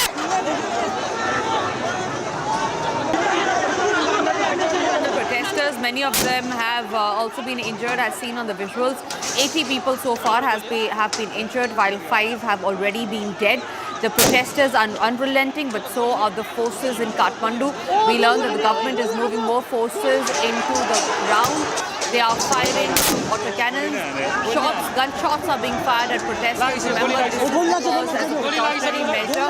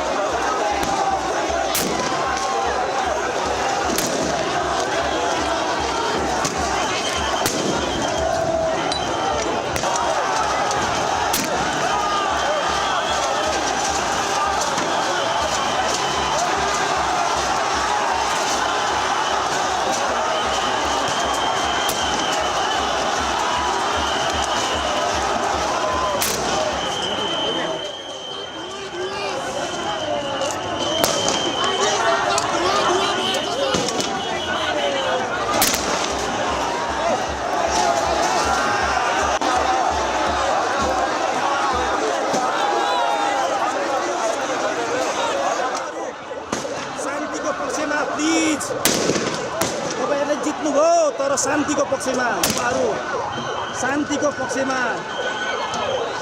यहाँ सुरक्षाकर्मीले आफ्नो सुरक्षा दिइरहनु भएको छ। यतापट्टि ambulance आएको छ। गोली लागेर केही साथीहरू घाइते भएको अवस्थामा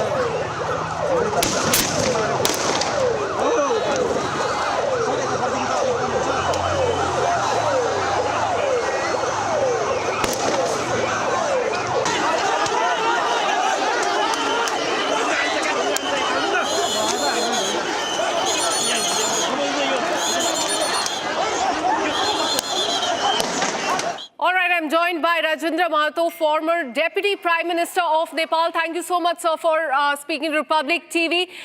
किस तरह देखते हैं, अभी काफी अप्रोर है वहां पे, लोग डिमांड कर रहे हैं कि 26 ऐप्स जो बैन की थी उसको वापस रोल बैक हो जाना चाहिए। करप्शन पे भी काफी बड़े एलिगेशन आ रहे हैं, किस तरह देखते हैं आप इस चीज को?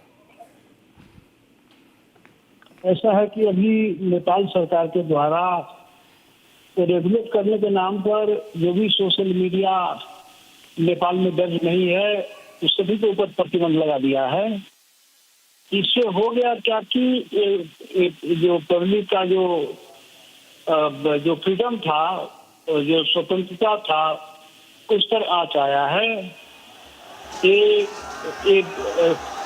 कोई वैकल्पिक व्यवस्था किए बिना इस प्रकार का एक ही बार जो प्रतिबंध जो लगा है, इससे जनता आक्रोशित है, इससे युवा पीढ़ी आक्रोशित है, इससे आम लोग आक्रोशित है और इस बात का व्यापक विरोध हो रहा है नेपाल में।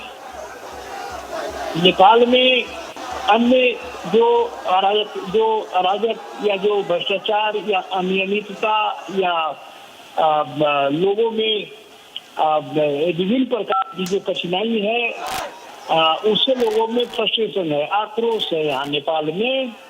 तो नेपाल में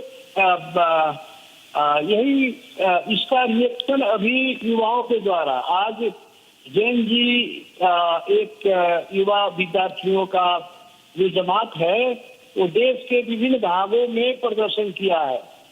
काठमांडू में व्यापक प्रदर्शन हुआ है और देश के अन्य शहरों में भी व्यापक प्रदर्शन चल रहा है अभी। और इस प्रदर्शन में जो शांतिपूर्ण प्रदर्शन था उसके ऊपर गोली प्रहार हुआ है। एक आंदोलनकारी का शहादत हुआ है, सैकड़ों लोग घायल है और अब ये आंदोलन अभी पूरे देश में चल रहा है। ये युवा विद्यार्थी के द्वारा ये प्रदर्शन विरोध प्रदर्शन कार्यक्रम चल रहा है। ये सरकार का नालायकीपन है, सरकार का निरंकुशता है, सरकार का पब्लिक जनता के प्रति दीवारीकरण का जो व्यवहार है, इसके विरोध में एक सारा एक प्रदर्शन हो रहा है। एब्सोल्युटली सर, और काफी आक्रोश देखने को मिल रहा है। आपका कहना है कि बैन हटना चाहिए, पर जो प्राइम मिनिस्टर है उनकी तरफ से एक स्टेटमेंट आया है कि बैन इसलिए लगाया गया क्योंकि सारी जो सोशल मीडिया प्लेटफॉर्म है इनको गवर्नमेंट ने बोला कि कंप्लाई करिए, लॉ से अकाउंटेबिलिटी दिखाइए नेपाल में, पर उन्होंने कंप्लाई नहीं किया कि वो कॉन्स्टिट्यूशन नहीं जानते हैं नेपाल का। इस स्टेटमेंट पे प्राइम मिनिस्टर की आप क्या कहेंगे? ऐसा है, ये बात ठीक है, सरकार रेगुलेट करने का प्रयास करती है, लेकिन उतना दूसरी बात कहीं सत्य है कि यदि आप प्रतिबंध लगाते हैं तो अल्टरनेट व्यवस्था क्या आपके पास में है? स्कूल के लिए उसका विकल्प क्या है? आपको विकल्प भी देना पड़ेगा, एक ही बार दरवाजा बंद करके नहीं होगा। इसलिए वैकल्पिक कोई व्यवस्था किए बिना एक ही बार हम अपनी ताकत को दिखाना, शासकीय अपना जो चरित्र है उसको दिखाना, ये गलत है। ये पीपुल ने इसको गलत माना है और ये गलत हुआ है।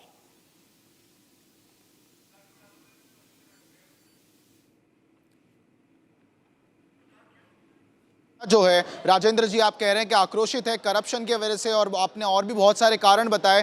पर राजेंद्र जी, ये जो गवर्नमेंट ने, आपकी सरकार ने ये जो डिसीजन लिया है, ये सर्वोच्च न्यायालय का एक बहुत बड़ा आदेश आया था कि देश में जितने भी सोशल मीडिया प्लेटफॉर्म हैं उन्हें मिनिस्ट्री ऑफ कम्युनिकेशन के साथ रजिस्टर करना पड़ेगा। उसके बाद ये नेपाल की सरकार ने किया था काम। तो क्या ये आज का जो प्रोटेस्ट हो रहा है ये कहीं ना कहीं सरकार नहीं, पर क्या सर्वोच्च न्यायालय का अपमान नहीं हो रहा है? राजेंद्र जी, इस पर आप क्या कहेंगे? क्योंकि ये नेपाल की डेमोक्रेटिक प्रोसेस पर एक प्रश्न उठा रहा है। आज पार्लियामेंट के अंदर हम देख रहे हैं किस प्रकार के विजुअल्स हैं, और उसके बाद में सुप्रीम कोर्ट के ऑर्डर के बाद जब एक सरकार ने डिसीजन लिया था, और उसके बावजूद जब हम ऐसे आंसू गैस के गोले देख रहे हैं आपके कैपिटल सिटी काठमांडू में, जो अपने पीस और ट्रैंक्विलिटी के लिए जानी जाती है, क्या आप इसका समर्थन करते हैं, इस हिंसा का? ऐसा है कि दुनिया का कोई भी शासक, निरंकुश से निरंकुश शासक, अपने को लोकतंत्रवादी दिखाता है और विभिन्न अड्डा अदालत दिखा करके, नियम कानून और संविधान दिखा करके जनता के ऊपर शोषण करता है, दमन करता है, जनता को विभिन्न प्रकार का प्रतिबंध लगाता है। इसलिए राज्य तो अपना ये जो इसका जो औजार है उसका प्रयोग तो राजेंद्र जी, सुप्रीम कोर्ट के निर्देश के अनुसार क्या सोशल मीडिया प्लेटफॉर्म मेटा और ट्विटर को नहीं रजिस्टर करना चाहिए गवर्नमेंट के साथ? क्या आप ये इसका समर्थन कर रहे हैं फिर?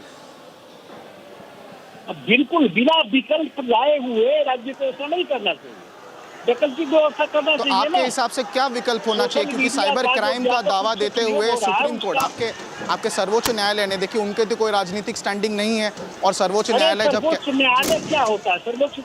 सर्वोच्च न्यायालय ने कहा है, सर्वोच्च न्यायालय का हजारों फैसला ऐसे ही पड़ा हुआ है राज्य में, उसको तुरंत किस समय कैसे लागू करना है वो तो राज्य का भी काम है ना।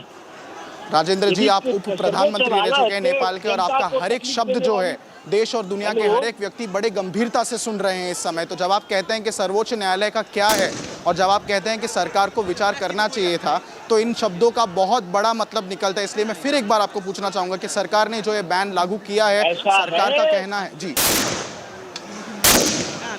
ऐसा है सर्वोच्च अदालत यदि जनता के अधिकार पर किसी हनन करने वाला यदि किसी प्रकार का फैसला करता है तो उसको वैकेट कराने का काम भी तो सरकार का है। क्या है अदालत कोई निर्णय कर दिया तो निर्णय लौटता भी तो नहीं, सभी निर्णय सही होता है क्या अदालत का? आज एक निर्णय करता है वही अदालत उस निर्णय को बदल करता है, उल्टाता है, संशोधन सुधार करता है, क्या होता है? इसलिए अदालत का निर्णय हो गया और जनता के हित बिक्री अधिकार के बिक्री यदि किया है तो उसको वैकेट कराने का काम सरकार का है, राज्य का है, करना चाहिए था। इसलिए एक गलत हुआ, ये बिल्कुल गलत हुआ है, बिना विकल्प का, बिना उसका कोई अल्टरनेटिव है कि वो इस प्रकार से एक ही बार इस प्रकार का प्रतिबंध नहीं लगना। क्या विकल्प ये है जो अभी हम जो तस्वीरें हम काठमांडू से अभी देख रहे हैं, राजेंद्र जी, क्या आप मानते हैं कि विकल्प ये है? क्या इसका भी कोई विकल्प नहीं हो सकता? सरकार के प्रति जो प्रदर्शन करने का भी कोई विकल्प नहीं हो सकता? इस पार्लियामेंट में आप भी जाते हैं, आप भी वहाँ के प्रतिनिधि, जहाँ निरंकुशता हावी होता है, जहाँ के राज्य नियम कानून और संविधान दिखाकर, अदालत दिखाकर राज्य जनता के ऊपर जब शोषण, दमन और इस प्रकार का जब निर्णय वगैरह करके जब लागू करने का प्रयास करती है, उस अवस्था में पीपुल बाध्य होकर सड़क पर आती है और सड़क पर आकर की बात को रखता है, प्रदर्शन करता है, संघर्ष करता है, उसकी बाध्यता होती है। और इसलिए दुनिया में ऐसे मूवमेंट होते रहते हैं। नेपाल में तो इतना ज़्यादा फ्रस्ट्रेशन अभी शासन के प्रति है, सरकार के प्रति इतना ज़्यादा फ्रस्ट्रेशन है कि वो फ्रस्ट्रेशन किसी समय इससे भी ज़्यादा उभर करके आ सकता है। ऐसी अवस्था है नेपाल में। अभी हम देख रहे हैं कि काफी हिंसा बढ़ती ही जा रही है, काफी लोगों को चोट लगी है, टीयर गैस शेल फेंके जा रहे हैं, पार्लियामेंट के अंदर घुसने की कोशिश की जा रही है। इस पॉइंट पे आपकी क्या कुछ डिमांड रहेगी गवर्नमेंट से? नहीं, वो तो स्वाभाविक है। जब प्रदर्शन हुआ तो प्रदर्शनकारी पार्लियामेंट वहां भी जाकर प्रदर्शन किया है, गोली चली है, एक शहादत हुआ है, सैकड़ों लोग घायल हुए हैं, टीयर गैस चला है, गोली चली है, लाठी चली है। वो लोग तो लाठी और बंदूक लेकर गया नहीं था विद्यार्थी, खाली हाथ गया था, प्रदर्शन का विवाद को रखने गया था, प्रदर्शन कर रहा था। तो राज्य ने इस प्रकार से दमन किया है, वो भी दमन ठीक नहीं है। इस प्रकार से गोली नहीं चलनी चाहिए थी और पानी का फुहारा चलता, गोली चली तो कमर से नीचे गोली चलनी थी, ऊपर गोली चलती है। यहाँ मानवाधिकार का हनन किया जाता है, ऐसा नहीं होता है ना। शांतिपूर्ण मूवमेंट में राज्य इस प्रकार से दमन नहीं कर सकती। प्रश्न में ये पूछना चाहूंगा कि आपकी पार्टी का और आपका इस मुद्दे पर क्या स्टैंड है? आप विकल्प की कब से हमें बात कर रहे हैं, आप क्या विकल्प देना चाहेंगे? हमारी राष्ट्रीय मुक्ति पार्टी नेपाल ऐसी गतिविधि की घोर घोषणा करती है। राज्य गैर जिम्मेदार ढंग से प्रस्तुत हो रहा है। यही सवाल नहीं है, ढेर सारे सवाल है जिस पर इस देश में राष्ट्रीय मुक्ति क्रांति की बात हम लोग कर रहे हैं। राष्ट्रीय मुक्ति क्रांति की तैयारी, राष्ट्रीय आंदोलन की तैयारी चल रही है। राज्य के इस प्रकार का व्यवहार, इस प्रकार का जो अधिकार पहचान के सवाल से लेकर के यहाँ लाखों लाख लोग देश से करके युवा पीढ़ी देश से करके भाग रहे हैं। देश गरीबी की तरफ दिन पर दिन बढ़ते जा रहा है। सुशासन नहीं है, करप्शन है, लूट तंत्र चल रहा है। बड़ी बड़ी पार्टियों के नेता सारे इन्वॉल्व है इस लूट तंत्र में, देश को लूटने पर लगा है। तो ये सारी बात है जिस पर हमारा आपत्ति है, जिस पर हमारा विरोध, हमारी पार्टी की तरफ से विरोध है और जिस पर हम खुद भी, हमारी पार्टी खुद भी इस पर संघर्ष कर रही है। और संघर्ष के कार्यक्रम भी बना रही है। और अभी का जो घटना हुआ एक युवा और विद्यार्थियों के द्वारा जो शांतिपूर्ण प्रदर्शन हो रहा है, इस बात एक जायज है, उचित है और शांतिपूर्ण प्रदर्शन की जो बात है इस पर सरकार को सुनना चाहिए, इस बात पर अमल करना चाहिए। क्या अनर्थ हो जाता है जब तक राज्य सरकार वैकल्पिक व्यवस्था नहीं करती है सोशल मीडिया के लिए जो भी सोशल मीडिया है उसके विकल्प में और कोई उपाय है, तब तक प्रतिबंध लगाने की जरूरत क्या थी? अरे उपाय करो, इस पर प्रतिबंध लगाओ ले। लेकिन ऐसा तो क्या है, तो महसूस का है, जो मन में आया कर दिया, ऐसा थोड़ा ही होता है। जी बहुत बहुत धन्यवाद राजेंद्र महतो जी, आप हमारे साथ इस ब्रॉडकास्ट पर जुड़े और भारत की सारी जनता आज सुन रही है और देख रही है काठमांडू में क्या हो रहा है। Ladies and gentleman, that was the former deputy prime minister of Nepal Rajendra Mahato live on Republic. Very sensational comments there coming in from the deputy prime minister, the former deputy prime minister rather, even going on to question the authority Akansha there of the Supreme Court of Nepal on the directions of which these 26 social media apps were banned. It was after the Supreme Court judgment earlier this month that had provoked the government to pass a regulation of compulsory registration of social media platforms with the Ministry of Information and Communication in Nepal, following which 26 applications failed to meet the deadline that was of last Thursday. Subsequently, their access to the internet was curtailed and a lot of social media platforms, very prominent ones of Meta, including Facebook and Twitter and Instagram and LinkedIn and even YouTube to a large extent, all of these applications ceased to exist and function in Nepal, following which today, ladies and gentlemen, today we see a massive protest led by largely youth and individuals below the age of 30, what is being now termed as a Gen Z revolution in Nepal, and the politicians in Nepal are now attempting to link it to corruption and other allegations as well. A very dangerous spin emerging as the Nepal's parliament was stormed just moments ago by the protesters, and these are the live visuals, ladies and gentlemen, coming in from Kathmandu.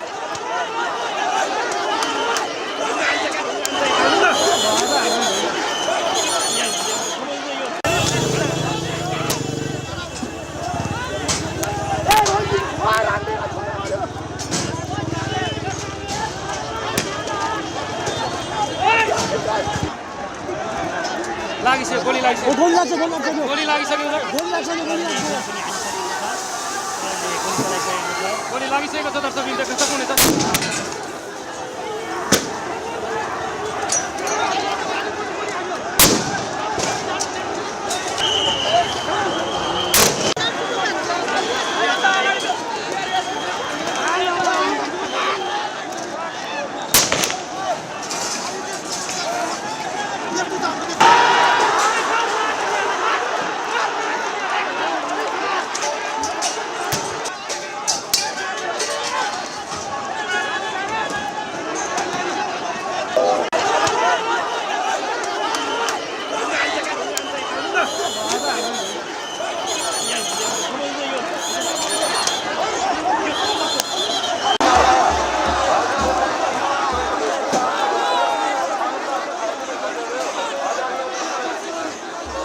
Alright, so those are the live visuals coming in from Kathmandu, where you can see the police there is using the tear gas shells to disperse the crowd and maintain the law and order situation. And this all reignited, in fact, after the decision that was taken by the government to block the 26 social media platforms, including Facebook, Twitter, WhatsApp and YouTube, for failing to register with the Ministry of Communication there and IT as well. The government claims that the ban is a matter of regulatory compliance, but the protesters there on the ground see it as a censorship aimed at suppressing the critical voices and the organized dissent. There on the screen, you can see these are the live visuals coming in from Nepal, in fact, Kathmandu, where the protesters have taken this to the streets, and these are mainly people who are below the age of 30, and we're learning that the protest is only going to grow bigger by tomorrow. This is what the sources have told us, that tomorrow there will be a big movement in Nepal. Under Plan B, Gen Z's movement will get bigger tomorrow. People less than 30-year-old are involved in today's movement, and this is only going to grow bigger. As you can see on the screen, the police is using the tear gas shells. Barricades there have been put to stop thousands and thousands of students who are there, protesters there on the ground. to storm the parliament area, but just a while back we saw the whistles of the protesters storming the parliament of Nepal as well, leading to the imposition of the curfew there. The Kathmandu district administration has extended the curfew after the Gen Z protesters clashed with the police just a while back. Barricades were broken, tear gas shell was thrown by the police to disperse them, and the allegations that have been raised by the protesters, which are mainly Gen Zs, those below the age of 30-year-old, is that of the corruption against the government. And the second and the most important one is regarding the ban on social media platforms that includes Facebook, YouTube, X, Instagram as well. The protesters are saying that this is a form of censorship to basically suppress the critical voices and the organized dissent. They're also claiming that there's a massive corruption going on in the government, and to raise those voice and the demand, lakhs of protesters are there on the streets of Nepal. You can see the policemen there beating one of the protesters as well. Tear gas shells being thrown at protesters to disperse them from that area. The curfew has been imposed, which was initially imposed in parts of Baneshwar after protests broke out in restricted area, but now it covers a wider zone. It includes the Parliament area, the Sheetal Nivas area, Maharajganj, the Vice President residence, all the Singha Darbar, the Prime Minister's residence as well in the surrounding area. So the main area of Kathmandu has been totally blocked, and in fact, there are orders that curfew has been imposed there. Authorities have said the extension of curfew is intended to prevent the further unrest that has been going on and ensure the security in the sensitive government locations as well. So we're learning that the curfew was imposed at 12:30 p.m. and that will last till 10 o'clock in the night. But looking at the situation, it appears that the curfew could be extended by the police there. Barricades have been put up all around that area, from the Parliament of Nepal to the President's house, Vice President's house, and Prime Minister's residence as well. To control the people and protesters, in fact, just a while pushed through those barricades as well.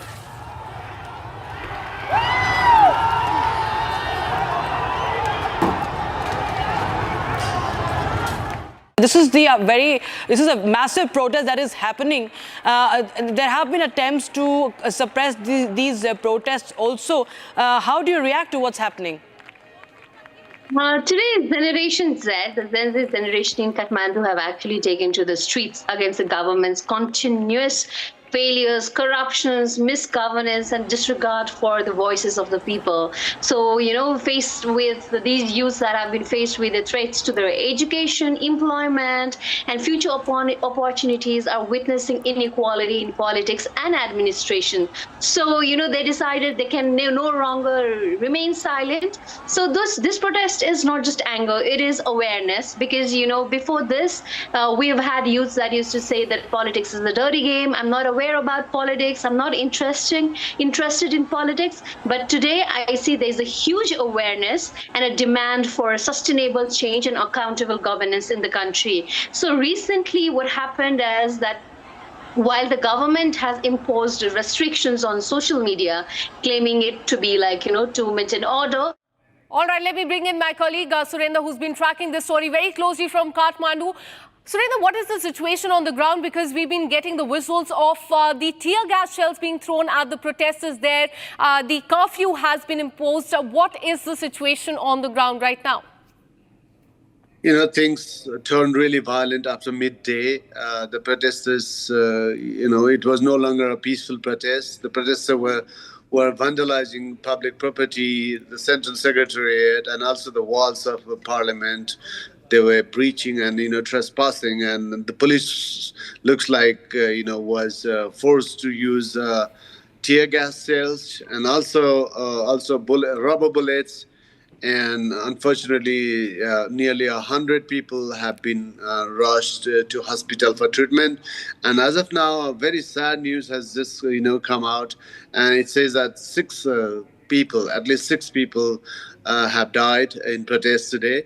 And officials are struggling to take the situation under control. Despite the curfew orders, the protesters are still on the streets in the periphery of the city, including Tinkune New Baneshwar area and all that. And also outside Kathmandu, also police authorities have announced imposed curfew in the western town of Pokhara. Also, officials have just announced curfew in the southern town of Bharatpur also, and in the eastern town of Jhapa also, the Bhadrapur also.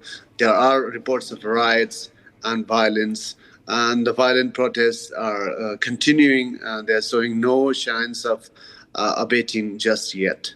Absolutely, and also take us through the major demands that have come to the fore from protesters, also the demands that the opposition parties also there are raising.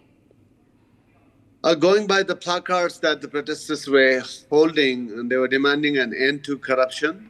They said, we don't want the social ban on social media. We want a ban on corrupt practices. That's where some of the placards that the protesters were holding, were reading. So basically, it's even though it looks like it's a protest against the ban on social media, it has also come to reflect other sentiments of the Nepali masses, who overwhelmingly want an end to corruption, want good governance, want opportunities in the country, and things like that. Absolutely. In fact, the situation is turning volatile. Thanks so much, Surendra, for speaking to us. Just a while back, we spoke to the former Deputy Chief Minister, Prime Minister of Nepal. Have a look. I'm joined by Rajendra Mahato, former Deputy Prime Minister of Nepal. Thank you so much, sir, for speaking to Republic TV.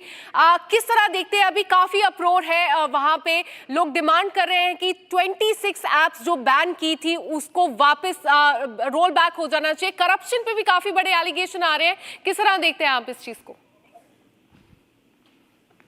ऐसा है कि अभी नेपाल सरकार के द्वारा regulate करने के नाम पर जो भी सोशल मीडिया नेपाल में दर्ज नहीं है उस सभी के ऊपर प्रतिबंध लगा दिया है. इससे हो गया क्या कि जो पब्लिक का जो फ्रीडम था, जो स्वतंत्रता था, उस पर आँच आया है. ये कोई वैकल्पिक व्यवस्था किए बिना इस प्रकार का एक ही बार जो प्रतिबंध जो लगा है, इससे जनता आक्रोशित है, इससे युवा पीढ़ी आक्रोशित है, इससे आम लोग आक्रोशित है. और इस बात का व्यापक विरोध हो रहा है नेपाल में.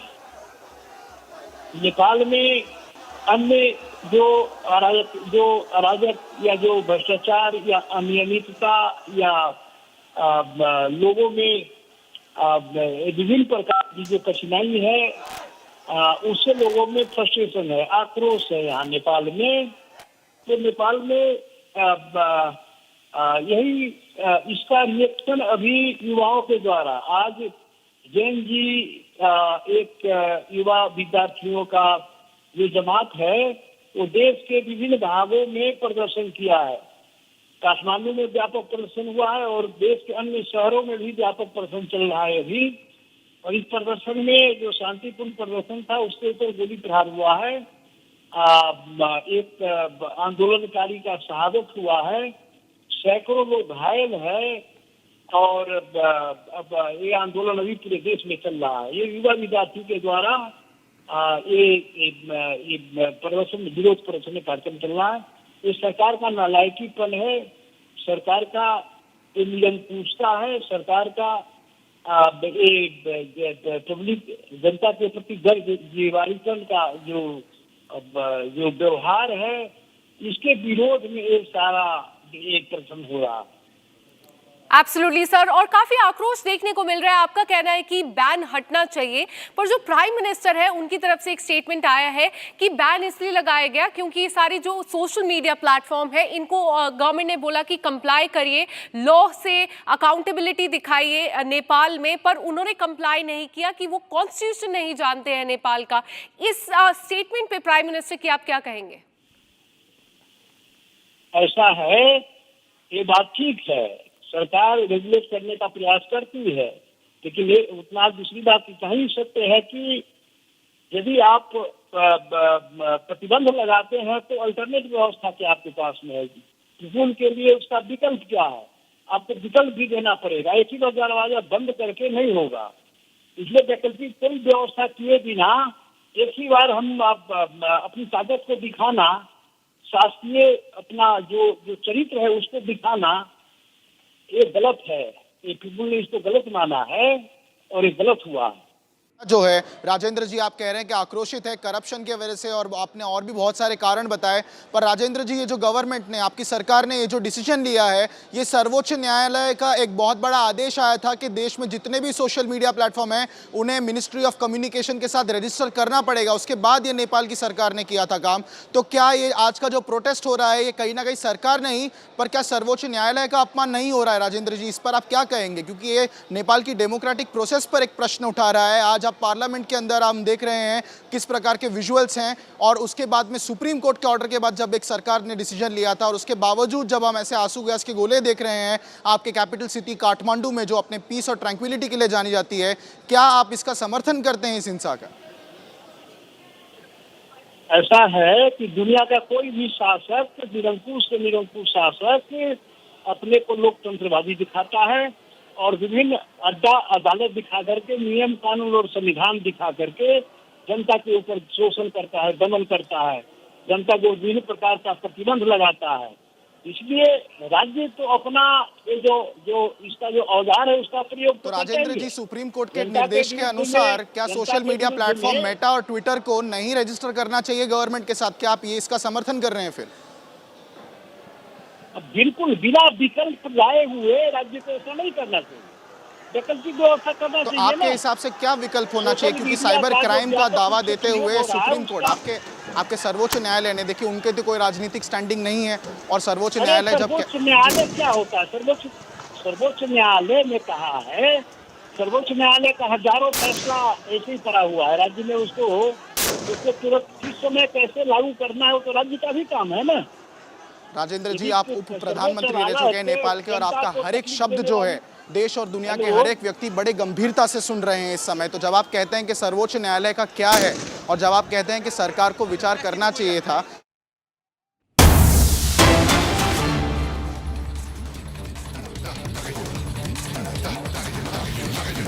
All right, we have breaking news coming in. As far as violence in Nepal is concerned, we're learning that the curfew has been extended in several areas around Kathmandu is what we're learning. It has been extended. The curfew was initially imposed in parts of Baneshwar after the protest broke out in restricted area, but now it covers a wider zone. It includes the president's residence, the Sheetal Nivas area, vice president's residence, all the Singha Darbar, and also Prime Minister residence in the surrounding area as well. So that entire area, the curfew has been imposed, and now we're learning that it has been extended around Kathmandu, where the protest started earlier today.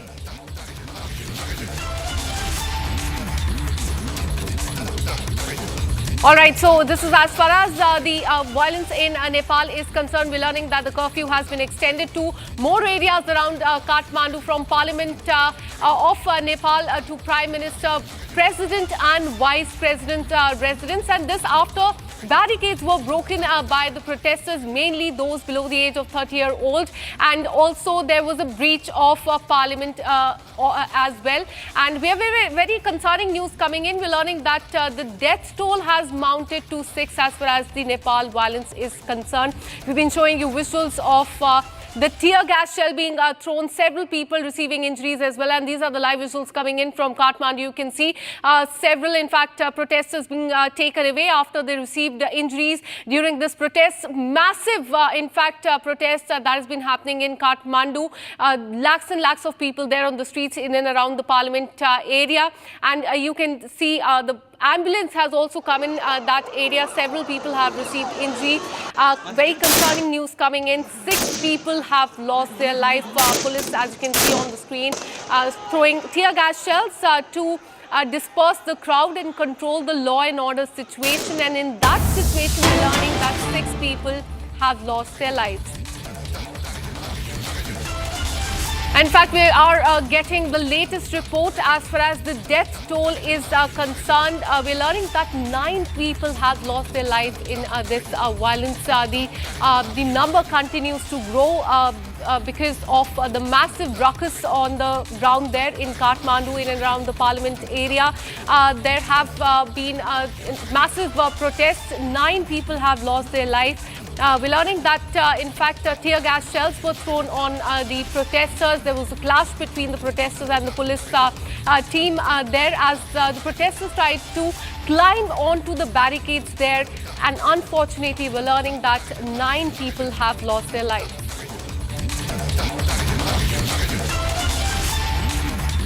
All right, we'll try and connect with our reporter for more on this. These are the visuals coming in of Kathmandu, where you can see protesters climbing onto the barricades there. And just a while back, there was a clash between police and the protesters as well. You can see how protesters, mainly below the age of 30-year-old, they are trying to climb onto the barricades. Tear gas shells were also thrown at the protesters.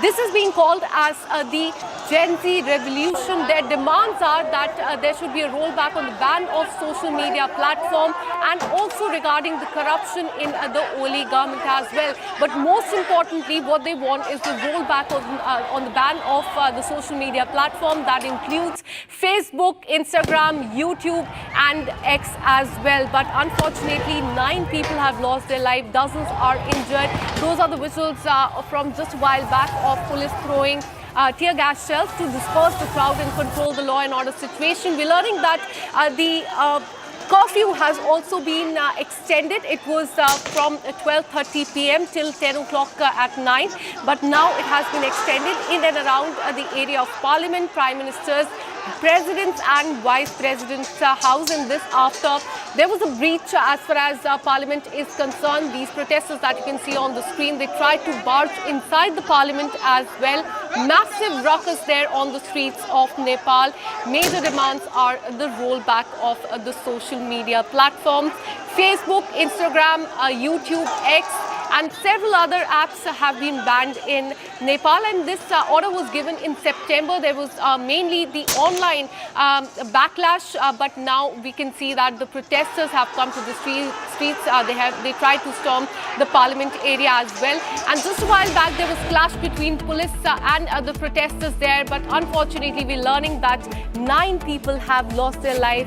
This is what they're terming as the Gen Z revolution. We'll continue to get you more details and the ground reports from Kathmandu on this right after a very short break. Stay with us.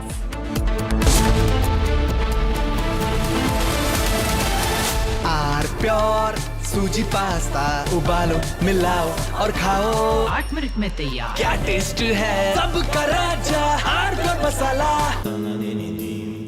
Amity has been ranked among the top universities globally for producing the most employable graduates by the Times Higher Education UK.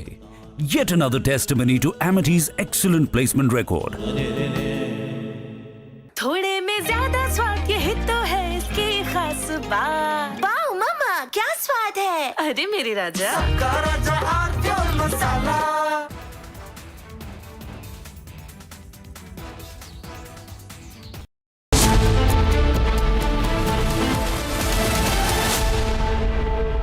थोड़े में ज्यादा स्वाद यही तो है इसकी खास बात। वाओ मामा क्या स्वाद है? अरे मेरे राजा सबका राजा हार्डकोर मसाला। इसको घर पे लगाओगे तो शादी का तो पता नहीं, पर घर पक्का नहीं टूटेगा। रुंगटा नहीं तो घर स्ट्रॉन्ग नहीं। रुंगटा स्टील TMT बार एकदम सॉलिड। पहाड़ों में एक हाइकिंग शिप भी बन सकती है।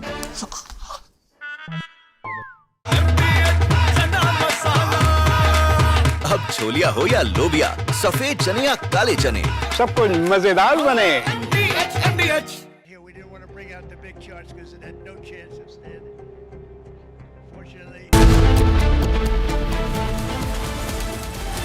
इसको घर पे लगाओगे तो शादी का तो पता नहीं, पर घर पक्का नहीं टूटेगा। रुंगटा नहीं तो घर स्ट्रॉन्ग नहीं। रुंगटा स्टील TMT बार एकदम सॉलिड। पहाड़ों में एक हाइकिंग शिप भी बन सकती है।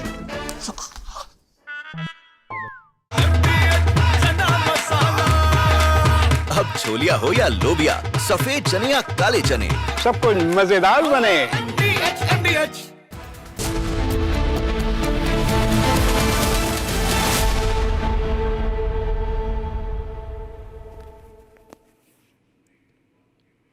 Hello and welcome. You're watching Republic TV with me, Akanksha Khajuria. Our top focus remains on the Gen Z revolution and the massive chaos on the streets of Kathmandu. Over to my colleague Rakshita for more. Thank you, Akanksha. Well, the youth have taken to the streets and they have opened up a war front against the KP Oli government. The protests have turned deadly. Viewers will get you a lowdown from Ground Zero. First, the headlines.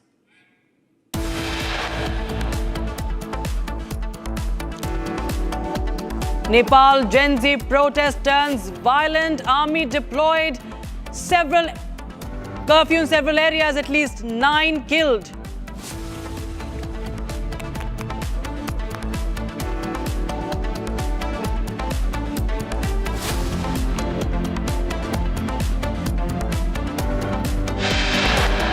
Stone pelting in Karnataka's Mandya as the Ganesh procession targeted. 21 arrested.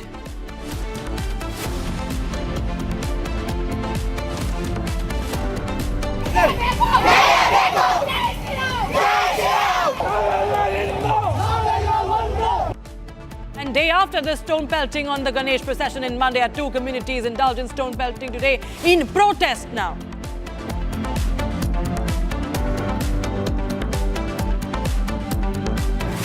Unwell Congress MP gets piggyback ride from villagers during flood inspection in Bihar. Aam Aadmi Party questions presence of Delhi Chief Minister Rekha Gupta's husband's presence in the official government meeting.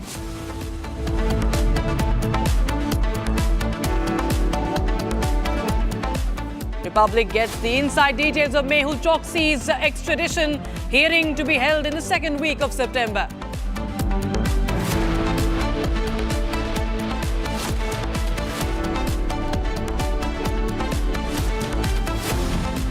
Big development in Balrampur conversion case. ATS files charge sheet against Changur Baba and his son.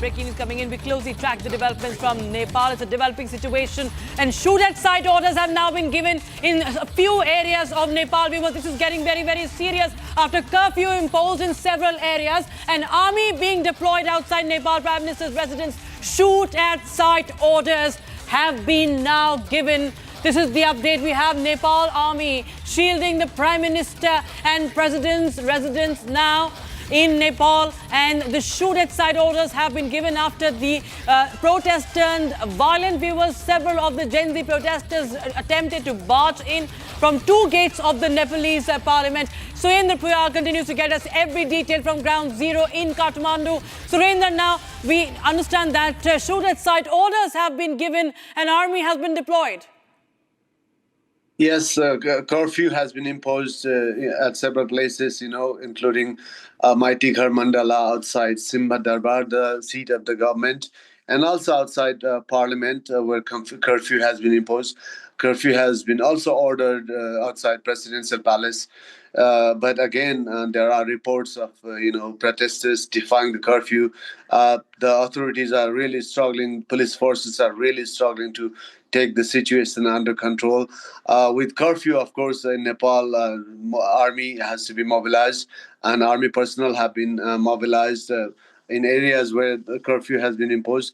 A similar situation is prevailing also outside Kathmandu. In Pokhara, also in the western town, curfew has been imposed. And the authorities are struggling to take the situation under control. Injured people have been rushed to hospitals in Kathmandu.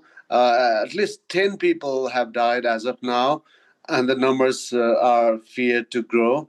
So the situation is quite tense, and it was completely unexpected because it was Gen Z protest, and nobody expected it to be this big, but it just grew. side orders, the army being deployed, and these are really dramatic visuals that we're seeing of firing, tear gas shells, tear gassing and water cannon also on the protesters, Surendra. This reminds us of several protest uprisings like that in Bangladesh, like in Sri Lanka we've seen, which can actually, cause major turnaround. So this is getting really serious, as we see in several of the videos that we are playing out right now, Surendra. Yeah, quite dramatic and quite violent actually. Unfortunately, several injuries and several deaths too. It may not be the same as the situation as in Sri Lanka or Bangladesh, but what we can remember is that we had in Kathmandu similar protests, anti-monarchy as pro-monarchy protests back in late April and also on the first day of March, for late March and the 1st April. So there are reports of infiltrations from different political groups and vested interests, but nothing is confirmed because the organizer is this very humble, simple group of youngsters called Hami Nepal. It means We Nepal. And they have decided to call up their protests in Pokhara at least. But again, now things have gone completely out of control, and authorities are struggling to contain it all. Surendra, just stay on with us. We'll just get more details. But viewers, take a very close look at these videos one by one. Dramatic visuals, viewers. This is getting very critical, as 9 people have been killed in Kathmandu. Just take a look at these videos that we are playing back to back for you.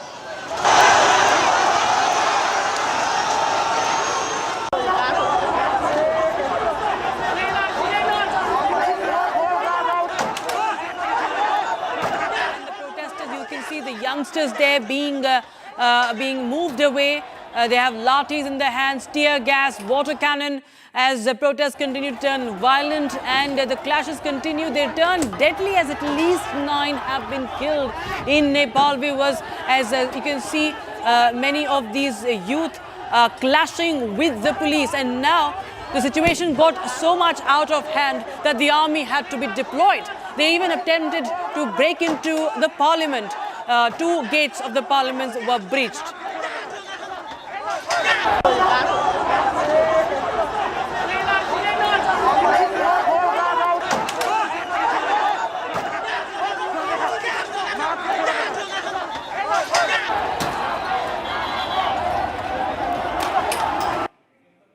Okay, so that was video number 2, viewers. We're bringing you more and more visuals to make you understand the gravity of the situation. Viewers, we'll show you another video where you can understand the gravity of the situation and how serious things are getting in Nepal.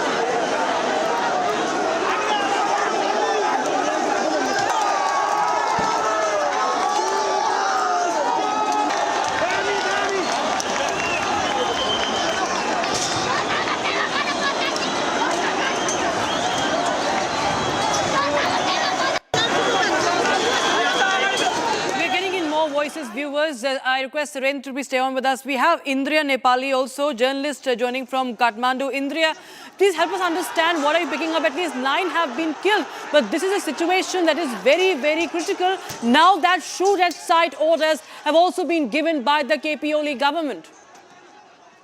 हाँ जी ma'am, यहाँ पे बहुत ज़्यादा या माहौल बहुत बिगड़ गया था। वो अभी वो जो स्टार्टिंग में है ना, वो स्टार्टिंग में कोई भी वो बंदा, वो लोग, वो युवा, कोई भी जनजी, कोई भी हाथापाई पे नहीं उतरा था। वो बहुत शांत, और वो बैंड है ना, वो बैंड बजा के वो गीत गा रहे थे, आराम से जा रहे थे। पता नहीं अचानक से वो पुलिस प्रशासन ने जो हमला, वो अश्रु गैस प्रहार किया, उसमें बहुत ज़्यादा वो बंदा है ना, वो बहुत ज़्यादा वो आंखों में बहुत आंसू लेके बहुत चिल्ला रहे थे, वो कर रहे थे, वो मुझे बचाओ, वो कर रहे थे बहुत ज़्यादा। वो दर्दनाक वो जो पल था ना, वो बस मैं कह भी नहीं सकती हूँ, वैसा था अभी पूरी। इंद्रिया, ऐसा ना, इस तरह के यहाँ पर वो क्या कहते हैं, कहा जा रहा है, कयास लगाए जा रहे हैं कि यहाँ पर तख्ता पलट की कोशिश की जा रही है। ये पॉलिटिकली है, कहीं ना कहीं मोटिवेटेड। इसके पीछे सिर्फ बैन का ऐप, जो ऐप को लेकर जो प्रतिबंध लगाया है, खाली वो रीज़न नहीं है। और कहा जा रहा है कि ये कुछ और भी हो सकता है, क्योंकि बांग्लादेश में भी इसी तरह के प्रदर्शन हुए थे। हाँ, वो ओनली फॉर मीडिया बैंड को लगी, वो बैंड वो भी एक पॉइंट है, लेकिन बहुत ज़्यादा वो युवा लोग है ना, भ्रष्टाचार, वो संसद में बहुत ज़्यादा वो ना सुनने वाली, ना जनता के बात ना सुने, वो लेके भी वो लोग भी बहुत ज़्यादा आक्रोश है ना, वो पोख रहे हैं। हाँ, वैसा ही वो ऑल ऑफ थिंग्स की वो है, वो एक पॉइंट भी है, लेकिन बहुत ज़्यादा वो तकलीफ है ना, वो तकलीफ बोल रहे हो युवा, जो से ना वो सड़क पे दिख रहा है। हाँ, तो क्या फ्रस्ट्रेशन रही है लोगों में, क्या युवाओं में फ्रस्ट्रेशन रही है? ऐसा कुछ लोग कह रहे हैं, कुछ ऑपोजिशन पार्टी के लीडर्स कह रहे हैं। हाँ, वो फ्रस्ट्रेशन वो बहुत ज़्यादा वो युवा लोग कह रहे हैं कि बहुत ज़्यादा भ्रष्टाचार हुआ है ना, हमारे बात वो लोग सुन रहे हैं ना, कुछ कार्यान्वयन कर रहे हैं, कुछ भी ना कर रहे हैं। इसीलिए हम लोग सड़क में आए, वो लोग का एक ही वॉइस है बस। जी बिल्कुल, बने रहिए हमारे साथ। Viewers, will just show you these videos as to the violence that is erupting. Viewers, it's getting very, very serious and it's getting deadly now.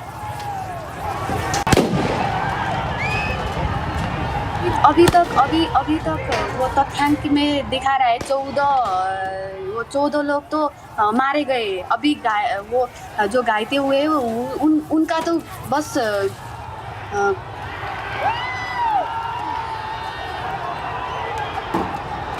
जी हम आपके पास वापस आते हैं। इंद्रिया, अभी हम दिखा रहे हैं अपने दर्शकों को, viewers, these are dramatic visuals that are coming in. Shoot at sight orders, the army deployed several areas, witnessing curfew situation, and the security outside the Prime Minister KP Oli's residence and President of Nepal's residence has been now beefed up. And at least nine have been killed, several others injured. Several of these youngsters are also critical, viewers. This is the breaking news we have right now as far as the Gen Z protests are concerned. And critics have said that this social media app ban is more than just a violation of law by those platforms, but it is it is the silencing of dissenters. That is what KP Oli government is attempting. This is what is being alleged. And you can see the youth with the flag of Nepal in their hands there. They have almost run riot on the streets of Kathmandu. And in fact, viewers, we have more breaking news coming in. The death toll is now mounting. And the death toll has increased now in Nepal from 9. It has increased to 14. That's the breaking news. At least 14 killed in Nepal. Gen Z protests. These are youngsters, viewers, who have now suffered rubber bullets, tear gassing, Lathi charge by the police, by the army. Army has been deployed, remember, and at least 14 have been killed in Kathmandu. This is the anti-KP Oli government protest breaking out in Nepal. Complete anarchy in the streets of Kathmandu right now is being witnessed. The parliament also breached. The gates of the parliament were barged in, were entered forcefully. And you can see the youngsters over there. This entire street is flooded with the protesters. There's barricading, there's police, there's military also that is being deployed. You can understand these scenes, in fact, remind you of what happened in Bangladesh last year, or if you go back further deep into the past, you could remember what happened in Sri Lanka. Similar scenes now in Kathmandu, and this is what the protesters say.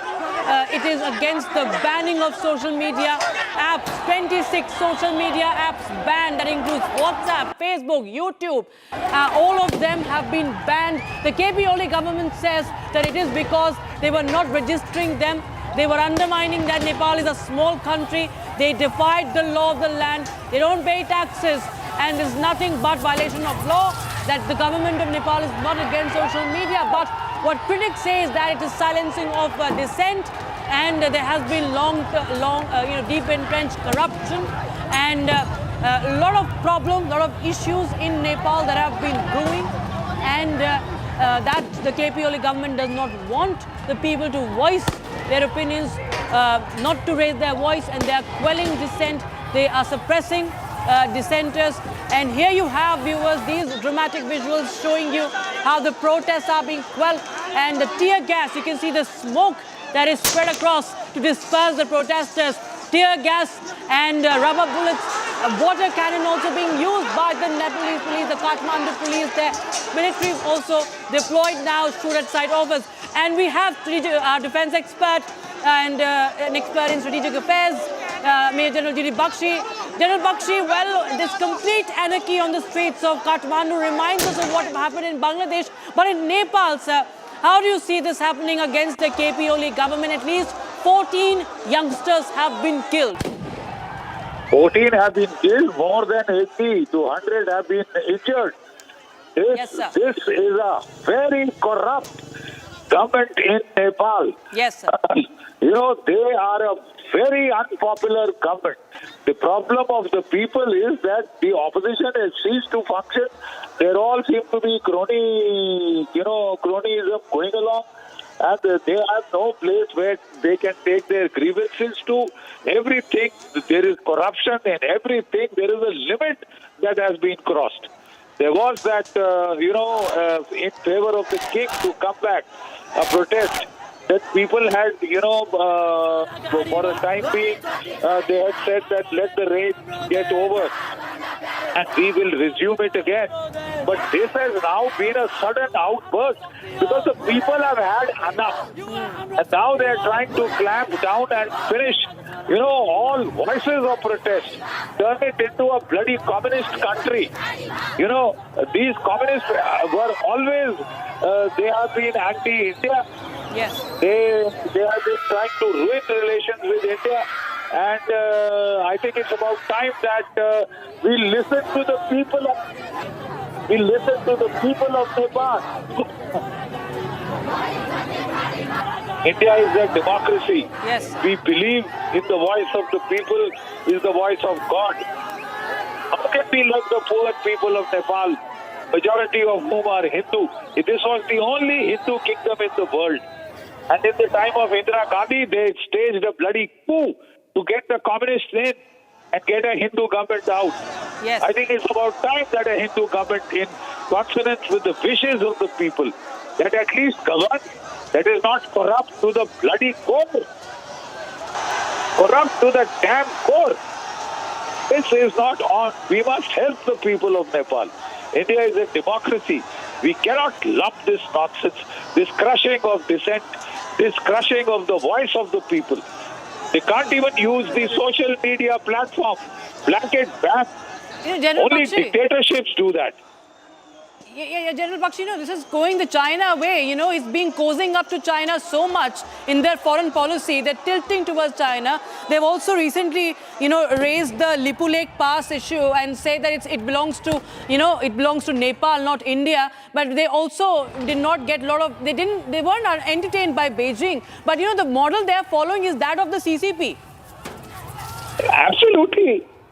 I had said, when this communist Maoist government was brought into Nepal, that this is a government, this is a communist stooge government.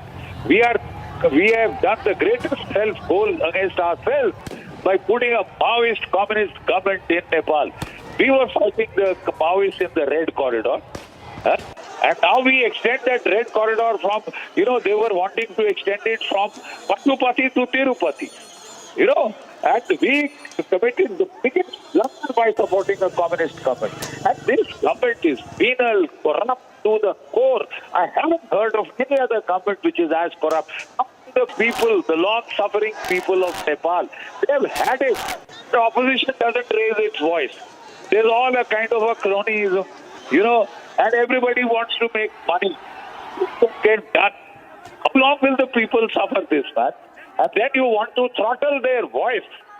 You want to ban the social media. And I think you got a street revolution coming in Nepal, right? And I think before that there is more bloodbath. They have unleashed the police, everybody onto the people. They are firing bullets onto unarmed crowds. There are better methods of crowd control. You fire. I have not seen a tear gas being fired, a lathi charge being done. They are firing bullets onto the unarmed people of Nepal. Shoot at sight orders, sir. They're shoot at sight orders. Shoot at sight orders. But despite the shoot at sight orders, look at the way the people are out. Do you understand what they are trying to say? We are fed up. We've had enough. Yes, sir. We don't give a damn if you kill us. That is what they are saying. Right, sir. Right. That is what they are saying. And I think India is a democracy. Must listen. We must intervene on behalf to save the people of Nepal. Murderous tyranny that wants to choke all voices of protest, all voices of dissent. That cannot be allowed. India is a democracy. We wanted a democracy in Nepal. Sir. It was a Hindu kingdom. Yes, sir. And it was made into a so-called atheist, communist democracy, plutocracy that loots the bloody people. Right. All they're interested in is making money. Money and more money. That's all. Yes, sir. When they want to kick the people of Nepal, they'll get it back. Absolutely, sir. There has been a lot of resistance. There have been pro-monarchy, protests in April also, if you remember, sir. So there has been a lot of opposition, and KP only has been indeed feeling the heat, for the longest, this year at least. But these scenes are unprecedented, in Nepal. We've never seen such a massive uprising, sir. This is a street revolution, and I'm sure it should be taken to its logical conclusion. I mean, the world has enough of a signal from the people of Nepal that they have had enough. Right, sir. And we can't be bystanders. We can't be Maoist lovers. We can't try and ensure that no Hindu kingdom comes back into Nepal. If the people want it, that is the way it should be. Yes, who are the communists to make it a vassal state of China? Yes, sir. General Bakshi, thank you so much for joining us as always on Republic TV with your thoughts. And viewers, that's, the sentiment even on ground. You can see, viewers, the frustration with the KP Oli government is palpable. The anger is palpable amongst the youngsters. This is called a Gen Z protest, viewers. The people in the government, those in the government are dismissing it as nothing but, opposition for the sake of just opposing it. But, viewers, there has been the KP Oli government has been feeling the heat for quite some time now. And after the social media ban, the youngsters have taken to the streets in Kathmandu, right in the heart of Nepal, right in the heart of the capital city that is Kathmandu. And you can see those window panes, the doors are completely broken. Of course, the law and order has also been disrupted. Several of the opposition parties say that there has been an infiltration into these protest groups. Well, that remains a matter of investigation. But this has turned deadly as at least 14 have been killed. These are the official figures. We do not know, but this is the official figure. At least 14 have been killed, and there are hundreds, viewers, that have been injured in Kathmandu. In several areas, curfew has been imposed. Shoot-at-sight orders are in place as the government is not ready to, in fact, what we see is a failure of control, it seems, viewers, because this situation got completely out of hand and the army had to be called in Kathmandu. And that is, you can see the situation, the gravity of the situation is getting even from bad to worse today. As right from the break of dawn, the protesters thronged to the streets in Kathmandu, even tried to enter the parliament. And now the residence of the Prime Minister and the President, the security around the residence has been beefed up. And viewers, this is after just 3 days ago, there was a ban on 26 of the social media apps in Nepal. And thousands now hit the streets in opposition. We will continue to keep a close eye on those, on that situation, viewers, from Kathmandu. Republic TV getting you all the live inputs. Stay tuned.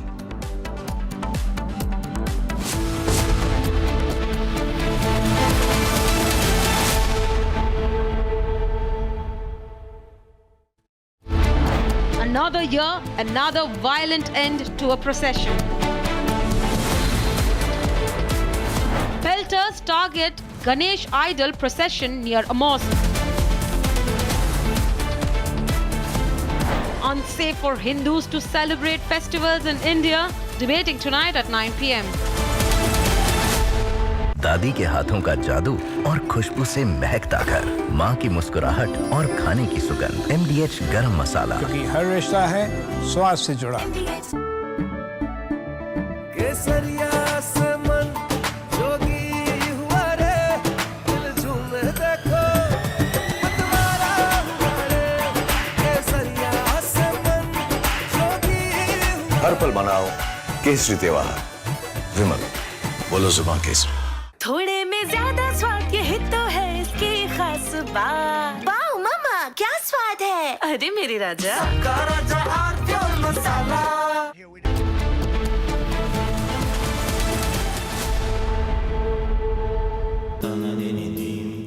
Amity has been ranked among the top universities globally for producing the most employable graduates by the Times Higher Education UK. Yet another testimony to Amity's excellent placement record. Pure सूजी pasta उबालो मिलाओ और खाओ 8 minute में तैयार। क्या taste है सबका राजा argon masala. Another year, another violent end to a procession. Pelters target Ganesh idol procession near a mosque. Unsafe for Hindus to celebrate festivals in India, debating tonight at 9 p.m.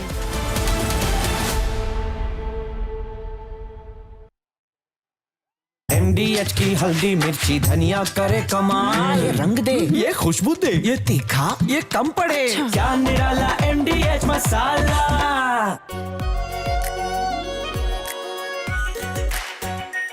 Are pure shahi paneer masala, delicious, healthy, everyday.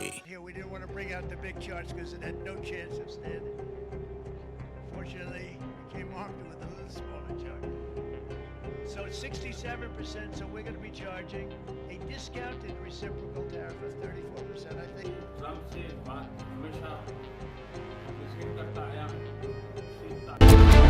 Another year, another violent end to a procession. Pelters target Ganesh idol procession near a mosque. Unsafe for Hindus to celebrate festivals in India, debating tonight at 9 p.m.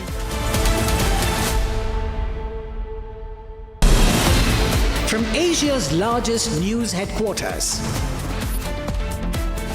setting the agenda for Bharat.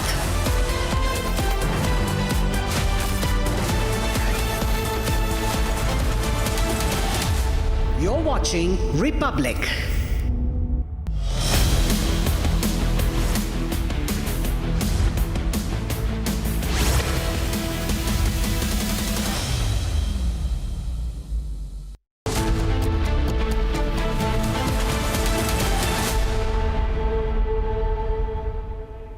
Good evening, welcome to Republic TV. Our top focus is going to be on the massive protest in Nepal against the Oli government, and also the government has now banned all the social media outposts and platforms. We're also getting to know there's violence that has broken out in Nepal.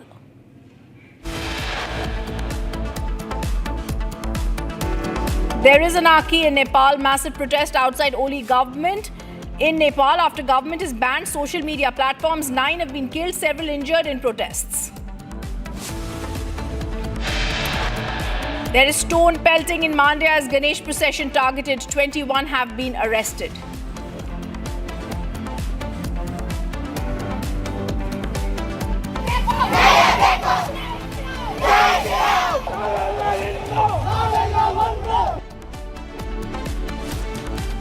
Days after stone pelting on Ganesh procession, 2 communities indulge in stone pelting today in protest.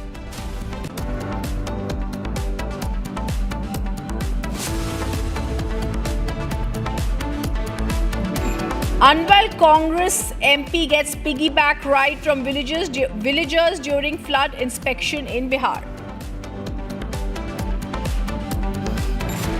AAP questions the presence of Delhi Chief Minister Rekha Gupta's husband present in the official government meeting. Republic gets inside details of Mehul Choksi's extradition. Extradition hearing is going to be in the second week of September. And big development in Balrampur conversion case. ATS files charge sheet against the Changur Baba and his son.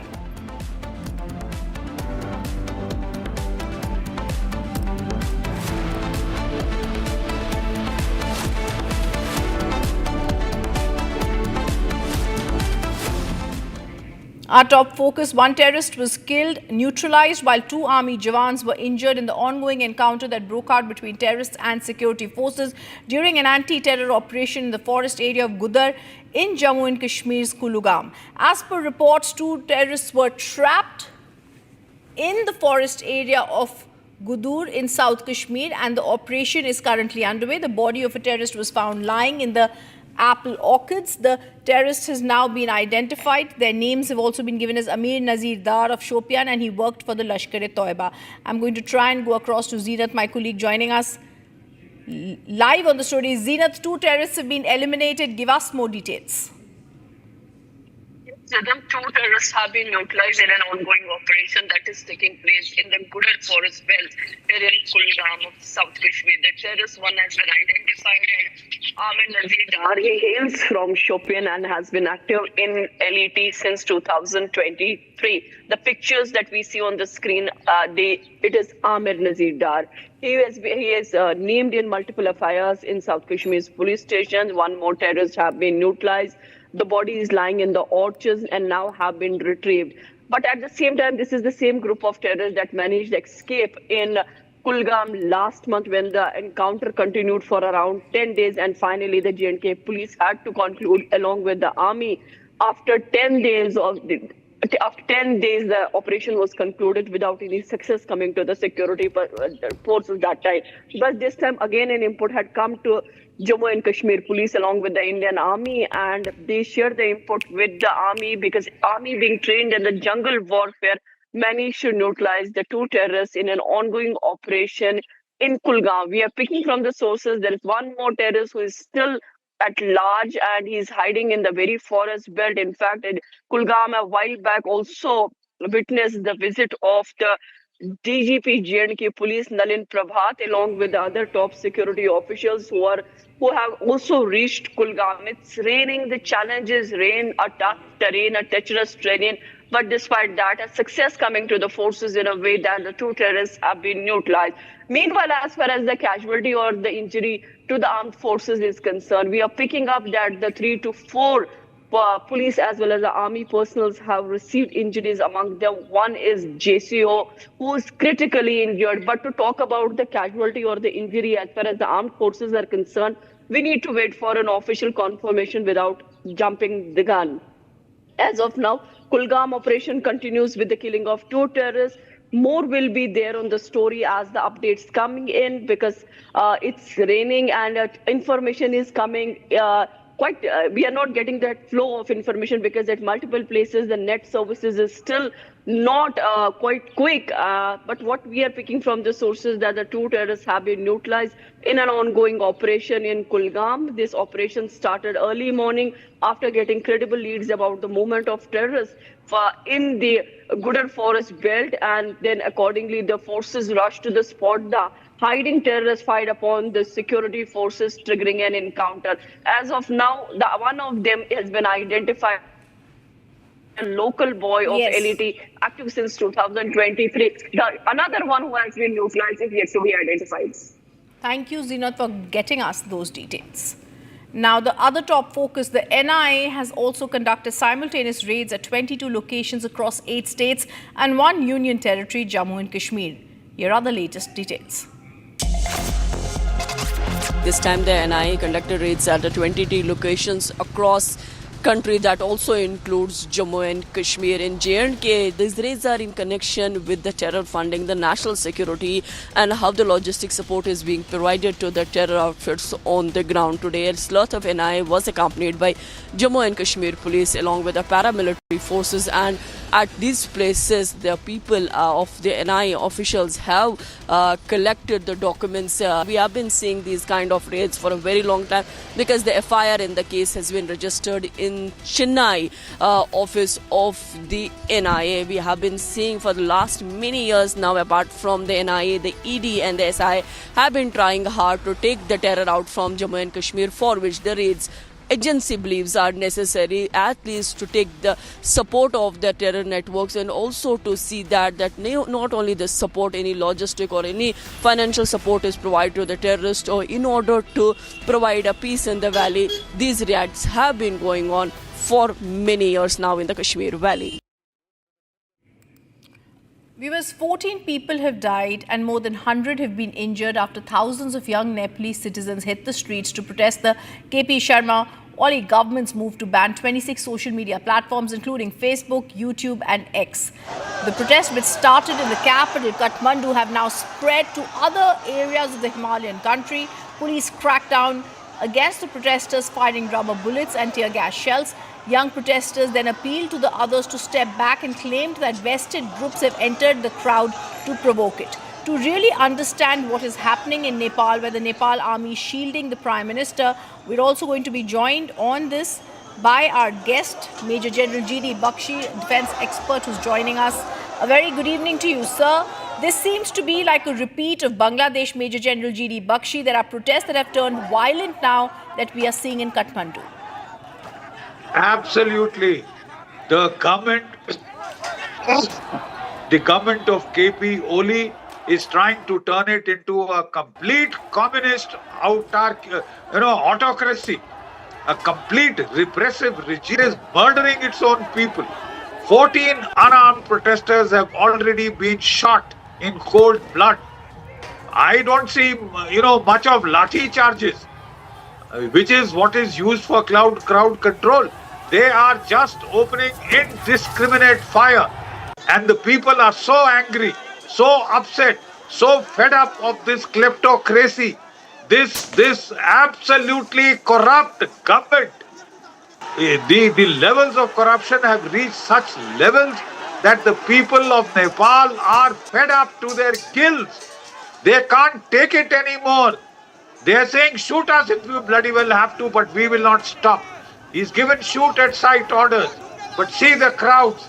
They're in their lakhs and lakhs on the streets. Right? Because this is the voice of the people. This is the voice of God. For God's sake, India is a democracy. We believe in human rights. We cannot allow such a slaughter of the people in our neighborhood. This used to be a Hindu country, and under Sonia Gandhi's regime, it was turned into a communist autocracy, so that Hinduism could be stamped out of Nepal. The people don't like it. The people are fed up because the opposition that is supposed to help them is not doing the job. They're just joining hands for the sake of power and wealth. Whom will the people go to? Where will they go? They are sick of the venal corruption at all levels. Right from the top, people are they are chores. They are looting money, accumulating wealth and sending it abroad. How long will the people of Nepal? Governance has collapsed in Nepal. You see, there was strong protest before the rains, right? In support of the monarchy, even a return of the monarchy, right? The bloody problem is that those protests were then, slowed down because of the rains. But if Oli thought he had crushed the spirit of the people, well, he can look again, peep out of his bloody window where he is hiding, and see the mood of the people of Nepal. The mood of the people of Nepal is for across the board systemic change. For God's sake, give them a break. For God's sake, stop the genocide of the Hindus of Nepal. This is not done. This is not acceptable. This man is trying to turn Nepal into a complete communist state. He is banning the media. He has put a blanket ban on the social media. Even China has not done that. Blanket ban on the social media. No, throttling the press, throttling every voice of dissent so that he can go on looting the people of Nepal. Sir, the people have risen against you. They are on the streets against you. And I think it is time for this corrupt government to go. I say again, the voice of the people is the voice of God. That is what democracies believe. And India is the largest democracy in the world. We cannot sit back and watch the murder of the citizens of Nepal, unarmed citizens of Nepal. This government came to power on the back of Kalashnikovs, of guns, of murder and violence and mayhem. That is how they took charge, right? And now they are using those same guns against their own unarmed people. That is not acceptable. We cannot stand this. India cannot sit back and just watch and applaud while the people of Nepal are being murdered. This is genocide, and it is against all norms of human rights. You want to control crowds? Use tear gas, use lathis. Don't shoot blindly into the clouds. Already 14 people have been murdered and about 80 plus at last count were injured. It must have crossed over 100. And there is no end in sight. He is past shoot at sight orders. And despite that, do you see? Have you lost your sight? KP Oli, can you peep out of your bloody window where you are hiding and see what your people feel about you? It's time for change. It is time for change in Nepal. The people have had enough. They have suffered silently enough. They're very nice people, the people of Nepal. They're full of sunshine in their hearts. They are so open-hearted. But there is a limit to what they can absorb. I feel very bad for the people of Nepal. Major General G.D. Bakshi, I completely agree with what you're saying. What are the similarities between the violence that we're seeing in Bangladesh and the violence that we are seeing right here in Nepal? The violence in Bangladesh was instigated, to my mind, by the CIA, by the ISI and the Jamaat-e-Islami. It was a colored revolution. I'm not sure if the CIA has much to do with this. We all knew that there was resentment and genuine anger in Nepal. There was resentment and genuine anger in Nepal against the present communist dispensation, which came on the back of bullets and guns. They staged an insurgency, and the then Sonia Gandhi government, for its own purposes, had helped the overthrow of the Hindu kingdom of Nepal. So if there is a comeback, I will not be surprised. And even as Major General G.D. Bakshi, I'm staying with you. I'm going to go across to breaking news that's coming in. National Security Council meeting has also been called in Nepal.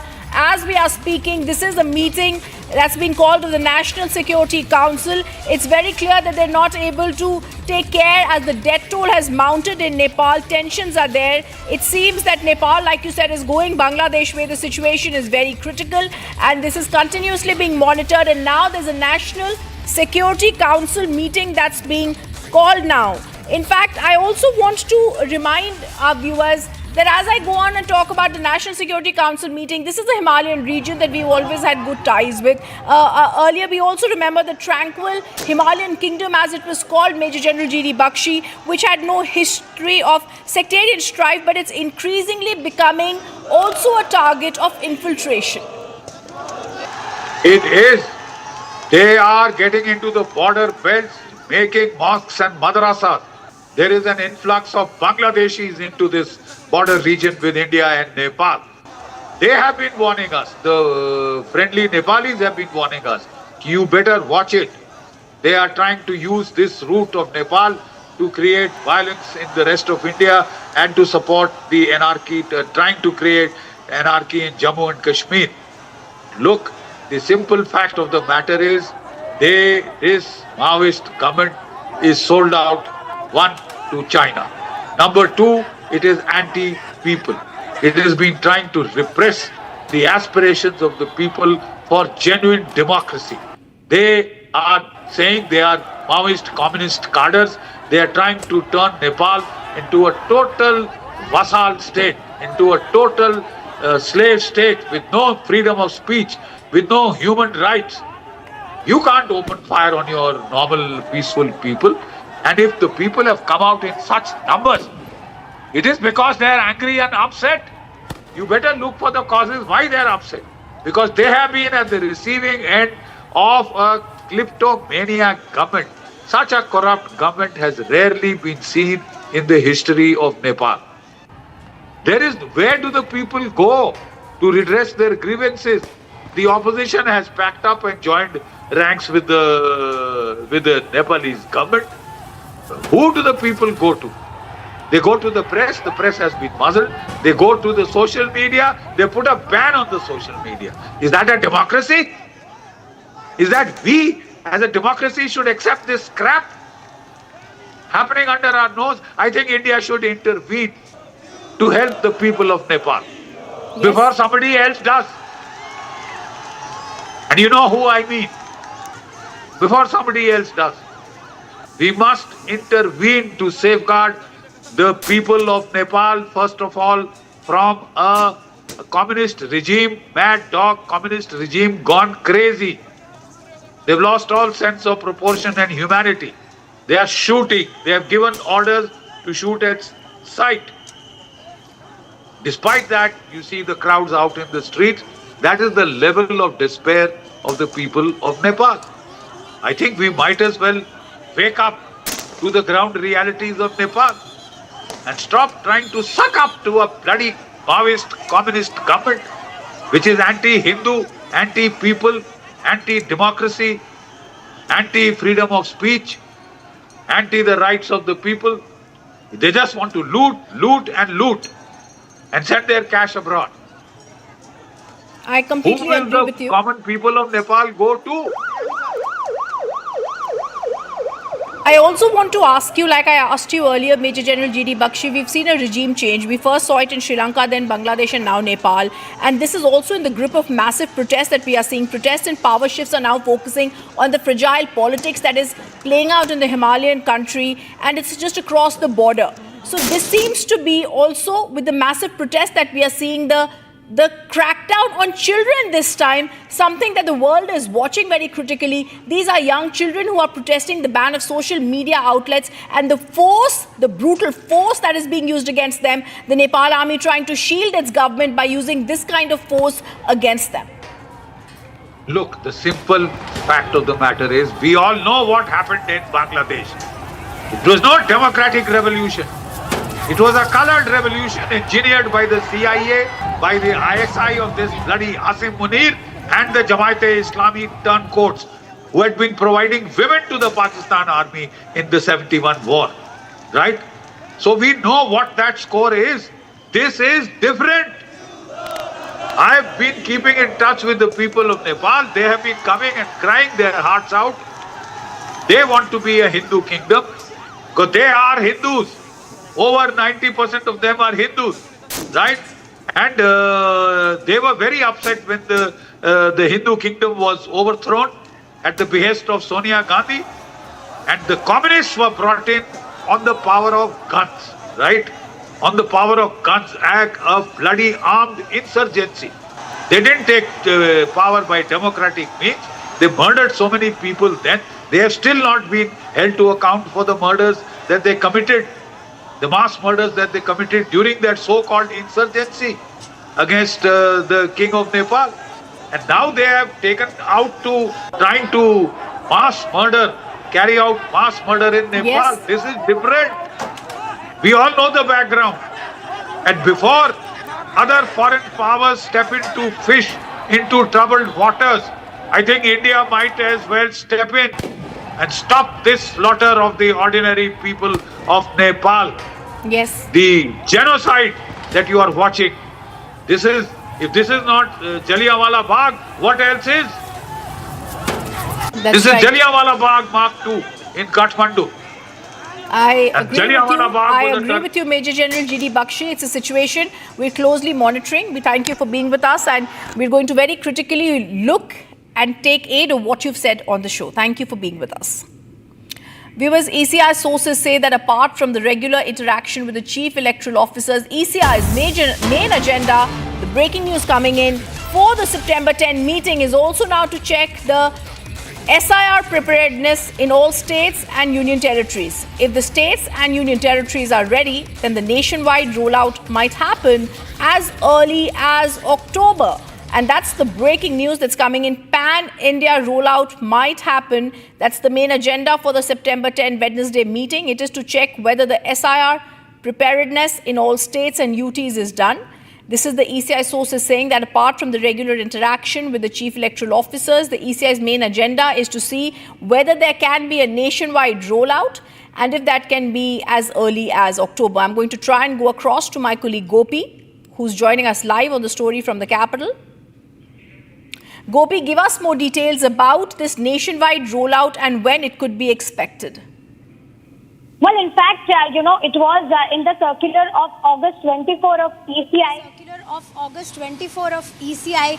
Where they had mentioned about all the states and union territories to be prepared for the nationwide rollout. So this was the initial and preliminary information which was given to the states and different union territories. But talking about the recent development, a meeting has been called of all the chief electoral officers from all the states and union territories. This is one of the biggest agendas of this meeting, which is going to take place on 10th of September, where discussion will happen around the nationwide SIR rollout. They are in fact going to check with the CEOs of different states and union territories as to how much prepared are they, because let's tell our viewers that there is requirement of lakhs of BLOs to implement SIR, as one BLO will take care of 1,000 people, which is around 250 households. So all this and much more, we will have to wait and watch. What we are understanding from our sources is once they get to know from this meeting, and if the states and union territories are ready, the rollout is possible as early as in the month of October. Back to you. All right, thank you for giving us those details, Gopi. It's a top focus. We'll continue tracking. We're also now going to take a look at what's making headlines across the nation. Bharat 1 Minute brought to you by Canara Bank. Together we can. Punjab's flood crisis mitigation saw the NDRF conduct rescue operations in the flood-affected villages of the Fazilka district. Over 1 week now, the NDRF has rescued over more than 1,500 villagers as the districts, among other districts in Punjab, have faced a loss of life and livelihood due to torrential rains. BJP leader Amit Malviya slammed the Indi bloc candidate, former Supreme Court Judge Justice Sudarshan Reddy, for meeting fodder scam convict Lalu Prasad Yadav, alleging such an act as shocking for someone aspiring for a high constitutional post.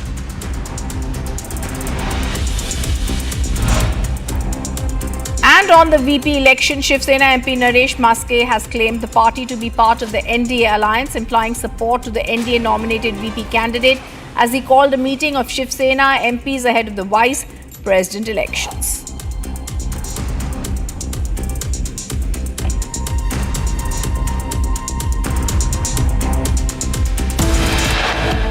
Coming up after a short break, stone pelting in Mandya as Ganesh procession is targeted. 21 have been arrested.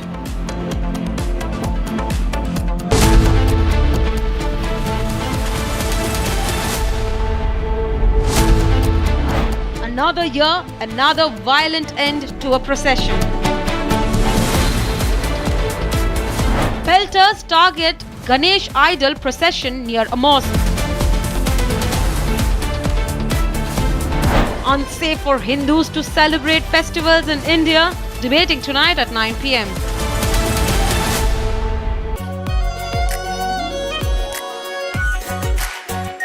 Our pure Shahi Paneer Masala.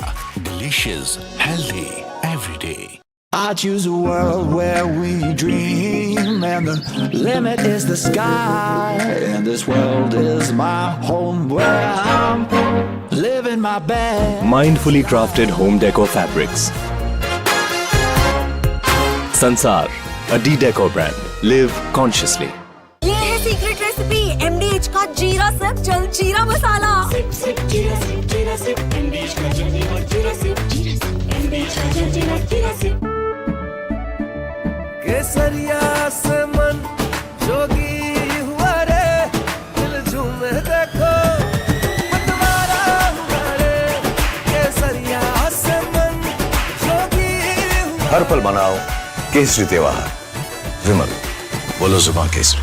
Are pure सूजी pasta उबालो मिलाओ और खाओ। 8 minute में तैयार। क्या taste है सबका राजा R pure masala.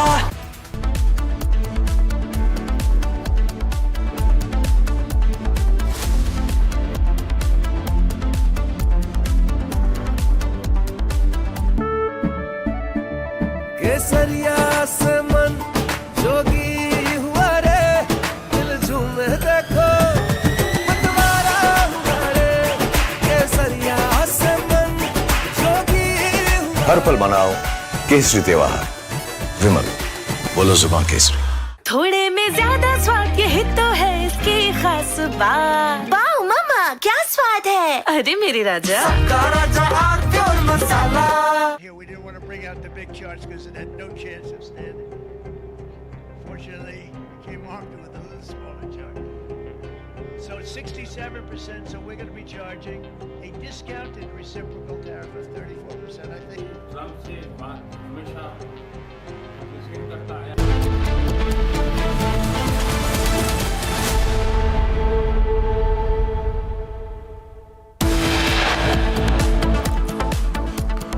Massive protests against Soli government in Nepal after government bans social media platforms. 14 killed, several injured in protests.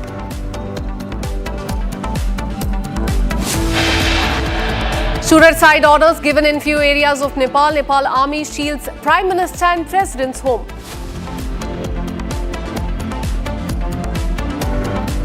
Stone pelting in Mandya in Karnataka as Ganesh procession targeted. 21 people have been arrested.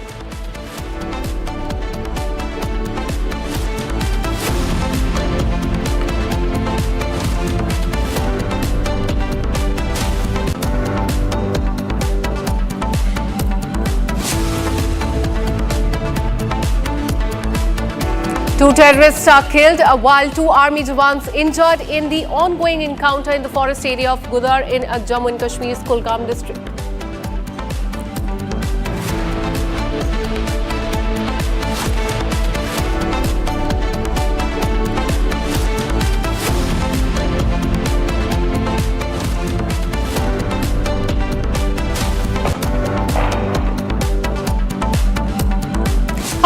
Welcome, you're watching Republic TV with me, Akanksha Khajure. Let's start with the breaking update that is coming in. As far as violence in Nepal is concerned, we're learning that thousands of young Nepalis marched through the streets of capital Kathmandu earlier today, protesting against the government's decision to ban 26 popular social media platforms, including YouTube, Twitter, Instagram, and in fact, several prominent social media platforms there. The clashes with the cops left 14 protesters dead and several others injured. We're learning that the protest led largely by the Gen Z reflected both anger over the blackout and wider frustration with what they described as the country's entrenched corruption. Protesters were also seen throwing tear gas shells back at the police, who had retreated to a corner of a street, making a huddle and using a riot shield to protect themselves from the incoming projectiles. Those are the visuals coming in from Nepal on your screen of clashes between police and the protesters. This is a Gen Z revolution, as the protesters are saying, and Gen Zs and those below the age of 30 are spearheading a massive protest in Nepal against the corruption in the KP Sharma Oli government and the recent move to restrict social media platform. And all of this started in September, when the decision was taken by the government to ban the social media platforms, including Facebook, Twitter, WhatsApp and YouTube, for failing to register with the Ministry of Communication. Now, while on one hand the government claims that the ban is a matter of regulatory compliance, protesters are saying that this is an act of censorship aimed at suppressing the critical voices and the organized dissent. And those are the visuals on your screen. In one of the streets in Kathmandu, as you can see, the police has been cornered to the one side of the streets, as the protesters are also throwing back the tear gas shells as well. Unfortunately, we're learning that many people have lost their lives. As many as 9 people have lost their lives. Several people have received injuries after the clashes between the police and the protesters. Thereafter, the protests turned violent. There were tear gas shells that were thrown. In fact, protesters tried to climb over the barricades as well. And all of this is happening in and around the Parliament area. The residence of the Prime Minister, President and the Vice President, they have been secured by the police. We're learning that, in fact, this entire area has been cordoned off and protected by the police. And those are the visuals on your screen. In fact, right now, the curfew has been imposed. It was to be in force from 12:30 p.m. Till 10 o'clock at night. But what we're learning that it has been extended in and around the prominent area of Kathmandu that involves the Parliament. Because earlier today, there was an attempt by the protesters that you can see on the screen to also surpass the boundary of the Parliament as well. Barricades were broken, tear gas shells were thrown back at the police. There was a violent clash that took place between the police men and also the protesters there. Several people have received injury. 9 people, unfortunately, have lost their lives. And these are the concerning visuals, very dramatic visuals coming in from Nepal. In fact, several reactions are coming in from Nepal. Have a look. This is a massive protest that is happening. There have been attempts to suppress these protests also. How do you react to what's happening? Today, Generation Z, the Gen Z generation in Kathmandu, have actually taken to the streets against the government's continuous failures, corruptions, misgovernance, and disregard for the voices of the people. So, you know, faced with these youths that have been faced with the threats to their education, employment, and future opportunities, are witnessing inequality in politics and administration. So, you know, they decided they can no longer remain silent. So this protest is not just anger, it is awareness. Because, you know, before this, we have had youths that used to say that politics is a dirty game. I'm not aware about politics. I'm not interested in politics. But today I see there's a huge awareness and a demand for sustainable change and accountable governance in the country. So recently what happened is that while the government has imposed restrictions on social media, claiming it to be like, you know, to maintain order, it is ironic that the Prime Minister of the country and the other top leaders are freely using it,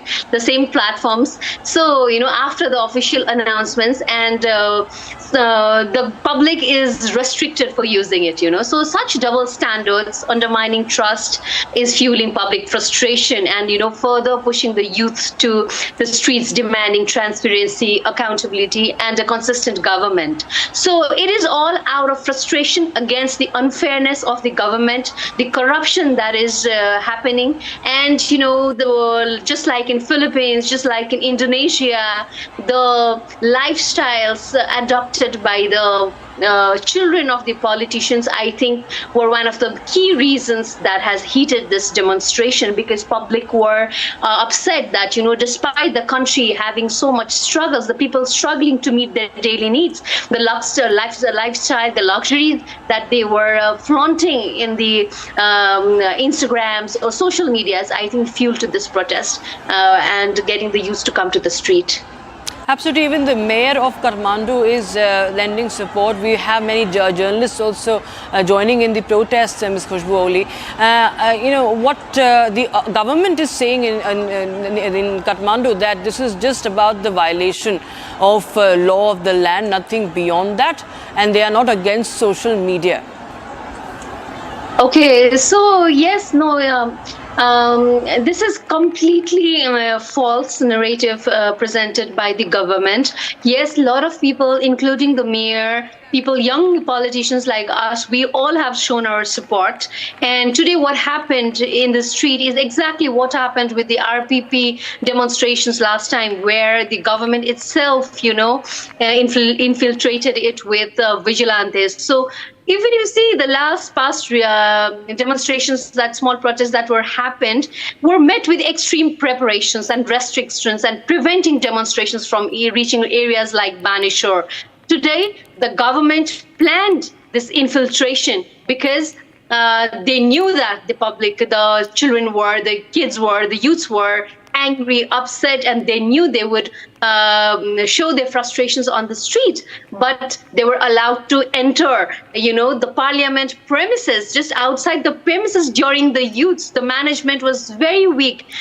So I think by permitting such elements to infiltrate the protest, the government not only sent a message that the youth themselves are chaotic. That's what they wanted to establish.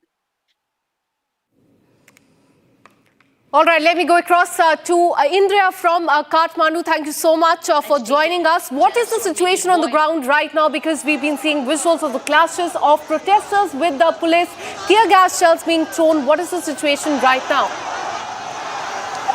अभी यहाँ की situation तो बहुत ज़्यादा tough हो जा रहा है। वो डेथ्स लोग वो भी बढ़ रहा है बहुत ज़्यादा। अभी तक तो 18 वो इंसान का अभी तक वो जो तथ्यांक में आया है वो 18 हो चुके हैं। अभी तक वो डेथ हो चुके हैं। पता नहीं कितने जन वो घायल भी हुए, पता नहीं, अभी तक वो क्लियरली तथ्यांक नहीं आया है। अभी तक वो शांत नहीं, वो युवा लोग जो जेनजी प्रोटेस्ट कर रहे थे वो अभी तक शांत नहीं हुए। अभी तक वो घटने के अजय वो हो रहा है अभी तक भी। अब पता नहीं ये इसमें क्या ये ने क्या रूप लगा। अभी तक थोड़ी देर पहले एक ब्रेकिंग न्यूज़ भी आया था, वो गृह मंत्री, वो मिनिस्टर उसका राजीनामा वो देना चाह रहे हैं, ऐसा भी न्यूज़ आ रहा था। पता नहीं वो अभी तक सच है वो या नहीं है वो पता नहीं, लेकिन वो आ रहे थे। अब बहुत जन घायल हुए, बहुत जन को गोली लगी है, बहुत चिल्ला रहे हैं। बहुत टफ है यहाँ का सिचुएशन। अभी कर्फ्यू लगा है, अभी तक तो पता नहीं कर्फ्यू भी वो तोड़ के वो जा रहे। वो गुस्सा है ना, वो युवा लोग का गुस्सा बहुत ज्यादा है तो जा रहे हैं, वही है इधर। एब्सोल्युटली, सिचुएशन अभी भी काफी वॉलेटाइल है, हमें विजुअल्स के थ्रू देखने को ये सब मिल रहा है। पर हमें बताइए कि ये लोकेशन कहाँ है, हमारी व्यूअर्स की बेटर क्लैरिटी के लिए। ये क्या कुछ एरिया है जहाँ पे लाखों लोग इकट्ठे हुए हैं? हाँ, वो है ना, वो गवर्नमेंट, नेपाल गवर्नमेंट एरिया है। वो संसद भवन, वो जो बैठते हैं ना, वो prime minister, PM, home minister लोग, वो एरिया बहुत ज्यादा वो उन लोगों ने टारगेट किया है। वो एरिया वो जैसा है ना, वो बांग्लादेश में जैसा हुआ था ना, जो आंदोलन हुआ था ना, लगभग वैसे ही देखने का नजारा मिल रहा है। अभी तक तो लगभग वो जा रहा था, वो उधर हो रहा था। और हमें डिमांड्स के बारे में भी बताइए, क्योंकि मेन डिमांड है कि ये जो बैन है ये हट जाए सोशल मीडिया से, पर करप्शन की बातें भी सामने उठ के आ रही है। करप्शन के रिगार्डिंग क्या कुछ एलिगेशन है प्रोटेस्टर्स के द्वारा? अभी ये करप्शन ओनली नहीं है, क्योंकि वो जो युवा जेनजी है ना, वो Gen Z protest only for corruption नहीं है।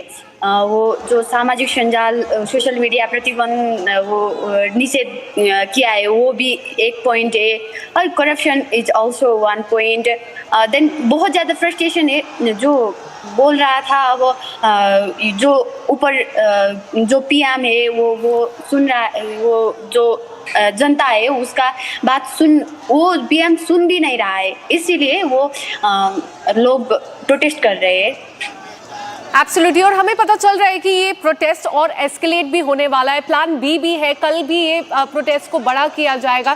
क्या कुछ प्लान है जेनजी रेवोल्यूशन में जेनजीज के द्वारा इस प्रोटेस्ट को आगे लेके जाने के लिए?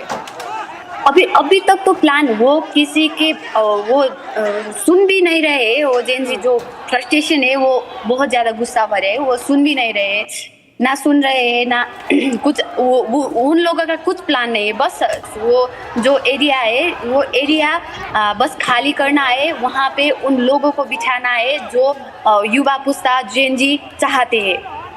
वो लोग वही चाहते हैं, बस खाली करना है और उन लोगों को बैठाना है जो जेनजी चाहती है, यही है।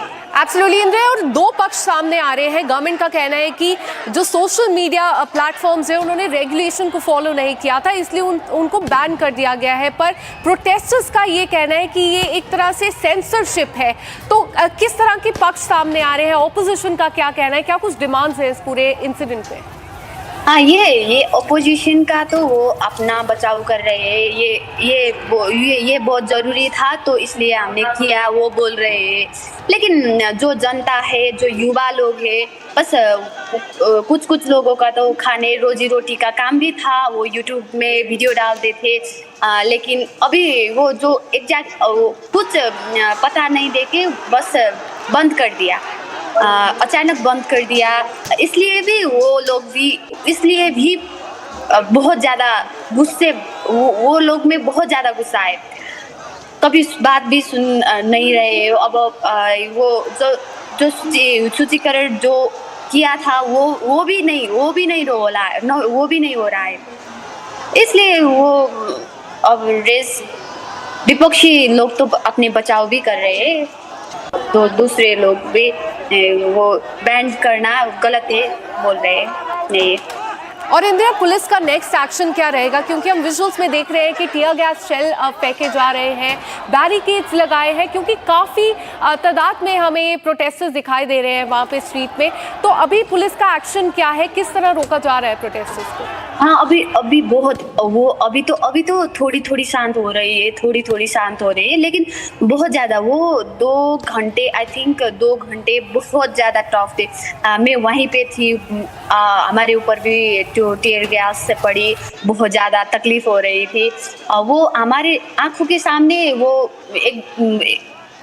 गोली खा रहे थे पुलिस का। तो यही था। अभी तो थोड़ी शांत है, लेकिन वो एरिया कर्फ्यू लगा दी गई है। अभी शांति सेना भी, वो आर्मी भी परिचालन हो रही है, ऐसा ही है। Absolutely. Thanks so much for all the details. We'll keep coming back to you for more on this. As you can see in the visuals, clashes have erupted between police and protesters. The major demand is the rollback of the ban that has been imposed on the social media platform. These platforms have been banned in Nepal, and the other demand is against the corruption as far as the Oli government is concerned. We'll continue to track this story very closely for you.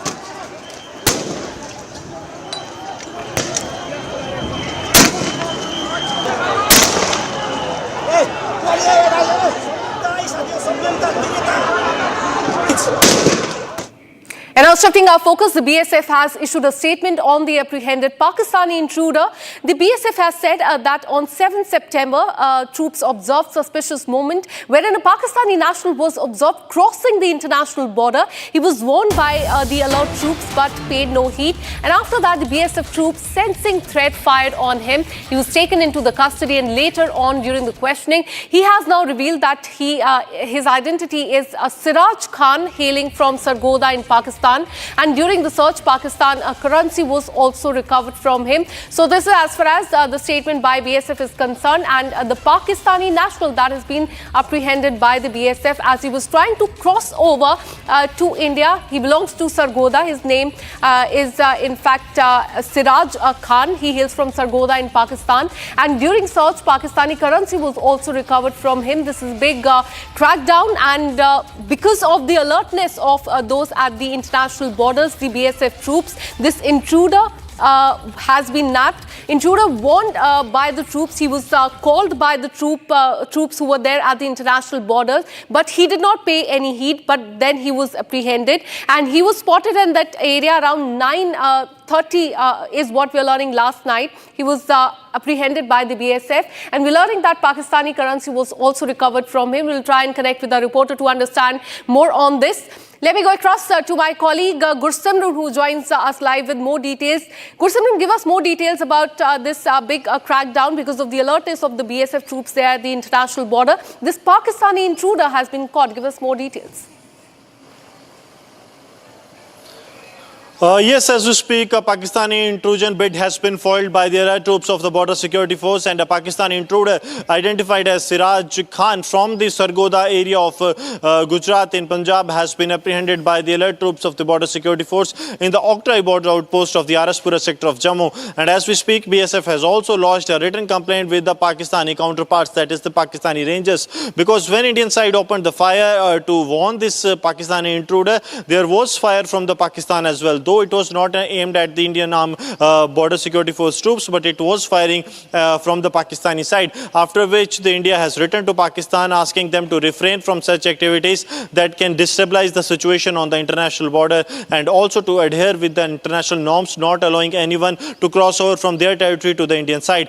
On the other hand, the Jammu and Kashmir police has now got the custody of Siraj Khan from the Border Security Force, and now there will be joint interrogation that is currently underway, being done by the military intelligence, the IB, the central intelligence agencies, along with the state intelligence agencies, including the state investigating agency. So every agency is now looking into every possible angle that they can bring out from the investigation, because what we are getting to know that the Siraj Khan has changed his statements very frequently during the preliminary investigation that was done by the BSF. We are told that earlier he was saying that he is unaware of the area he has traveled. Second thought that what he shared, it was that it is not him, but he was coming here to meet someone in the Indian side. So these changing statements have raised suspicion with the security forces, and now he will be booked under the for illegally entering the Indian territory by Jammu and Kashmir police in the Araspura police station in an FIR that will be registered shortly.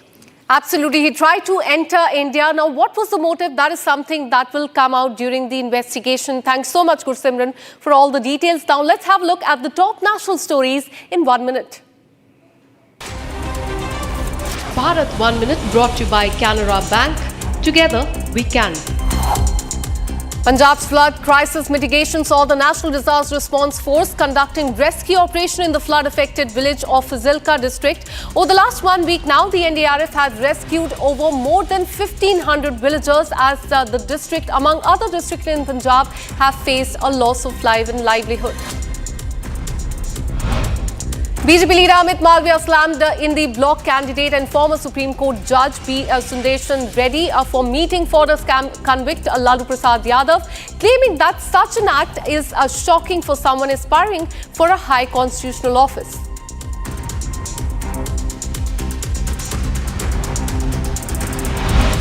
On the vice presidential elections tomorrow, Shiv Sena MP Naresh Masake has claimed that the party to be part of the NDA alliance, implying support to the NDA-nominated VP candidate, as he called a meeting of Shiv Sena MPs ahead of the crucial vice presidential elections tomorrow.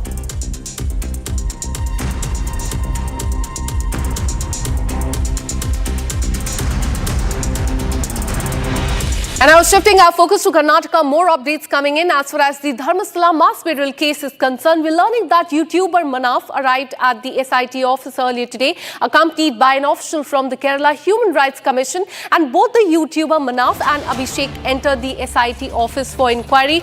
This is as far as the crackdown on YouTubers is concerned and the angle of conspiracy that has emerged in the Dharmasthala mass burial case. Earlier today, the YouTuber Manaf arrived at the SIT office accompanied by an official from the Kerala Human Rights Commission. Now we'll try and connect with our reporter regarding what was the line of questioning as far as this case is concerned. But remember, YouTubers are under the scanner. We're learning that YouTuber Manaf was questioned today. He arrived with the Kerala Human Rights official, and also another YouTuber, Abhishek, entered the SIT office for further inquiry. We'll try and connect with the reporters for the line of questioning, but this is the mass burial case and the conspiracy angle that has emerged.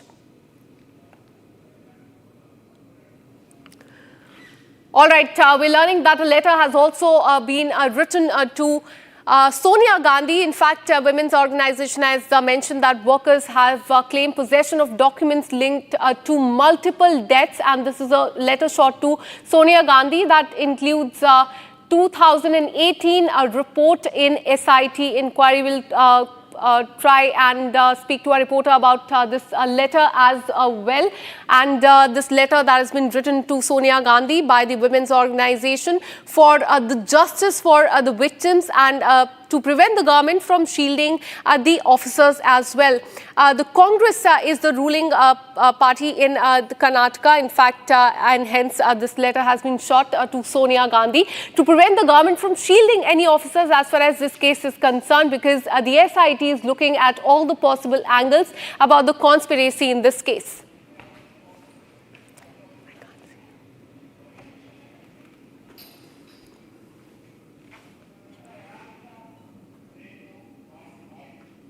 And meanwhile, just a while back, Sri Ravi Shankar spoke exclusively to Republic TV on Dharmasthala mass burial case. Have a look at what he said. ಅದು ಧರ್ಮದ ಸ್ಥಾನ, ಅದು ಧರ್ಮಸ್ಥಾನದ್ದು ಅದೆಲ್ಲ ನಡೀತಾ ಇದೆ court ಎಲ್ಲ ಇರ್ತದೆ ಅಂತ. ಅವ್ರು ತುಂಬ ಒಳ್ಳೆದು, ನಂಗೆ ತುಂಬ ವರ್ಷದಿಂದ ನಮಗೆ ಗೊತ್ತು. ಅದರಿಂದ ಧರ್ಮಸ್ಥಳದಲ್ಲಿ ಯಾರಿಗೂ ಶ್ರದ್ಧೆ ಭಂಗವಾಗಬೇಕಾಗಿಲ್ಲ. ಎಲ್ಲರೂ ಶ್ರದ್ಧೆ ಇಟ್ಕೊಂಡು ಧರ್ಮಸ್ಥಳ ಹೋಗ್ರಿ, ಅದು ದೂರ ಆಗತ್ತೆ ಖಂಡಿತ.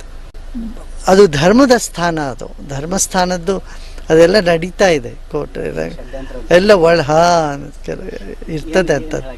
ಅವ್ರು ತುಂಬ ಒಳ್ಳೆದು, ನಂಗೆ ತುಂಬ ವರ್ಷದಿಂದ ನಮಗೆ ಗೊತ್ತು. ಅದರಿಂದ ಧರ್ಮಸ್ಥಳದಲ್ಲಿ ಯಾರಿಗೂ ಶ್ರದ್ಧೆ ಭಂಗವಾಗಬೇಕಾಗಿಲ್ಲ. ಎಲ್ಲರೂ ಶ್ರದ್ಧೆ ಇಟ್ಕೊಂಡು ಧರ್ಮಸ್ಥಳ ಹೋಗ್ರಿ, ಅದು ದೂರ ಆಗತ್ತೆ ಖಂಡಿತ. And now shifting our focus, 2 terrorists were neutralized after an encounter broke out between the terrorists and security forces earlier today during the anti-terror operation that is underway in the forest area of Kulgam district in Jammu and Kashmir. 2 terrorists were trapped in the forest area of South Kashmir, this Gudar area in Kulgam. And we're learning that the body of the terrorist was found lying in the apple orchards and has now been identified as Amir Nasirdar. He's from Shopian district. He worked for Lashkar and now he has been killed. Here's the ground report. Terrorist has been killed here in Gudar Forest Belt on Kulgam, South Kashmir. A local terrorist identified as Amir Nazir Dar of Shopian, who's been active since 2023 into the terror business. His name figures in multiple FIRs of South Kashmir's police stations. And today, after getting the specific lead about the movement of terrorists here in Gudar Forest Belt, the joint forces launched a search operation, and that search turned into an encounter when terrorists fired upon the joint forces. In this operation, as of now, 1 dead body along with arms and ammunition have been recovered from the apple orchard here in this very ridge. Meanwhile, the army has also suffered injury of 3 of his boys. Among them, 1 is JCO. All 3 have been evacuated for the medical treatment at the military base hospital in Srinagar. Meanwhile, the search operation continues in Kulgam. We see the traffic plying on the road, but yes, the area that is quite close to the ridge where you see the deployment of the security forces.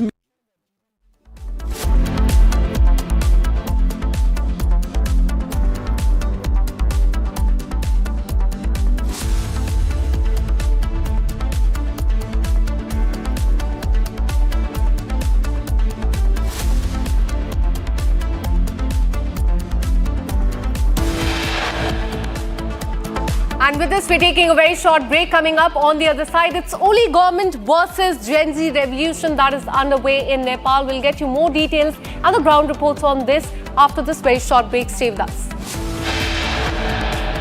And also on the other side, there will be details about the Visarjan violence which took place in Karnataka's Mandya earlier today. There were a stone that was pelted at the Ganpati idol. We'll get you more details about this as well after this very short break. Stay with us.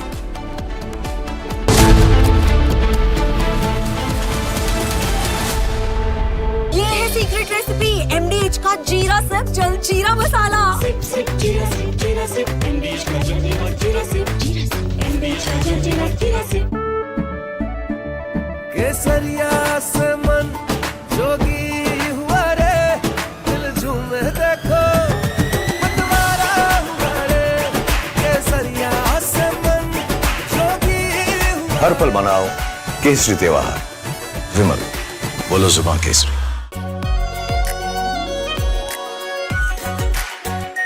Are pure shahi paneer masala delicious healthy everyday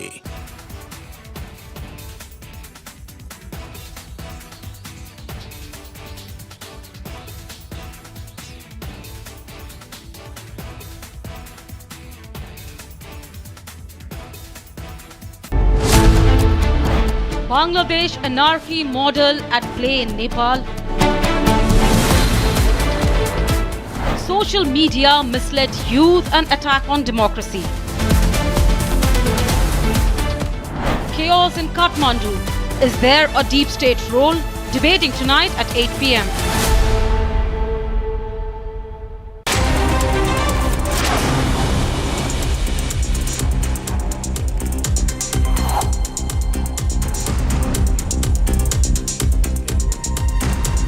A terrorist was killed during the encounter between the security forces and terrorists in Jammu and Kashmir Kulgam district on Monday morning. The security forces launched a search operation in the forest area following the information about the presence of terrorists. However, the search operation turned into an encounter after the terrorists opened fire on the security forces. The government has issued a critical security alert for millions of Android users across the country. This warning follows the security bulletin released by Google, highlighting multiple vulnerabilities in various Android versions issued by Indian Computer Emergency Response Team. The alert states that these flaws could allow hackers to access the sensitive data. The NI is conducting coordinated raids across 22 locations in several states, including Jammu and Kashmir. The searches are part of the ongoing investigation into a terror conspiracy case, and these raids target a wider network related to the terror activities, aiming to uncover funding channels and the sleeper cells. Ahead of the proceedings of monsoon session of the Rajasthan Assembly, the Congress MLAs held a protest of the law and order situation in the state.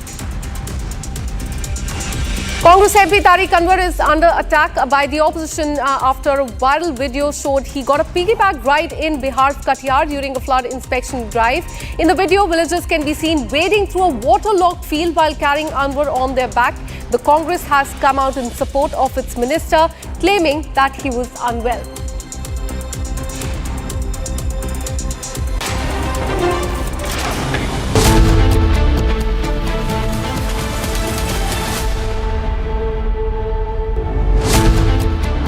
Another year, another violent end to a procession.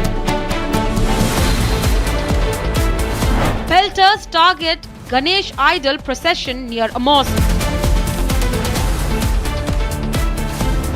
Unsafe for Hindus to celebrate festivals in India. Debating tonight at 9 p.m.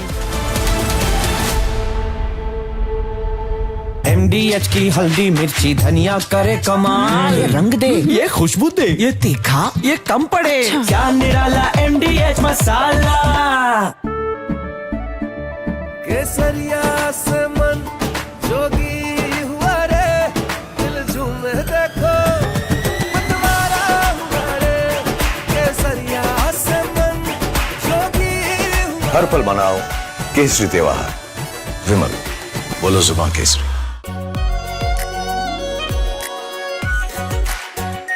Are our pure Shahi Paneer Masala. Delicious, healthy, every day. From Asia's largest news headquarters, setting the agenda for Bharat.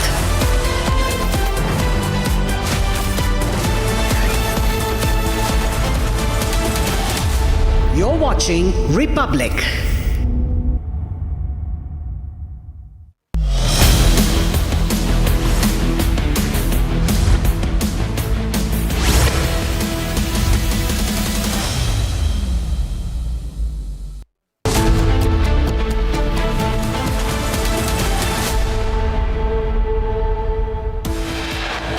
Massive protests against Oli government in Nepal after the government banned social media platforms. 14 people killed, several injured in the protest.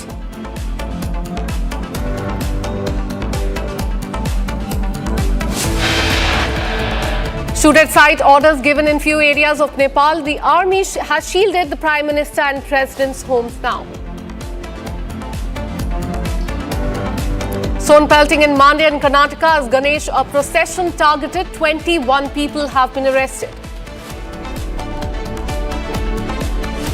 2 terrorists killed while 2 army jawans were injured in an ongoing encounter in the forest area of Kulgam district. Top court says Aadhaar should be treated as valid proof of identity for the SIR exercise. Unwell Congress MP gets piggybacked right from the villagers during the flood inspection in the state of Bihar.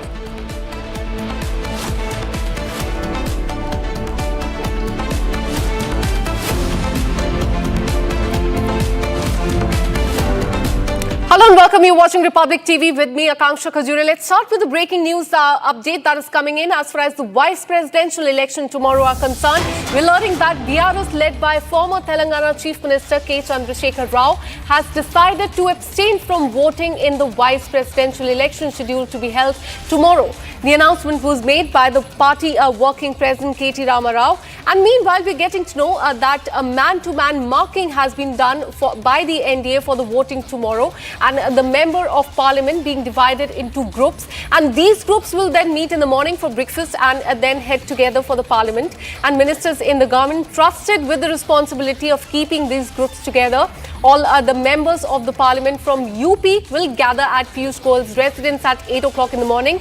Members of parliament from southern India will gather at the residence of Prahlad Joshi at 8 a.m. and Shivraj Singh Chauhan will be in charge of the members of parliament from Madhya Pradesh and Chhattisgarh. So there will be a huddle. In fact, there are groups that have been divided and each of these groups will go to the residence of the ministers at 8 o'clock in the morning and then they all will go to the Parliament of India, and this is how the groups have been made just ahead of the vice presidential elections.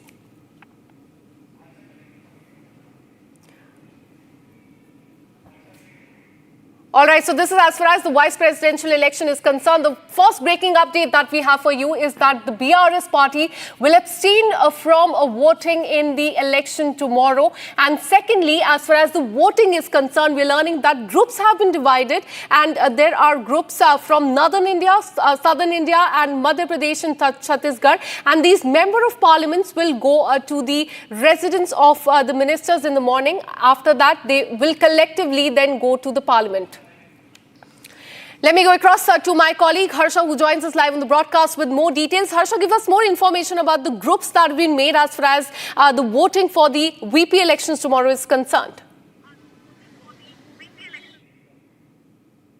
You see how in sync the NDA has planned for tomorrow the vice president election, and as we see now man-to-man marking has been done of each and every minister to look into the NDA party leaders as well as the MPs also, which will be coming from different states, and therefore Piyush Goyal will be looking after the Uttar Pradesh MPs. We talk about Prahlad Joshi, all the southern MPs will gather at Prahlad Joshi's residence, all the Bihar and Jharkhand MPs will gather at the residence of Nityanand Rai, and similarly northeast MPs will gather at the residence of Kiran Rijiju. Similarly, Odisha MP MPs and also the MPs from other parts of the country or other parts of the state will gather at different ministers' residence. So the duties have been assigned. This is how in sync NDA has already planned for tomorrow's vice president election, and how the polling agents have also been decided, like Ram Mohan Naidu from TDP, Shrikant Shinde from Shiv Sena, and also Kiran Rijiju. Those three are the polling agents from tomorrow. Very important vice president election. All eyes are on the vice president election, and similarly opposition has also now decided and has also came out with the name of the polling agents for the Indi candidate Sudarshan Reddy as well. And this entire gathering of the MPs at different ministers' residence is before they leave for parliament, the place where the vice president election voting will happen. So from 9 a.m. onwards, all these MPs will have to gather at their respective ministers' residence. From there onward, together at around 9:30 to 9:45 a.m. in the morning, they all will be reaching Central Hall of the Parliament, and at 10 a.m. the voting will begin, and the first voter and the first person to vote for the vice president election is going to be Prime Minister Narendra Modi. We have got to know at 10 a.m. precise, Prime Minister Narendra Modi will cast his ballot voting for Vice President candidate, and tomorrow the duties have been assigned to different polling agents as well, who will look that none of the MPs should do the invalid voting, and also the cross voting should not happen. So that is how tomorrow the day will begin, and it's going to be a hectic and very interesting day, because it's B. Sudarshan Reddy versus CP Radhakrishnan, both the southern face, and also it is sort of a dharm sankat for the south parties. But as you very well know, that BRS has already decided to abstain from the voting tomorrow. BRS has 4 MPs in the Rajya Sabha. As far as BJD is concerned, the BJD has also decided to abstain from the voting tomorrow. Back to you. Harsha, I also wanted to ask you, like you're giving us details, we're also now being told there is man-to-man marking that has been done, and we're being told that for the NDA, for the voting tomorrow, members of parliament have been divided into groups. They're going to meet in the morning for breakfast, and then they're going to head together into the parliament. So give us details about the ministers who've been entrusted with the responsibilities. We're being told in the parliament, all the members from parliament from Uttar Pradesh will gather at Piyush Goyal's residence at 8 a.m. Members from southern India are going to gather at the residence of Prahlad Joshi. Shivraj Singh Chauhan will be in charge of members from Madhya Pradesh and Chhattisgarh, and all of this is going to happen right in the morning, where the action will tomorrow begin, Harsha. Yes, Rhythm, you rightly pointed out, the man-to-man marking has been done. It has also been done keeping in mind that how important tomorrow's VP election is, and therefore today also we saw the hectic parleys and hectic meeting today in central Delhi in the Lutyens area, where at first there was a meeting of the different NDA parties, and also from 3 p.m. onwards they all have gathered in the parliament. 4 o'clock Prime Minister, for the Prime Minister address, the NDA meeting has already begun. 4:30 to 4:45 onwards Prime Minister will address. So today and tomorrow both are the important day, and Rhythm, tomorrow each and every minister, cabinet minister of the BJP has been assigned for the MPs from the respective states. Like you rightly mentioned out, Piyush Goyal at the Piyush Goyal residence at 8 a.m. Uttar Pradesh MPs will gather. For the Bihar and for the Chhattisgarh and Madhya Pradesh, Shivraj Singh Chauhan is the assigned minister. The Dharmendra Pradhan for the Dharmendra Pradhan, I'd like to tell you, for Bengal and Odisha MPs. For Gujarat MPs, Mansukh Mandavia is the dedicated minister. For Rajasthan MPs, Arjun Ram Meghwal. For Bhupender Yadav for Maharashtra MPs, Kiran Rijiju for Northeast MPs. So at 8 a.m. the MPs from all these respective states have to gather at the residence of these ministers, and from there after breakfast at around 9:15 all the MPs with the respective ministers whose duties have been assigned will be moving towards parliament. By 9:30 all the MPs have been asked to be in the parliament, and from 9:45 we are expecting 9:45 the protocol officer, the officer who is responsible for conducting the VP election, he will arrive there. And also 10 a.m. is the time when Prime Minister is going to cast. The first vote is going to be casted by Prime Minister Modi himself at 10 a.m. And all the polling agents have to be there to ensure that none of the MPs do the invalid voting, and they very well know that which preference to tick mark and which pen to specially use in the ballot voting. We're also getting, Harsha, breaking news, and I'm going to have you stay with us. We're getting breaking news this time from my colleague Aishwarya, who has spoken to the BRS Working President KTR. Listen in. Well, we have discussed within the party, and then eventually the party took a decision. I have nothing further to add beyond that right now. Like I said, I have nothing further to add. Well, we have discussed within the party, and then eventually the party took a decision. I have nothing further to add beyond that right now. Like I said, I have nothing further to add. We have discussed within the party, and then eventually the party took a decision. I have nothing further to add beyond that right now. Like I said, I have nothing further to add. Well, we have discussed within the party, and then eventually the party took a decision. I have nothing further to add beyond that right now. Like I said, I have nothing further to add. And moving on to the other top focus, tension continues in Madur with police deployment increasing by the minute. Over 1,000 police personnel have now been stationed. Forces from Mandya, Bengaluru, Mysuru, Hassan, Ramangara and also Chamarajanagar districts have been deployed. Security arrangements are being supervised under the leadership of the IGP Boralinglea.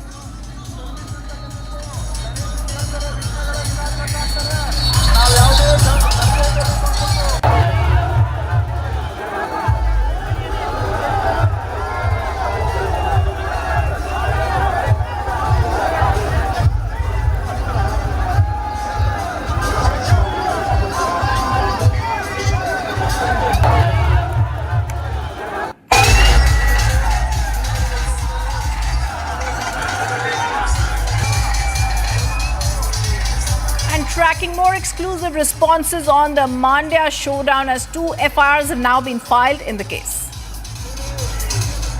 The whole thing is a cumulative effect of the conduct of the government for the last 2 years. The appeasement politics has gone to the hilt.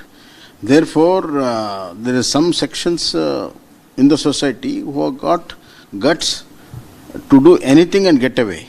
That is the attitude they have now developed because government is with them.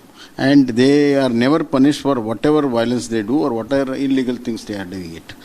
And that very particular area has problems every year in Mandya district, especially in Madur, but they have not taken any precautionary action. And they have allowed stone pelting and then the police have entered the scene.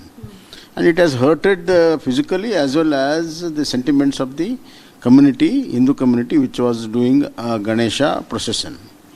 And the women in that area have been very strongly expressing that it has become very difficult to lead a day-to-day life there.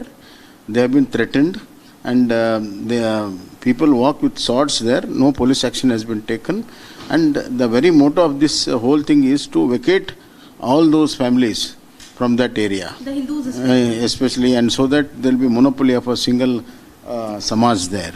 Therefore, government is insensitive with such people and these things are happening and Home Minister has taken it very lightly. He said it's a small incident. How can it be? It's such a serious incident and care should be taken that it doesn't spread elsewhere. And it is the duty of the government. The police have failed, the government has failed. And breaking news that's coming in from Nepal. The cabinet meeting that was scheduled is going to be there at 6 p.m. in Nepal. The decision to revoke the ban that was there on social media is likely to be taken in this meeting. And remember, there have been widespread violence that has been seen. 14 people have died, more than 100 have been injured after thousands of young Nepalese citizens hit the streets to protest the Oli government's move to ban 26 social media platforms. Now we're getting to know after the Nepal protest that there's going to be a cabinet meeting at 6 p.m. As the protest had spread in the capital Kathmandu and in other areas of the Himalayan country, curfew had been imposed in several areas. There is now going to be a decision to revoke the ban that is possibly going to be taken at the very crucial 6 p.m. meeting that's going to be there. These protests, remember viewers, as the visuals on the screen show, had spread to other parts and government areas of Nepal, including Baneshwar, Singur Darbar and other sensitive government areas as well. The police had cracked down on protesters, firing rubber bullets and tear gas shells. The young protesters had appealed. Protests had spiraled out. Now Prime Minister Oli had called a cabinet meeting and the army had been deployed. The protests had turned violent. We're now being told that there could be a possible rollback on the decision to ban 26 social media sites. The protests against the Oli government in Nepal. The visuals show how the youth has stood up. This is a revolution that's being caused in Nepal, and the protests that are there are this time by the youth of the country. Remember, the number of Facebook users in Nepal is around 13.5 million. Instagram is 3.6 million. Many rely on social media for their businesses. Students have stormed the Nepal parliament today, where tear gassing has also been done. And the government had said it respects the freedom of thought, but they're also committed to creating an environment for protection and unfettered use. However, after banning all of these sites, they did face a huge protest this Oli government has been facing in Nepal. This is a crucial meeting at 6 p.m. Also, viewers, we have been live from the spot in Nepal. 18 have died across the capital. Protests spread beyond Kathmandu now, where the curfew has also been imposed. Thousands have hit the streets in Nepal. It is not only this that has led to the revolution, I would say, or the protests in Nepal, but also the corruption. At least multiple videos have come in which show the complete anarchy. Video number 1, which shows how protesters had climbed over the barricade in Kathmandu. It shows the clashes between the police and the protests that had broken out in Kathmandu itself. These are also protests against corruption and the Oli government. We're showing you video number 2, viewers, from Kathmandu yet again. The protests turned violent in Kathmandu, where the police had resorted to lathi charging of the students.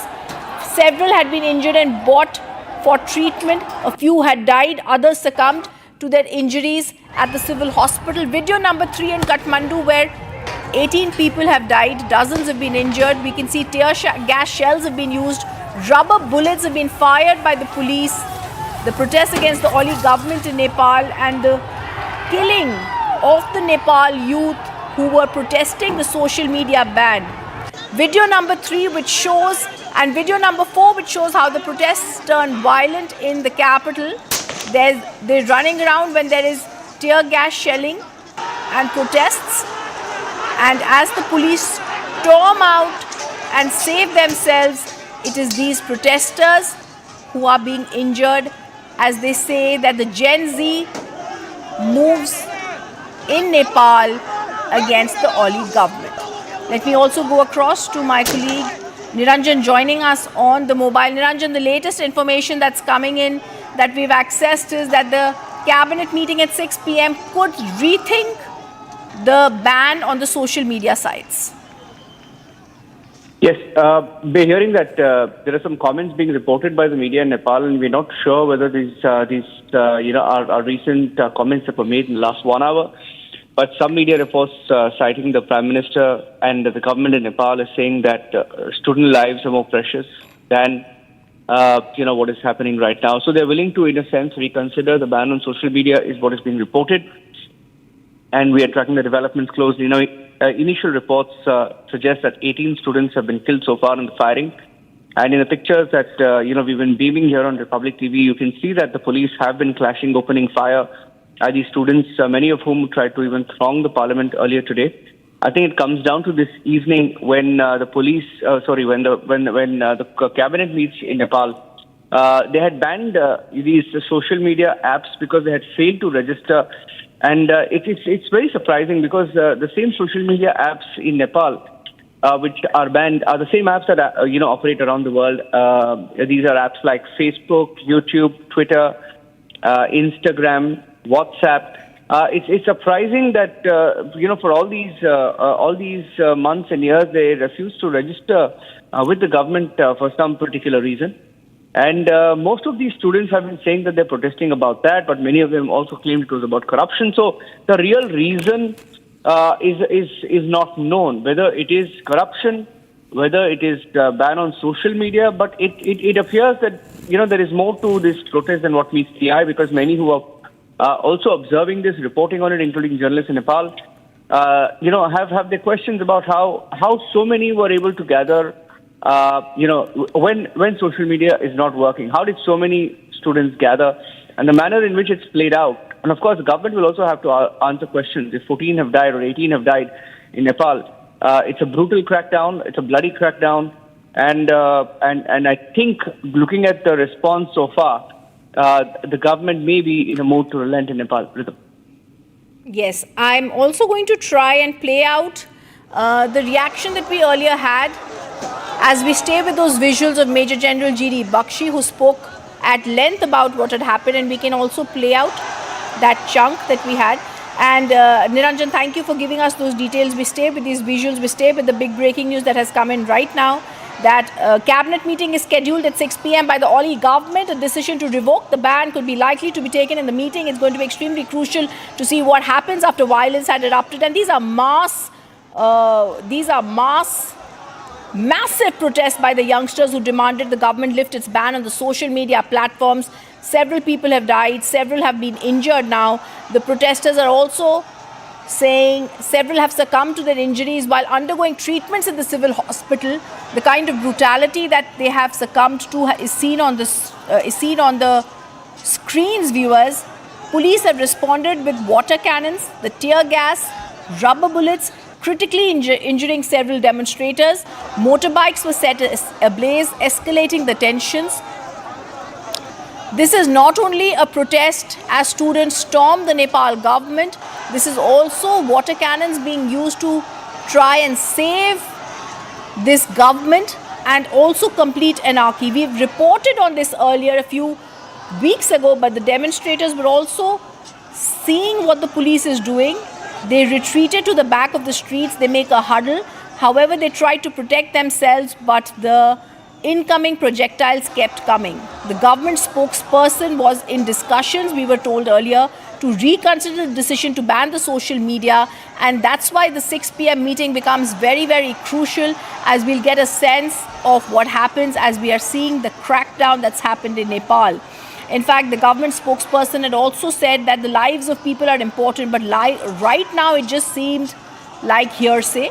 Last week, remember, viewers, Nepal had banned a social media site such as Facebook, Instagram, YouTube, among others, for failing to register with the Ministry of Communication and Information Technology with the given deadline.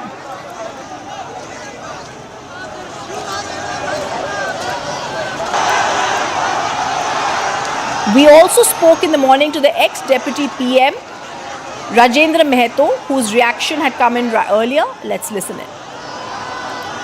I'm joined by Rajendra Mahato, former Deputy Prime Minister of Nepal. Thank you so much, sir, for speaking to Republic TV. किस तरह देखते हैं, अभी काफी अप्रोर है वहाँ पे, लोग डिमांड कर रहे हैं कि 26 ऐप्स जो बैन की थी उसको वापस रोल बैक हो जाना चाहिए. करप्शन पे भी काफी बड़े एलिगेशन आ रहे हैं. किस तरह देखते हैं आप इस चीज को? ऐसा है कि अभी नेपाल सरकार के द्वारा रेगुलेट करने के नाम पर जो भी सोशल मीडिया नेपाल में दर्ज नहीं है उस सभी के ऊपर प्रतिबंध लगा दिया है. इससे हो गया क्या कि जो पब्लिक का जो फ्रीडम था, जो स्वतंत्रता था, उस पर आँच आया है. ये कोई वैकल्पिक व्यवस्था किए बिना इस प्रकार का एक ही बार जो प्रतिबंध जो लगा है, इससे जनता आक्रोशित है, इससे युवा पीढ़ी आक्रोशित है, इससे आम लोग आक्रोशित है और इस बात का व्यापक विरोध हो रहा है नेपाल में.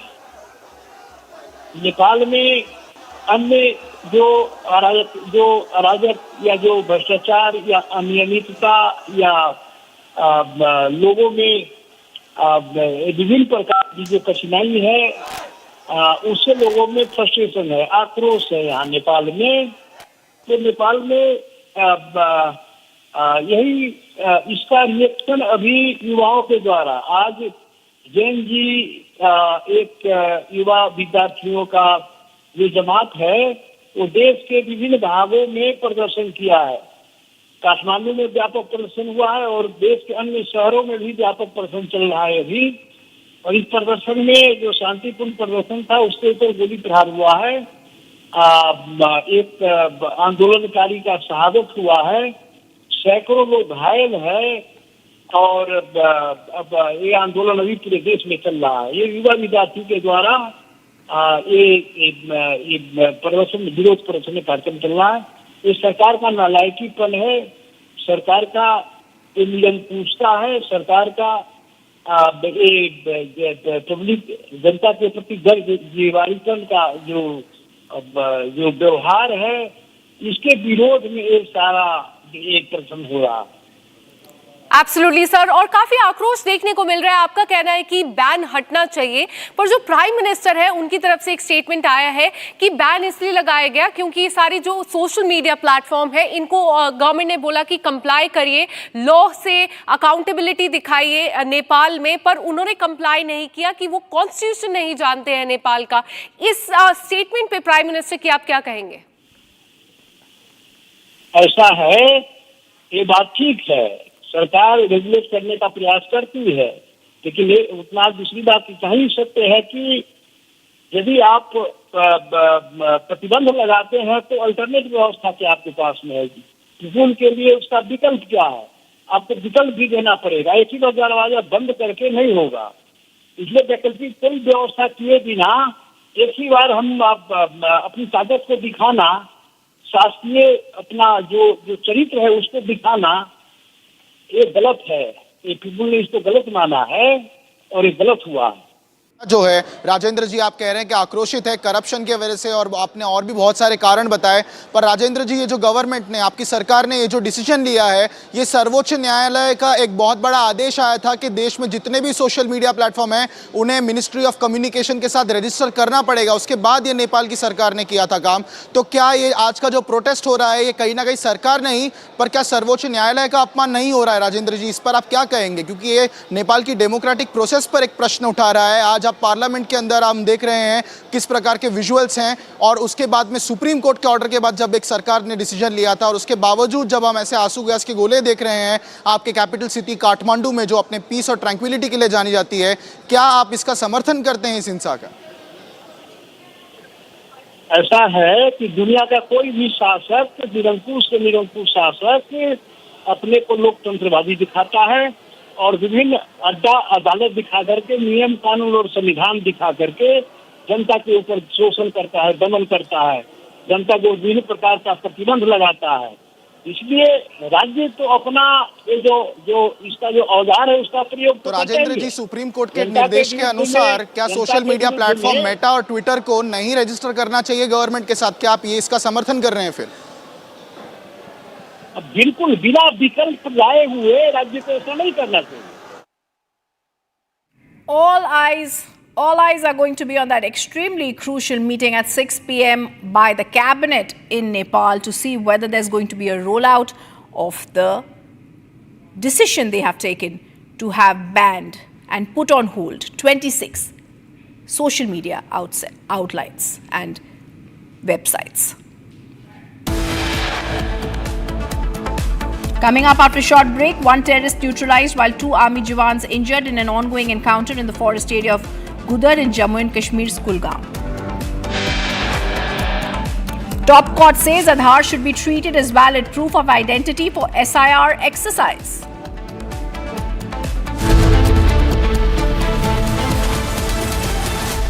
दादी के हाथों का जादू और खुशबू से महकता घर, माँ की मुस्कुराहट और खाने की सुगंध। MDH गरम मसाला, क्योंकि हर रिश्ता है स्वाद से जुड़ा। केसरिया से मन जोगी हुआ रे, दिल झूमे देखो मतवारा हुआ रे। केसरिया से मन जोगी हुआ। हर पल मनाओ केसरी त्योहार, विमल बोलो जुबान केसरी। MDH की हल्दी मिर्ची धनिया करे कमाल, ये रंग दे, ये खुशबू दे, ये तीखा, ये कम पड़े, क्या निराला MDH मसाला। आधे बाउल दही में 4 चम्मच MDH चटनी पुदीना मसाला डाला, स्टर करो, पुदीना चटनी तैयार। MDH चटनी पुदीना मसाला।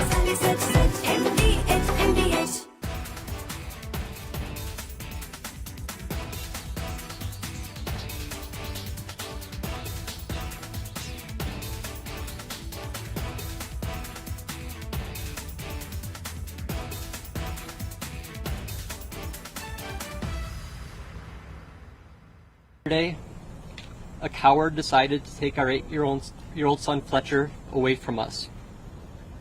Because of their actions, we will never be allowed.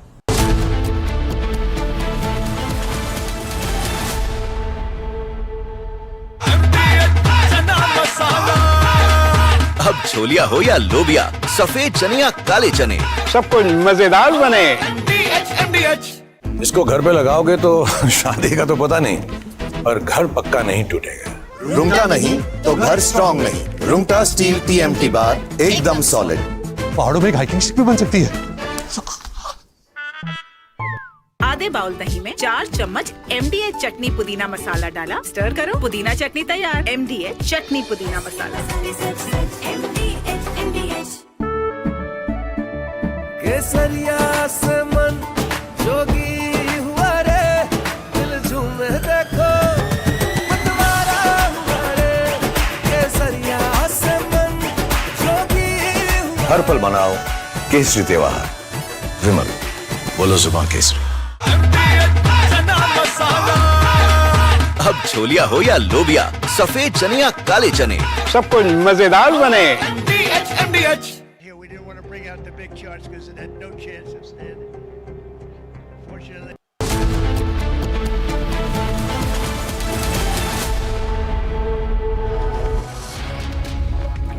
Good evening, welcome to Republic. I'm Ridhum. We're going to go with our top focus. Massive protests have broken out in Nepal against the Oli government over the social media ban, where young protesters on the streets are being brutally hit by tear gas shells, by brutal shelling, and also by the police. We're also going to see very soon the breaking news that's come in a cabinet meeting that there could be a possible rollback of this decision. First, a look at our top headlines. There is complete anarchy in Nepal. Massive protest against the Oli government in Nepal after government banned social media platforms. 18 are killed, several injured in the protests.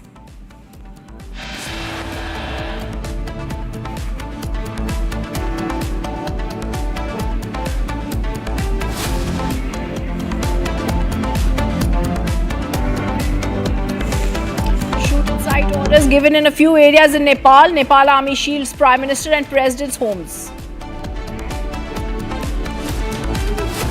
Stone pelting in Mandya as Ganesh procession targeted, 21 arrested. One terrorist neutralized while 2 army jawans injured in an ongoing encounter in the forest area of Gudar in Jammu and Kashmir's Kulgam.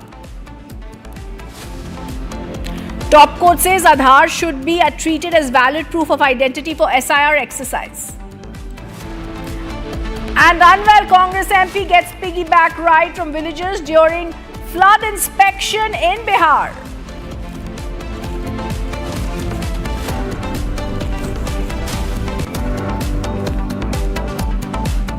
Our top focus, multiple videos are coming from Nepal, viewers, where we've now been told the Nepal protests have clearly gone and spiraled out of control, not only in the capital in Kathmandu, but also other parts of Nepal. They've also now risen and they've also gone to other parts where they're protesting against the Oli government in Nepal. We're showing you videos that are coming in. The protesters had clashed between the police and the protesters in Kathmandu. Thousands of young Nepalese marched through the streets of the capital Kathmandu protesting against the government's decision to ban 26 popular social media platforms. The clashes with cops had left 14 protesters, 18 protesters now dead and several injured. The second video shows how the protests turned violent in Kathmandu. The protests were led largely by Gen Z. The protests, they were angry, frustrated with what they described as the country's entrenched corruption. We are showing you tear gas shelling, rubber bullets that are fired in video 3. 18 have been killed, dozens have been injured, and demonstrators were seen also trying to protect themselves from the tear gas back. They've also retreated to corners of the streets trying to ensure that they are not hit. Amid these massive protests in Nepal, the Nepal government has now, we are being told, called for a cabinet meeting at 6 p.m. and the Nepal government may reconsider the ban on the social media platforms. We're also now going to be giving out more reactions that are coming in on the story, and I'm also going to try and go across to our reporters Surendra and Indriya, who are live from Kathmandu on the story. We also a short while ago showed you the what was stated when we had spoken to earlier people in power. The government's decisions had been spoken against. In Kathmandu, we are seeing these massive protests by the youngsters. And even as we're staying with this, they're also speaking about the culture of corruption pervading the country.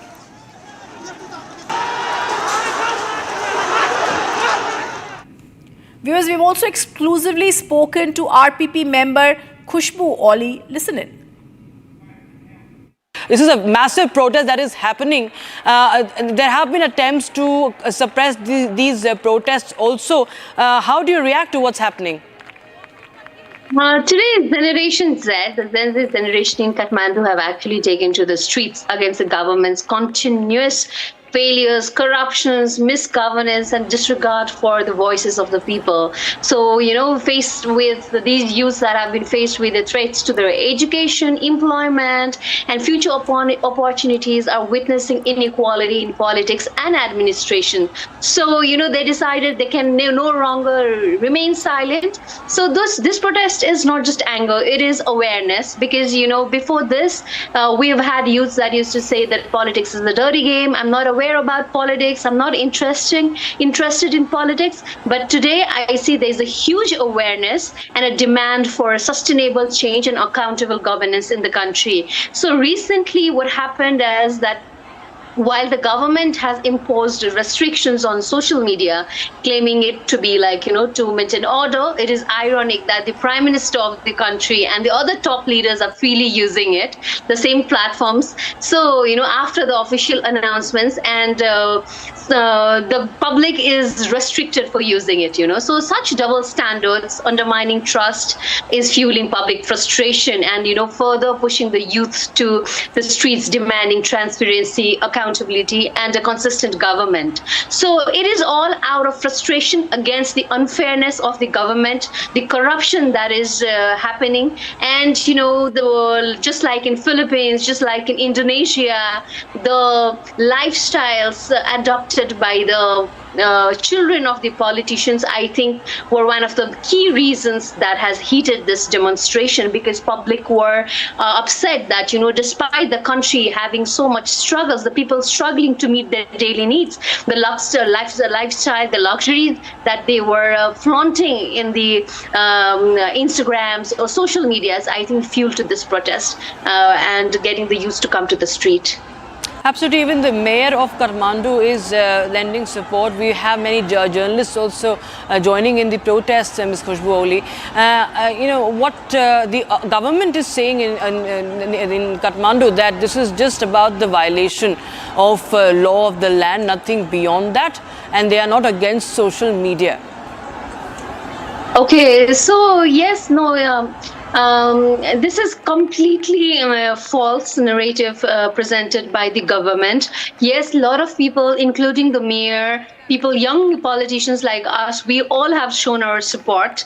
And today what happened in the street is exactly what happened with the RPP demonstrations last time, where the government itself, infiltrated it with vigilantes. So even you see the past demonstrations, that small protests that happened, were met with extreme preparations and restrictions and preventing demonstrations from reaching areas like Banishore. Today, the government planned this infiltration because they knew that the public, the children were, the kids were, the youths were angry, upset, and they knew they would show their frustrations on the street. But they were allowed to enter, the parliament premises, just outside the premises during the youths. The management was very weak.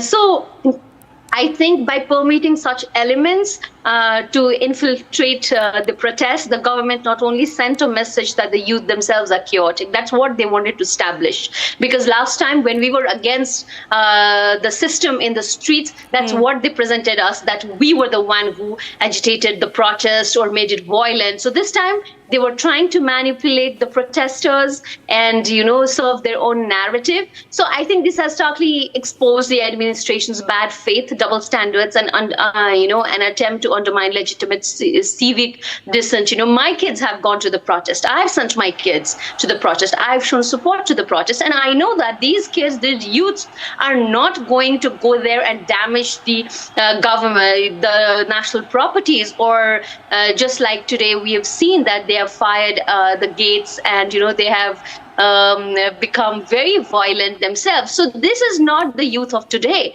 This is the infiltration that has happened from the government. I understand the youths are very frustrated, but I believe in this generation that they would not promote violence. And the violence that you see in the videos in the streets of Kathmandu today, I have seen in my district itself, one of a boy has been shot in his leg. So this is not what we expect from the government. They are kids, they are children, they are frustrated, and the government is solely responsible for what has happened. And so I believe it is completely on the government for today what has ever happened in the protest. And this breaking news that's coming in, a sudden fire has broken out at an important and sensitive ONGC project located in Uran in Raigad, Maharashtra. At the spot, 8 fire engines of CISF and CIDCO are trying to extinguish the fire.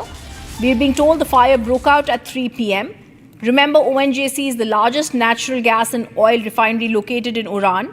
The project is operated by the Government of India, and given the severity of the incident, the project employees in the surrounding areas have now been evacuated. I want to go across to Satyaprakash as we stay with those visuals. There's been a fire at the ONGC project. Satyaprakash, what are the latest details you are picking up? Has anyone been injured? Is everyone safe? And also, what could be the possible cause of this fire? देखिए, आग बुझाने की कोशिश लगातार किया जा रहा है। फायर ब्रिगेड की टीम मौके मौजूद है। लगातार कोशिश किया जा रहा है कि आग पे काबू पाया जाए।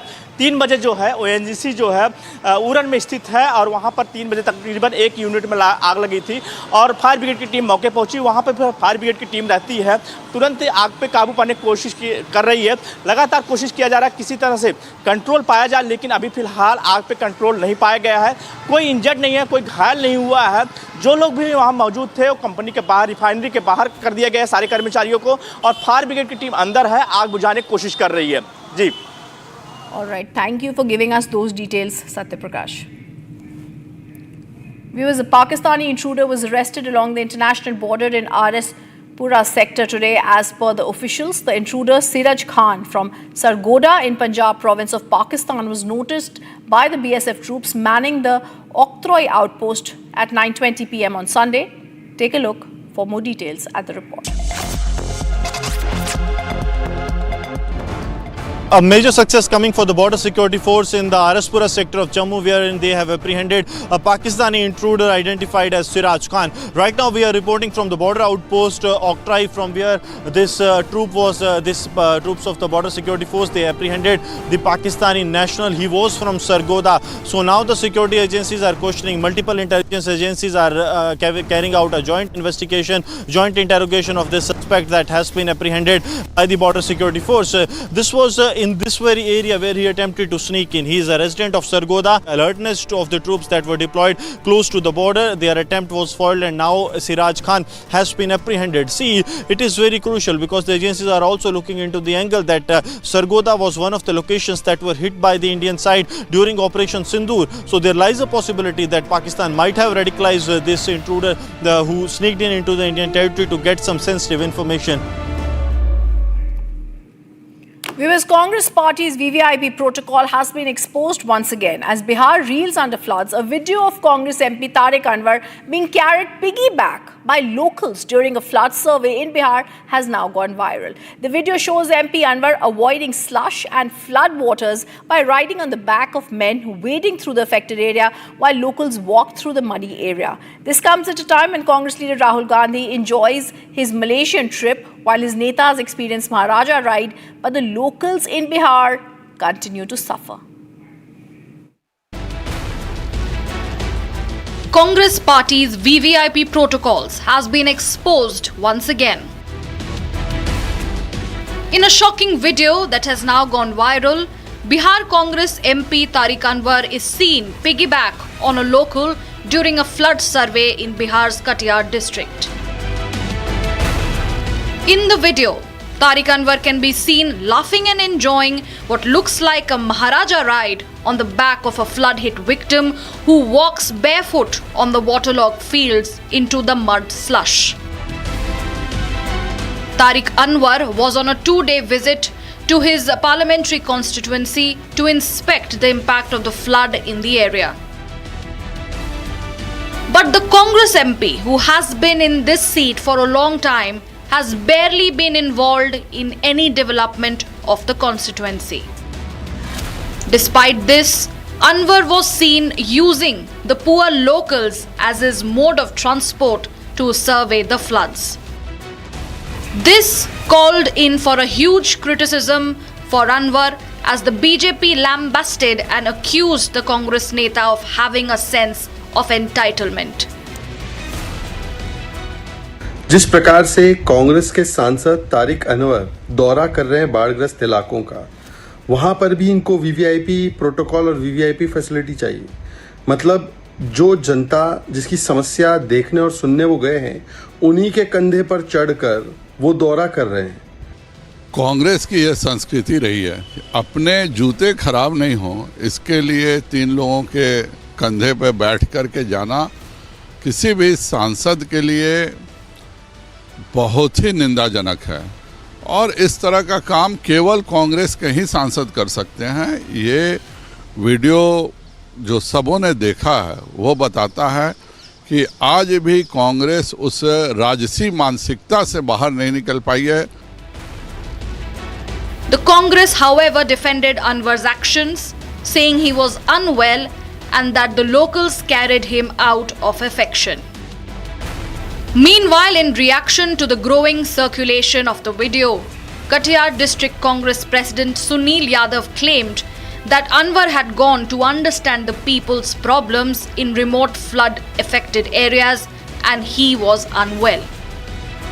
Earlier, Tariq Anwar used various modes of transportation, including tractors and boats, to commute and meet the people affected by the floods. In one of the pictures shared by Tariq Anwar, he can be seen walking while a police officer and another man holds umbrellas, providing him with shade. In another video, he and a bunch of men are seen sitting on a tractor with everyone holding umbrellas. On the other hand, the Congress MP has defended his move on the growing controversy of his VVIP protocol. In his response, Anwar claimed that he was indeed affected by a sunstroke and the locals saw his discomfort and hence they picked him up and offered him a piggyback. He also confidently claimed that the people of Bihar will carry the opposition on their shoulders in the upcoming assembly elections this time. ऐसी कोई बात नहीं थी। एक तो सन stroke का थोड़ा असर था हमारे पर, क्योंकि बहुत गर्मी थी, और दूसरा ये कि वहाँ के लोगों की मोहब्बत थी। वो कीचड़ में कह रहे थे कि नहीं आप जाइएगा तो फंस जाइएगा, गिर जाइएगा, तो उन्होंने कंधे पर उठा लिया, और कोई बात नहीं थी। This controversy comes at a time when Bihar is reeling under floods and other issues, with the polls slated to take place next year. Rahul Gandhi is seen enjoying his vacation mode while his Neta enjoys a VVIP treatment, only exposes the priorities of the Congress party.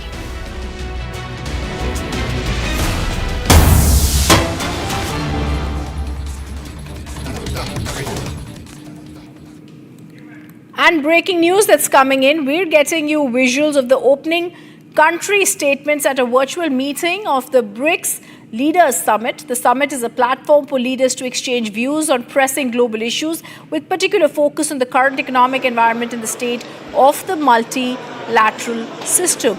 These are the first visuals that are coming in, the opening country statements at the virtual meeting of the BRICS Leaders Summit. And like I said, this is the summit that is going to be used for their goals. We've also been told that China had confirmed that President Xi Jinping will take part in the virtual BRICS summit convened by Brazil to discuss details.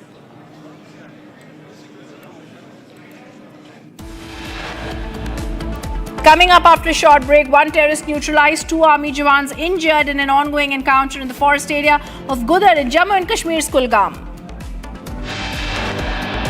And the Supreme Court says Aadhaar should be treated as valid proof of identity for the SIR exercise. Much more after a short break. Stay on with us.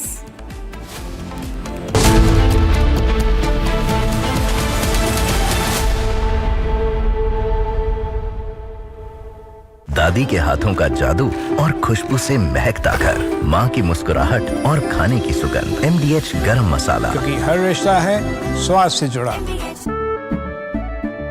केसरिया से मन जोगी हुआ रे, दिल झूमे देखो मतवारा हुआ रे। केसरिया से मन जोगी हुआ। हर पल मनाओ केसरी त्योहार, विमल बोलो जुबान केसरी।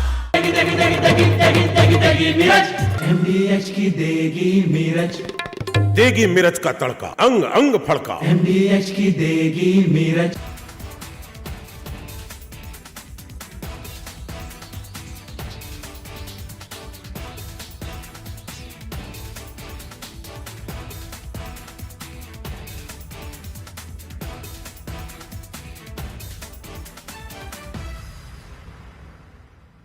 आधे बाउल दही में 4 चम्मच MDH चटनी पुदीना मसाला डाला, स्टर करो, पुदीना चटनी तैयार। MDH चटनी पुदीना मसाला।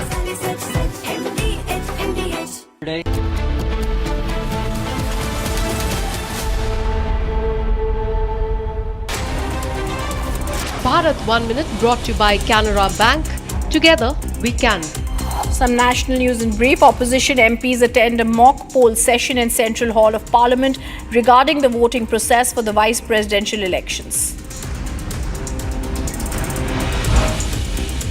Uttar Pradesh Chief Minister Yogi Adityanath flagged off 48 trucks carrying relief material for the flood victims of Uttarakhand, Punjab and Himachal Pradesh. इन 48 ट्रकों को उत्तराखंड, हिमाचल और पंजाब भेजने के लिए आज हम लोगों ने अपने इन 3 प्रतिनिधियों को हम साथ में भेज रहे हैं।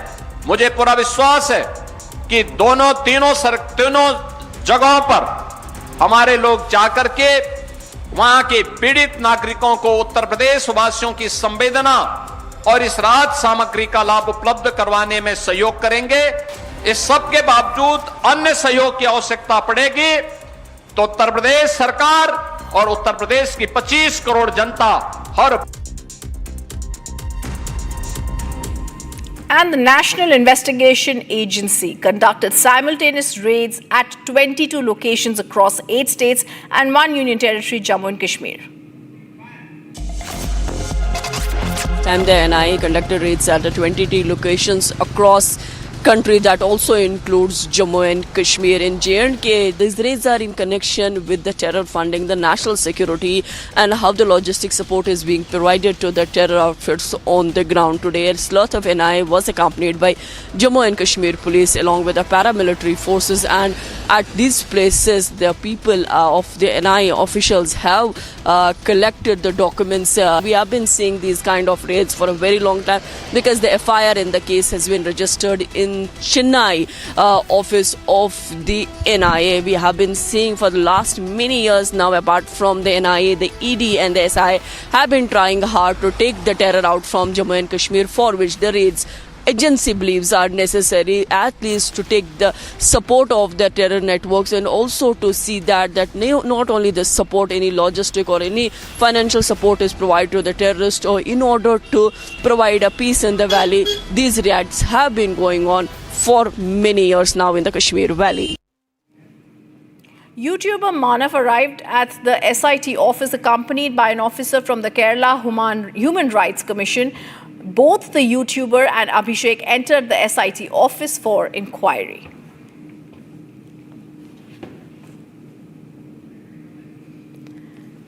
And this is the Skull gang that is to be questioned. This is on the hoax of the Dharamstala. Confronted with evidence, they will have to be giving answers here.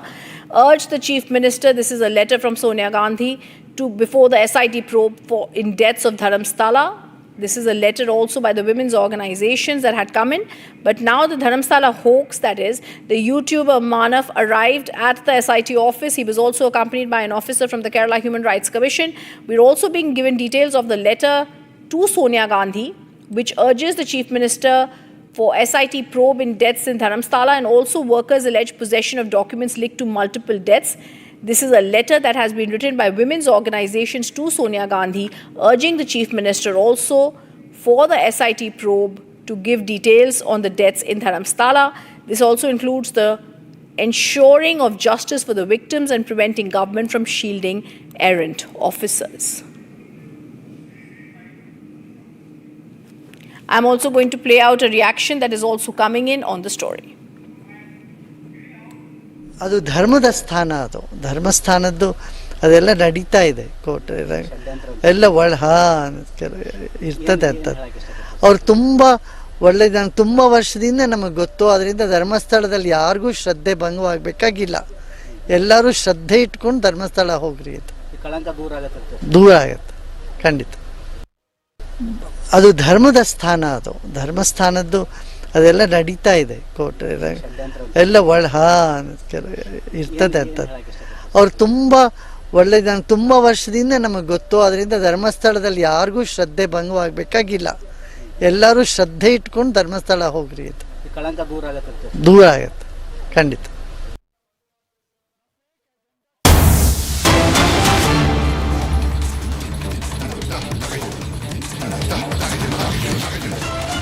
And the BRICS emergency meeting post-US tariffs is taking place. This is a virtual summit that is now taking place, and several leaders are attending this meeting that is also taking place as we are speaking. It's a virtual meeting that is there, and there will be several people who would be present there at this meeting. It's a virtual meeting that has begun. Prime Minister Modi not attending the virtual BRICS Leaders Summit. This is a meeting that's been called by Brazil's Luiz Inácio Lula da Silva to discuss the global trade tension that has been sparked by Washington's tariff moves. Instead of Indian Prime Minister, External Affairs Minister S. Jaishankar is set to take his place at the virtual summit.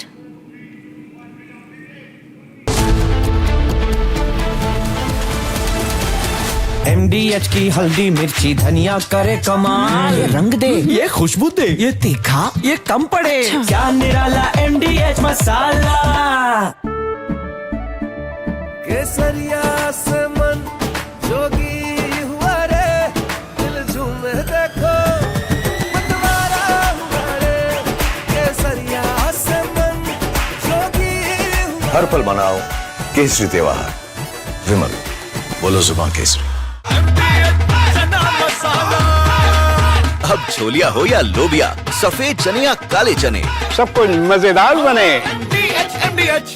I choose a world where we dream and the limit is the sky, and this world is my home where I'm living my best. Mindfully crafted home decor fabrics. Sansar, a D-Decor brand. Live consciously. दादी के हाथों का जादू और खुशबू से महकता घर, माँ की मुस्कुराहट और खाने की सुगंध, MDH गरम मसाला। क्योंकि हर रिश्ता है स्वाद से जुड़ा।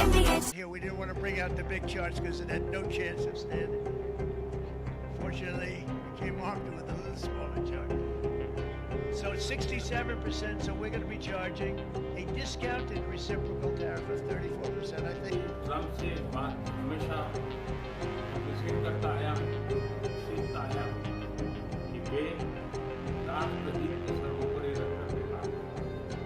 Today, the World Health Organization officially announced that this is a global pandemic. We have been in frequent contact with our allies, and we are marshaling the full power. During an interview, American economist Richard Wolff called out the US administration for attacking India with tariffs and shooting itself in the foot by doing so.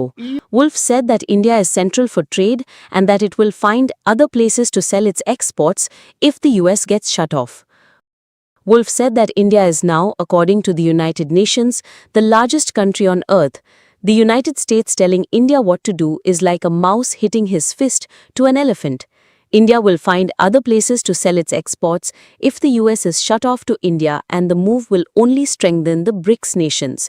But like Russia found another place to sell its energy, India will sell its exports no longer to the United States but to the rest of the BRICS. India has a long-standing relationship with the US since the Soviet era, and you are playing with a very different adversary. But for those with some humor, it will be the spectacle of the United States acting like it's the world's tough guy, as what it actually does is shoot itself in the foot. On August 27, Trump's 50% tariff imposition took effect on many Indian products. The tariffs are meant to punish New Delhi for buying Russian oil.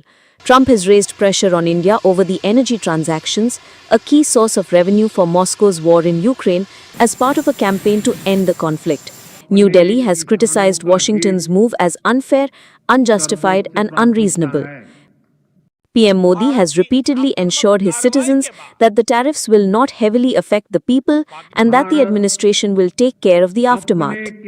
हमारे लिए अपने किसानों का हित सर्वोच्च प्राथमिकता है।